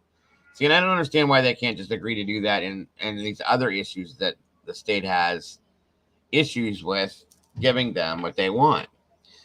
The Honorable Jay Gaskell, Senior District Judge, presiding over the grand jury proceeding. That is the name of the judge, by the way, folks. I thought if I didn't tell you earlier, it's Jay Gaskell. Pursuant to Idaho Criminal Rule 6.3, the parties further stipulate that the records and proceedings of the grand jury may also be shared by defense counsel with its investigators and retained experts, with the provision that those individuals shall not be allowed to further disclose any of the grand jury material in order to protect the identities of the impaneled grand juror. It's a big deal here. The disclosed record and transcripts are to be redacted so as to remove any reference to grand jurors and individual names. Select portions of the grand jury report and transcript may also be shared with any witnesses who testified at the grand jury proceedings.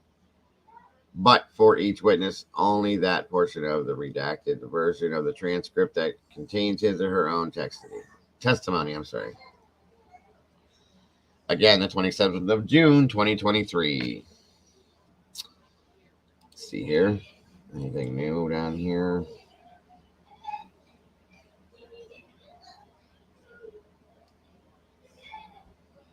The data, Cotty, okay. All right, let's move this one down. Move it over.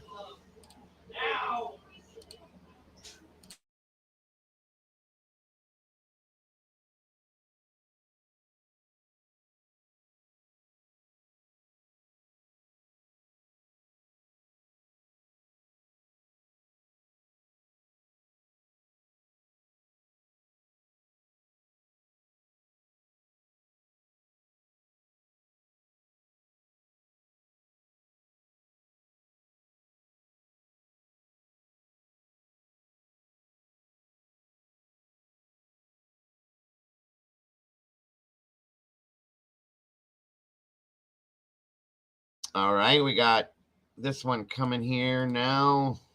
Boom, boom, boom.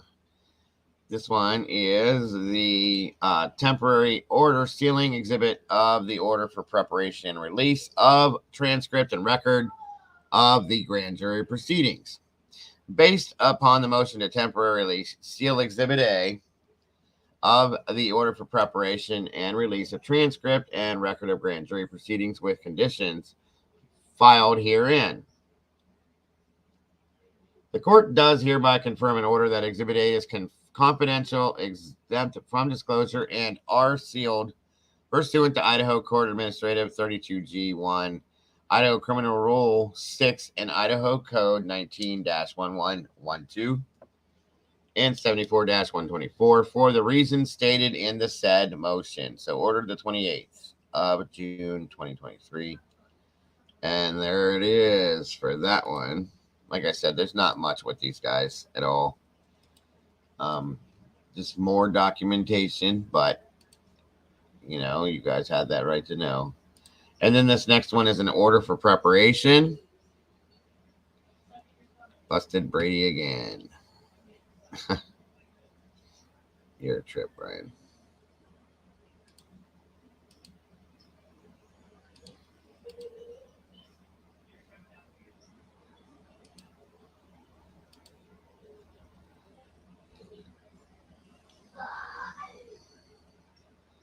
All right, let's see here.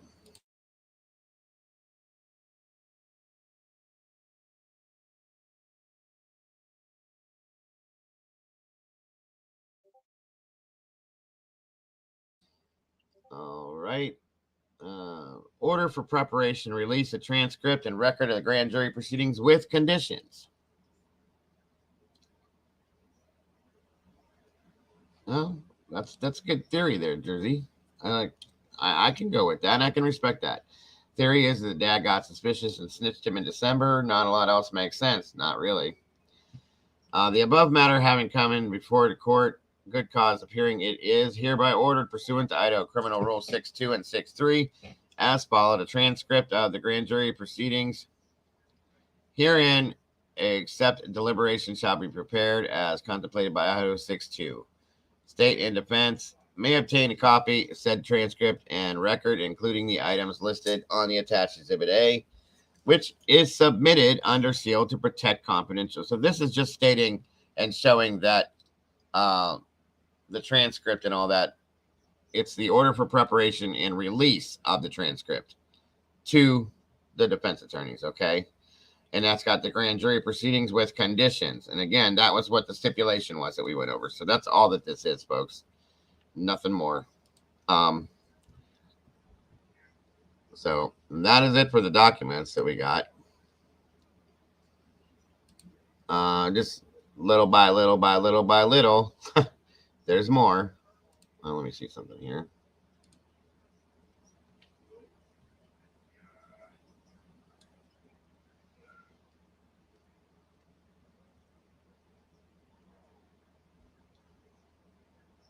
Okay.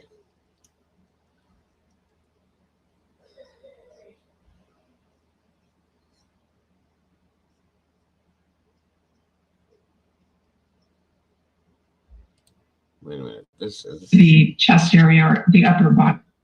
I think this was seen once, but if you didn't see it, I'm going to let you watch this again. Somebody was asking for questions about certain things, and if it wasn't covered in what the Mabit interview that was just on, you could see it here. That way you guys get as much of what I can give you, okay? 1 second.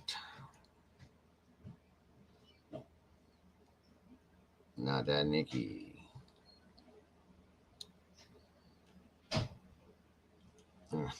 Okay, here we go. One. What?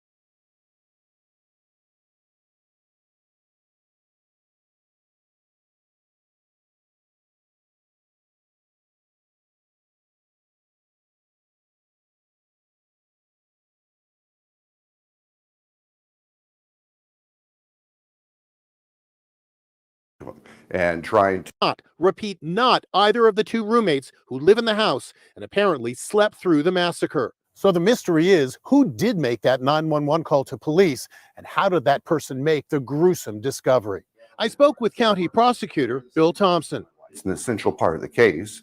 Whoever discovered the scene first, whoever initiated the contact with law enforcement is all part of understanding what occurred and the timeline of what occurred. He told me the two roommates may have critical information. The investigators are already talking to them and trying to get from them everything they can possibly remember about what they may have seen, what they may have heard, what their activities were, what they know about the activities of their housemates. A new wrinkle, former LAPD detective Mark Furman, yes, that Mark Furman from the O.J. Simpson trial, now lives in Idaho and is claiming that victim Kaylee Gonsalves had a stalker. I talked to one student, and I agree with this. It was twice removed from the person that said it, Kaylee, but Kaylee 2 months ago complained about a stalker. Only when I met on my own. This social media video shows all 5 women in the kitchen of the house they shared. We're learning that the killer, for some reason, bypassed the rooms where the two young survivors were sleeping. Their story is they heard partying, they heard noise, but they just, as usual, said, there's partying going on, and they locked the door. Another mystery, where was Kaylee's dog the night of the killings? Why didn't his barking wake everyone up? Autopsies on the 4 students found each had multiple stab wounds. Some had defensive wounds, showing they fought with the attacker, and there was no sexual assault. County Coroner Kathy Mabbutt is describing the murders as personal. Were they found in beds? Yes, there were multiple stab wounds. The fatal ones were to the chest area or the upper body area. The father of Xana Kernodle says her wounds show she fought for her life. Bruises, maybe hurt by the knife or whatever. She's a tough kid. Whatever she wanted to do, she could do it. And we're learning that another victim, Madison Mogan, had planned to spend Thanksgiving with the family of her boyfriend, Jake Schreiger. His mother says his world has been turned upside down. There's growing anger over the progress of the investigation in Moscow, Idaho. Madison Mogan's aunt says the lack of information, statements from left field, and lack of outreach to the public to gain information has made this even more painful. On a typical weeknight, Main Street in this small college town is bustling, but not tonight. So many people are fearful over these 4 brutal homicides that many students have left campus and returned home, leaving Moscow, Idaho, a virtual ghost town. I found University of Idaho student Grace Martin, who lives across the street from the murder scene, as she joined the exodus of students heading home. Living next to the crime scene, it feels very dark. Like there's like kind of a spirit of death around a bit. Abigail Spencer, news editor of the campus newspaper, says the lack of information is fueling fear. They keep saying it's an isolated incident, but if we don't have an idea of who it is, nobody knows what to look out for. No one knows how to keep themselves and their friends and family safe.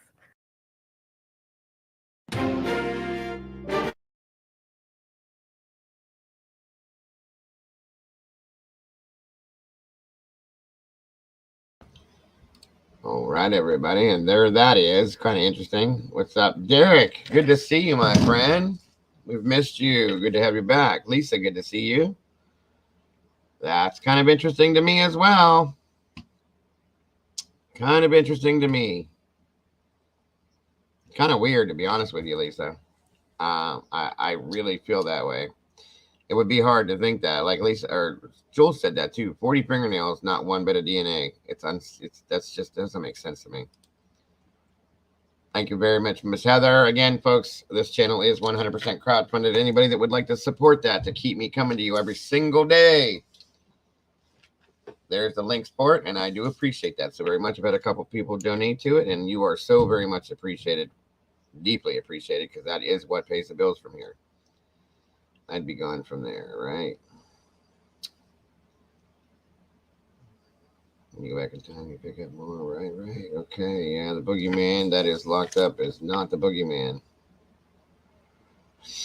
I'm not saying that Brian's not the one, that he wasn't involved, but I'm saying that there's other people involved, and there's no link to him. So how is he involved? You know what I mean? That's what I struggle with every single day with this. I have a rough time trying to make myself say, okay, they got the right man, because it doesn't look like they do based on anything they have and anything they've showed us. 80 nails if you count toenails. That's very true too. Gotta go, Mr. Randy Fur. I appreciate you, bro. Thank you so much. Thanks, Chatmox. Always a good time. Always good to have you here, Randy. And I appreciate you so very much for supporting the channel and for being here every day. I do appreciate that. Yep, the arrest was 12/30/2022. Early January, new semester started, and an arrest had to be made to help stop the bleed. Exactly. That's what I've been saying, guys. They were under pressure. There was a deadline. You too, brother. Absolutely. There was a deadline. They needed to have somebody in custody now, okay?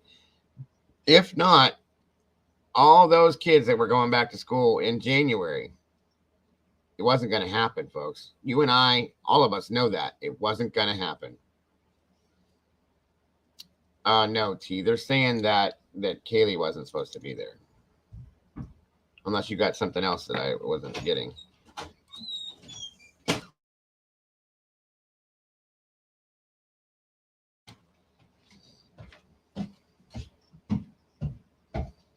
I couldn't tell you that, Boone. You would want to think they did. You know what I mean? This may sound stupid, but I know because I have them too. Kaylee wore hand-tied extensions. Oh, in her hair. Yeah, okay. They shed like nothing you've ever seen. There's no way that her hair wasn't on something. Right. And if Brian had it, they would have found it. 1005, Dago. What are you saying there, Cotty? I don't know what that means. Or Cody. However you pronounce it. I'm sorry. That's good to see you, Karen Klein, by the way.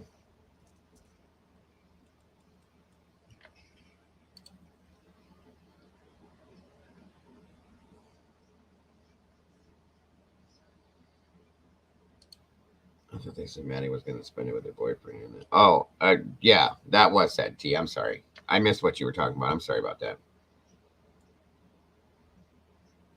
Exactly. Shane says there's more involved. Absolutely there is. Absolutely there is. I don't care at this point what LE is saying or what the courts are saying, what anybody's saying in that matter. There has to be other people involved. There has to be, folks. Absolutely has to be. It doesn't make any sense for there not to be. Okay. And all I'm saying is now we have 3 other male DNA profiles that were found as well. Who are they? And why don't they know that yet? Okay. That's what my biggest issue is now with this. And then he asked if anyone else was arrested, and what was debunked. He asked if anyone else was arrested was debunked months ago. Who debunked that, Jesse? Because I didn't see that. I didn't know that was debunked. Whoa, guys, 49-36. Holy crap. That's...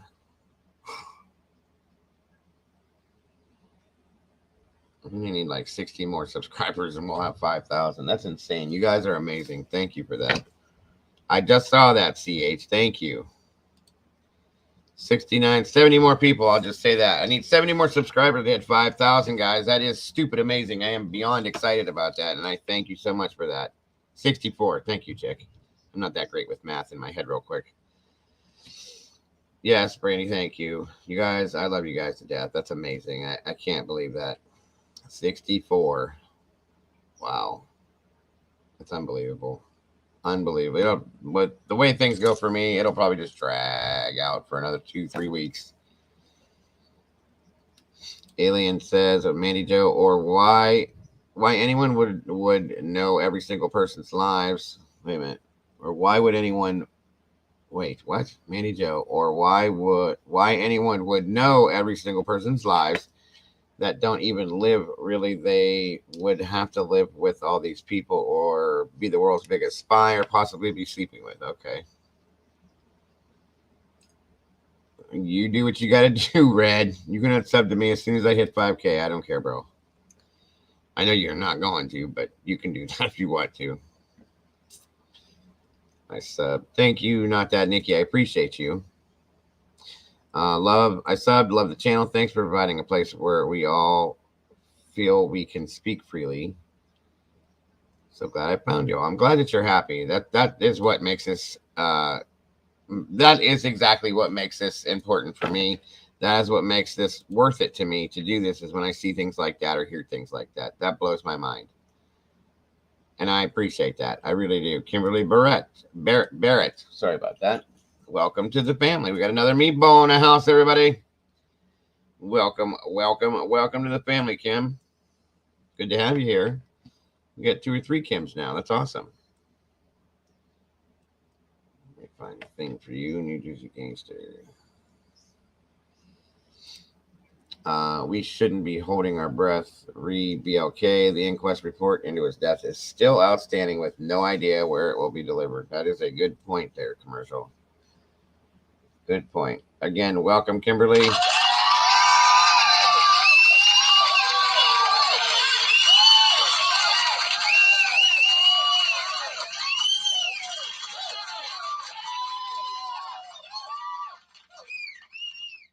Great to have another meatball floating in the sauce with us. Gotta love it. Mr. Girl says, I saw a comment that Brett Payne was a running buddy with Brian, who was Kyle Payne. Kyle is Brett's brother. Yeah, Kyle Payne is his brother. They were in the military along with Brett Kopacka. Same area of the military too. That is awesome, Miss Brandy. I am glad to hear that. It is too hot to be having to deal with that stuff. That's way too high of a temperature. I'm sorry. Hot Ham Radio. We got another member. That's 2 more meatballs. Thank you and welcome.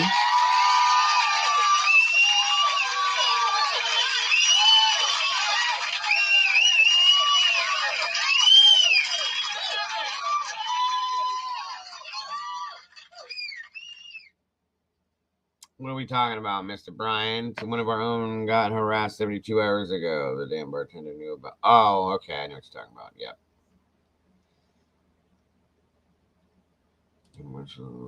Never knew that. Interesting. Thank you, Miss Heather. If you have not become a member of the family, you should think about it, because we got some really cool people in here that are really cool to hang out with. You get the exclusive Discord link. Also, we do movie nights together in the Discord, and I do what everybody seems. I'm going to find a real name for it, but DJ Dago nights or days where we go in there and I play some music and take requests and just hang out and have a good time, which is coming up here really soon. Welcome, Trump 2024. Good to see you.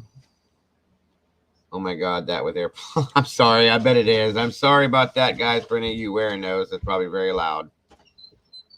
Very loud, and that's my deepest apologies. Family and friends.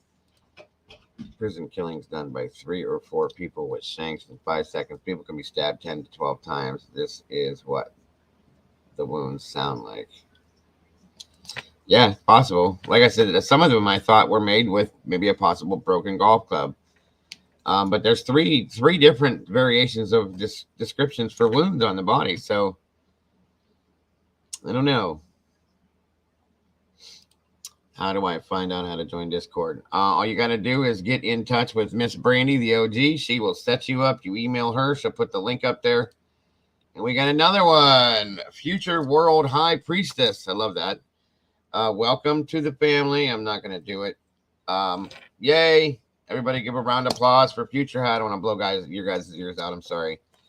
So welcome to the family. And who was it that said that? Hope and Happiness. Miss Brandy's saying just get with her and they will get you set up with the link for Discord. I look forward to your next panel, Dago. You're the best. Well, I appreciate that, Audrey. I do try very hard to give you guys the very best, because that is, again, what you guys deserve.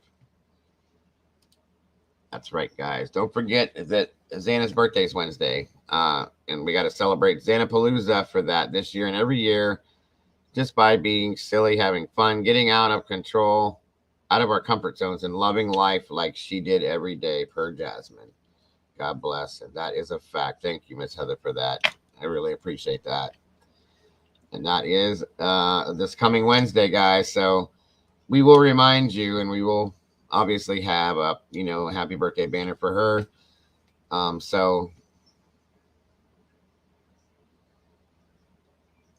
Okay, image, no problem. So yeah, that is how that's gonna go for that. Bullish in Seattle, that's a different name. If you figure out, let me see here. Thank you, Miss Brandy.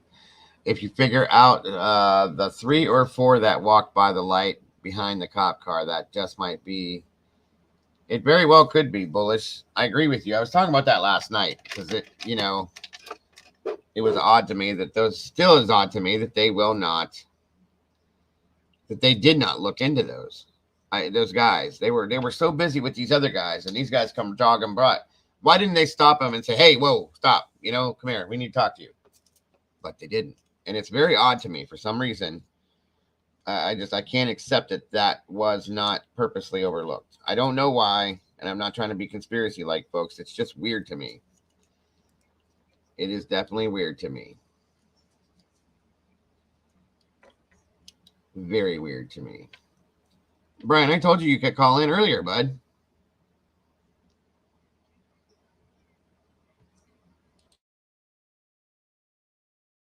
I'm sorry. I told you could call him Brian.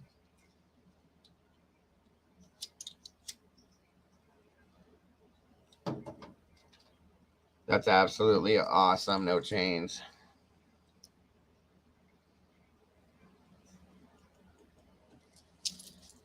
Oh, Lord.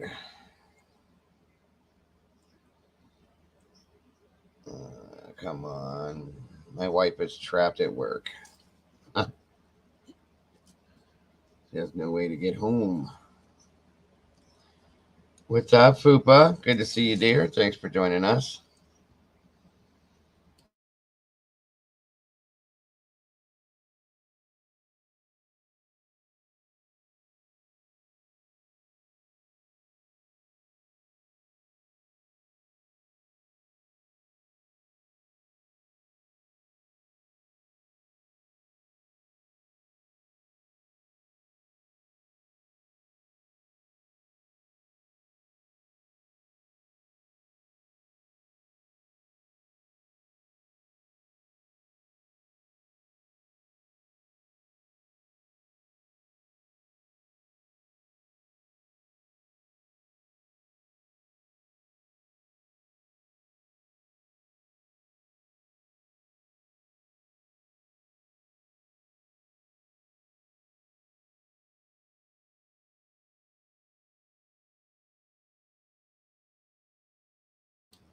True crime. How is what I said in any way not a safe argument? Who said that? Where did you see that at, Matt?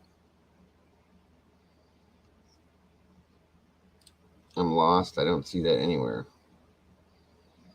And I don't see what you said, sir. So I never said that nothing was a safe argument, did I?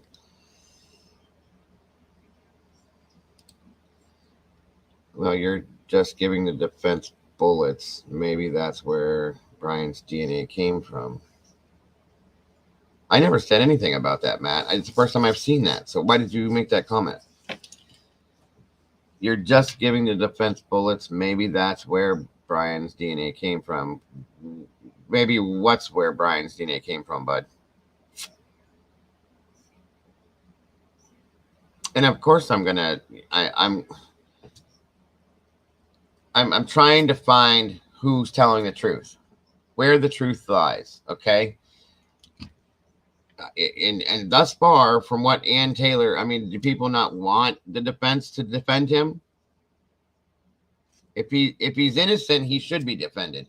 If he's guilty, then no, he shouldn't be. But there's nothing showing solid guilt at this point, as far as I'm concerned. Can you not agree with that, Matt?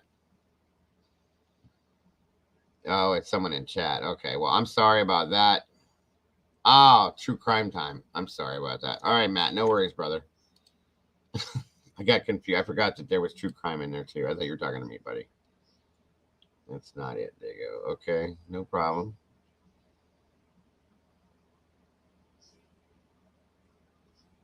No, I get it now, guys. Sorry. We have the same name, kind of, so my apologies. I should have maybe looked a little harder before I started running my big mouth again. That's what I'm good at. According to what I've been told, at least. Saw Dago's hair stiffening up, huh? That's interesting. I got some gel in my hair. Spicy sauce. Not too bad. Hard to read chat while streaming. A little bit. And that's the whole point in true crime channels like this. We're supposed to talk it out, go through the details. That's a fact. That is exactly it. Thank you, Lisa. And to listen to both sides of it too, guys. That's the other side of it. I have no problems hearing somebody tell me why they believe that Brian Kohberger's guilty. None at all. None. In fact, I listen and try to make them make sense to me, and with everything we've seen. They just don't, I'm telling you guys, I've told you this before. I want him to be guilty so this can be dealt with and be over with. And I want it to be a fair trial. And if he comes out guilty, I will be standing in line with my torch and my pitchfork waiting to deal with it. Okay?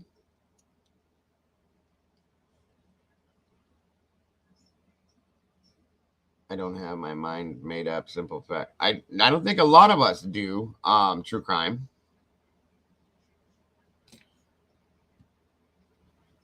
With what the coroner said, does that reflect any truth to you that they were on the bed? I don't think they were. I don't.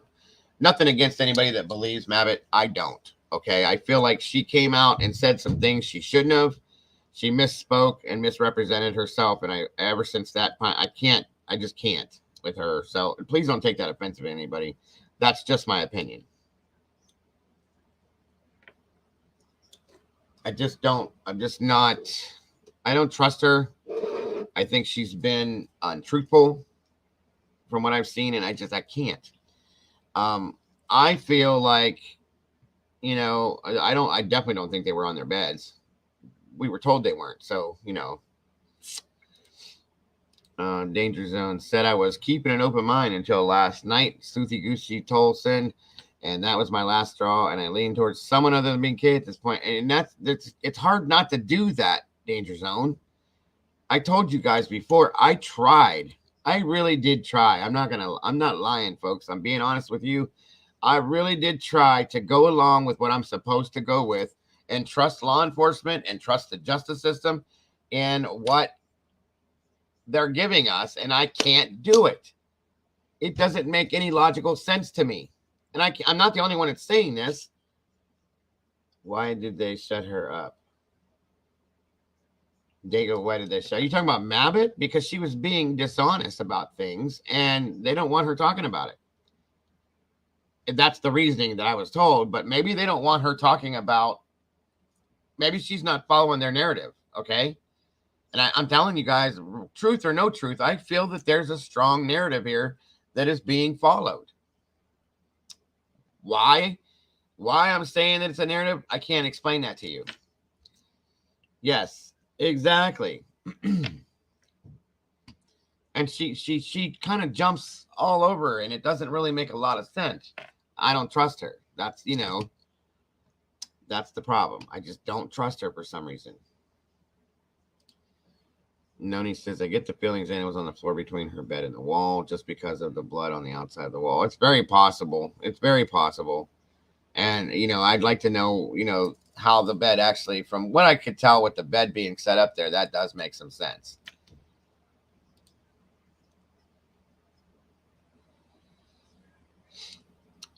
Yeah, that's exactly it right there. Commercial Zone says, look how nervous Fry was when he was talking. I don't think they liked Mabit opening her mouth. I can agree with that one.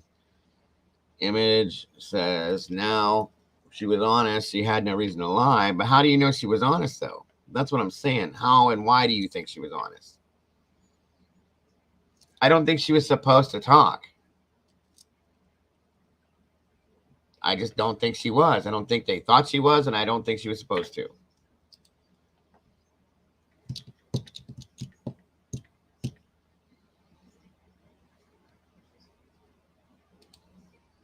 Not that. Nikki says it's impossible to make this fit. Yeah, impossible. I can agree with that. Not that, Nikki. I really can. We've tried. We have tried multiple different puzzle pieces to fit this together, and none of it is making any sense. I'm sorry, but it's not.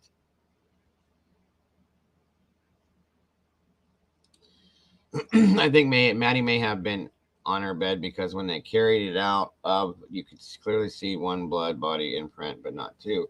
Well, and that is because the way that it was stated, Lisa, was that Maddie was in the bed and that Kaylee was laid over top of her, like as if she fell there or was pushed there or something like that.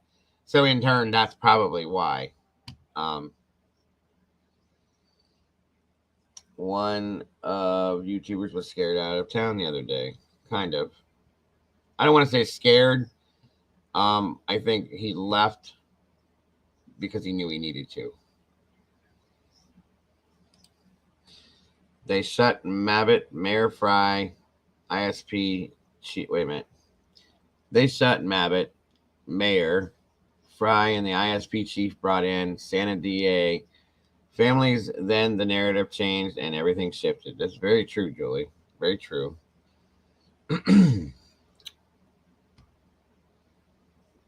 Dang sure it wasn't proper procedure for her to speak first. That's a fact. That's a fact. I think that's what the problem is that they have with her. And Noni says they probably didn't expect the coroner to be asked to give an interview. No, they probably didn't, but this was a huge case. They should have figured something like that was going to happen. And she wasn't warned not to talk. So, you know, that's a fact, because she probably didn't think it was a big deal, mainly because it probably doesn't happen very often.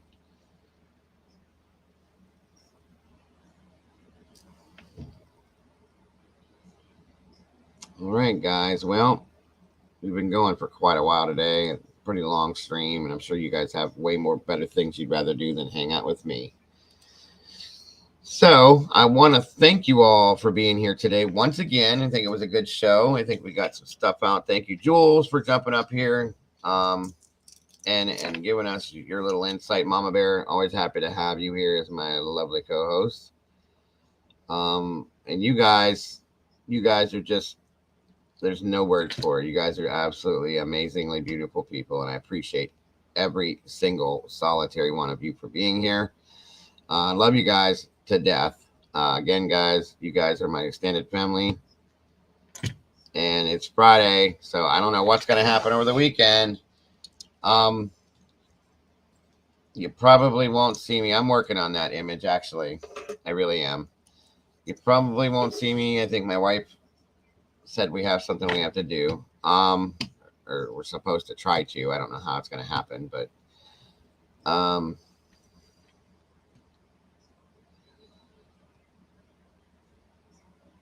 what's that? Nope. I'd hang here if you were here, but since you're sitting down, I'd be heading to CJ. Okay, gotcha. No problem. But again, I love you guys to death. I hope you guys have a great rest of your day. And if I don't see you, I hope you have an even better and most amazing weekend. I will miss each and every one of you guys so much. I probably see you in other channels, very likely. And if you do see me, just say hey. That's all, because I love you guys. Don't forget to love yourselves and love each other, folks. Don't change a thing about yourselves, because you are the beautiful people. I do love you all so very much. And I'll see you on the other side. Bye-bye.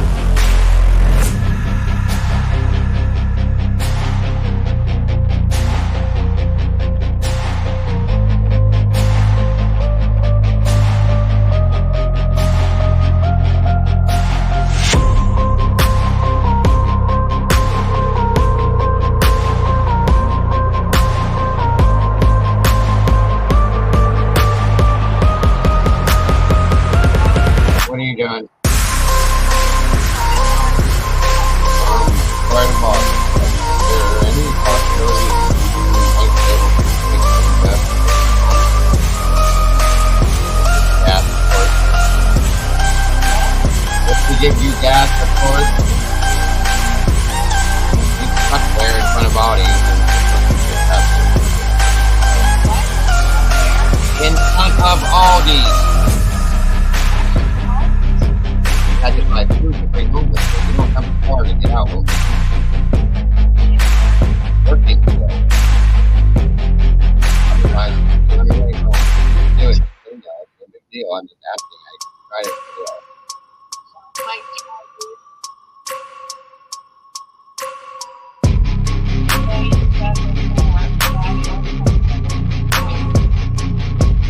That's funny to get gas. Well, I would not expect it to not take it coming all the way out there.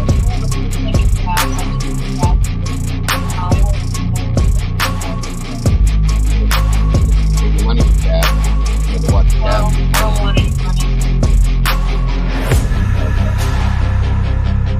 All right, then I will let her know. Thank you.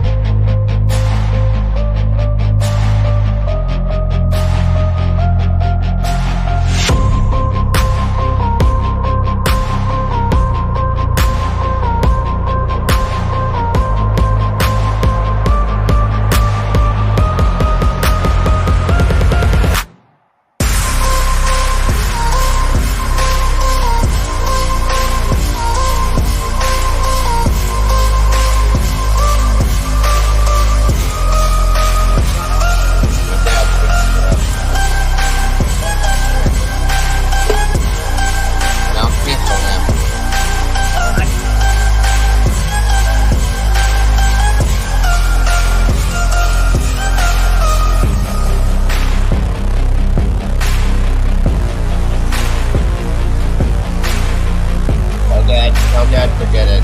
Figured it out. Tell Dad, forget it. Figured it out. How do I do what? Try to find her a ride home?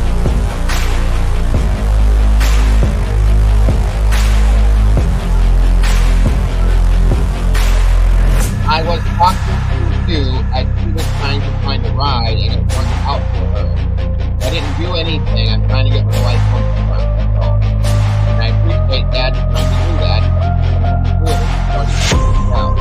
And we'll be there in 15 minutes. Okay? I appreciate it.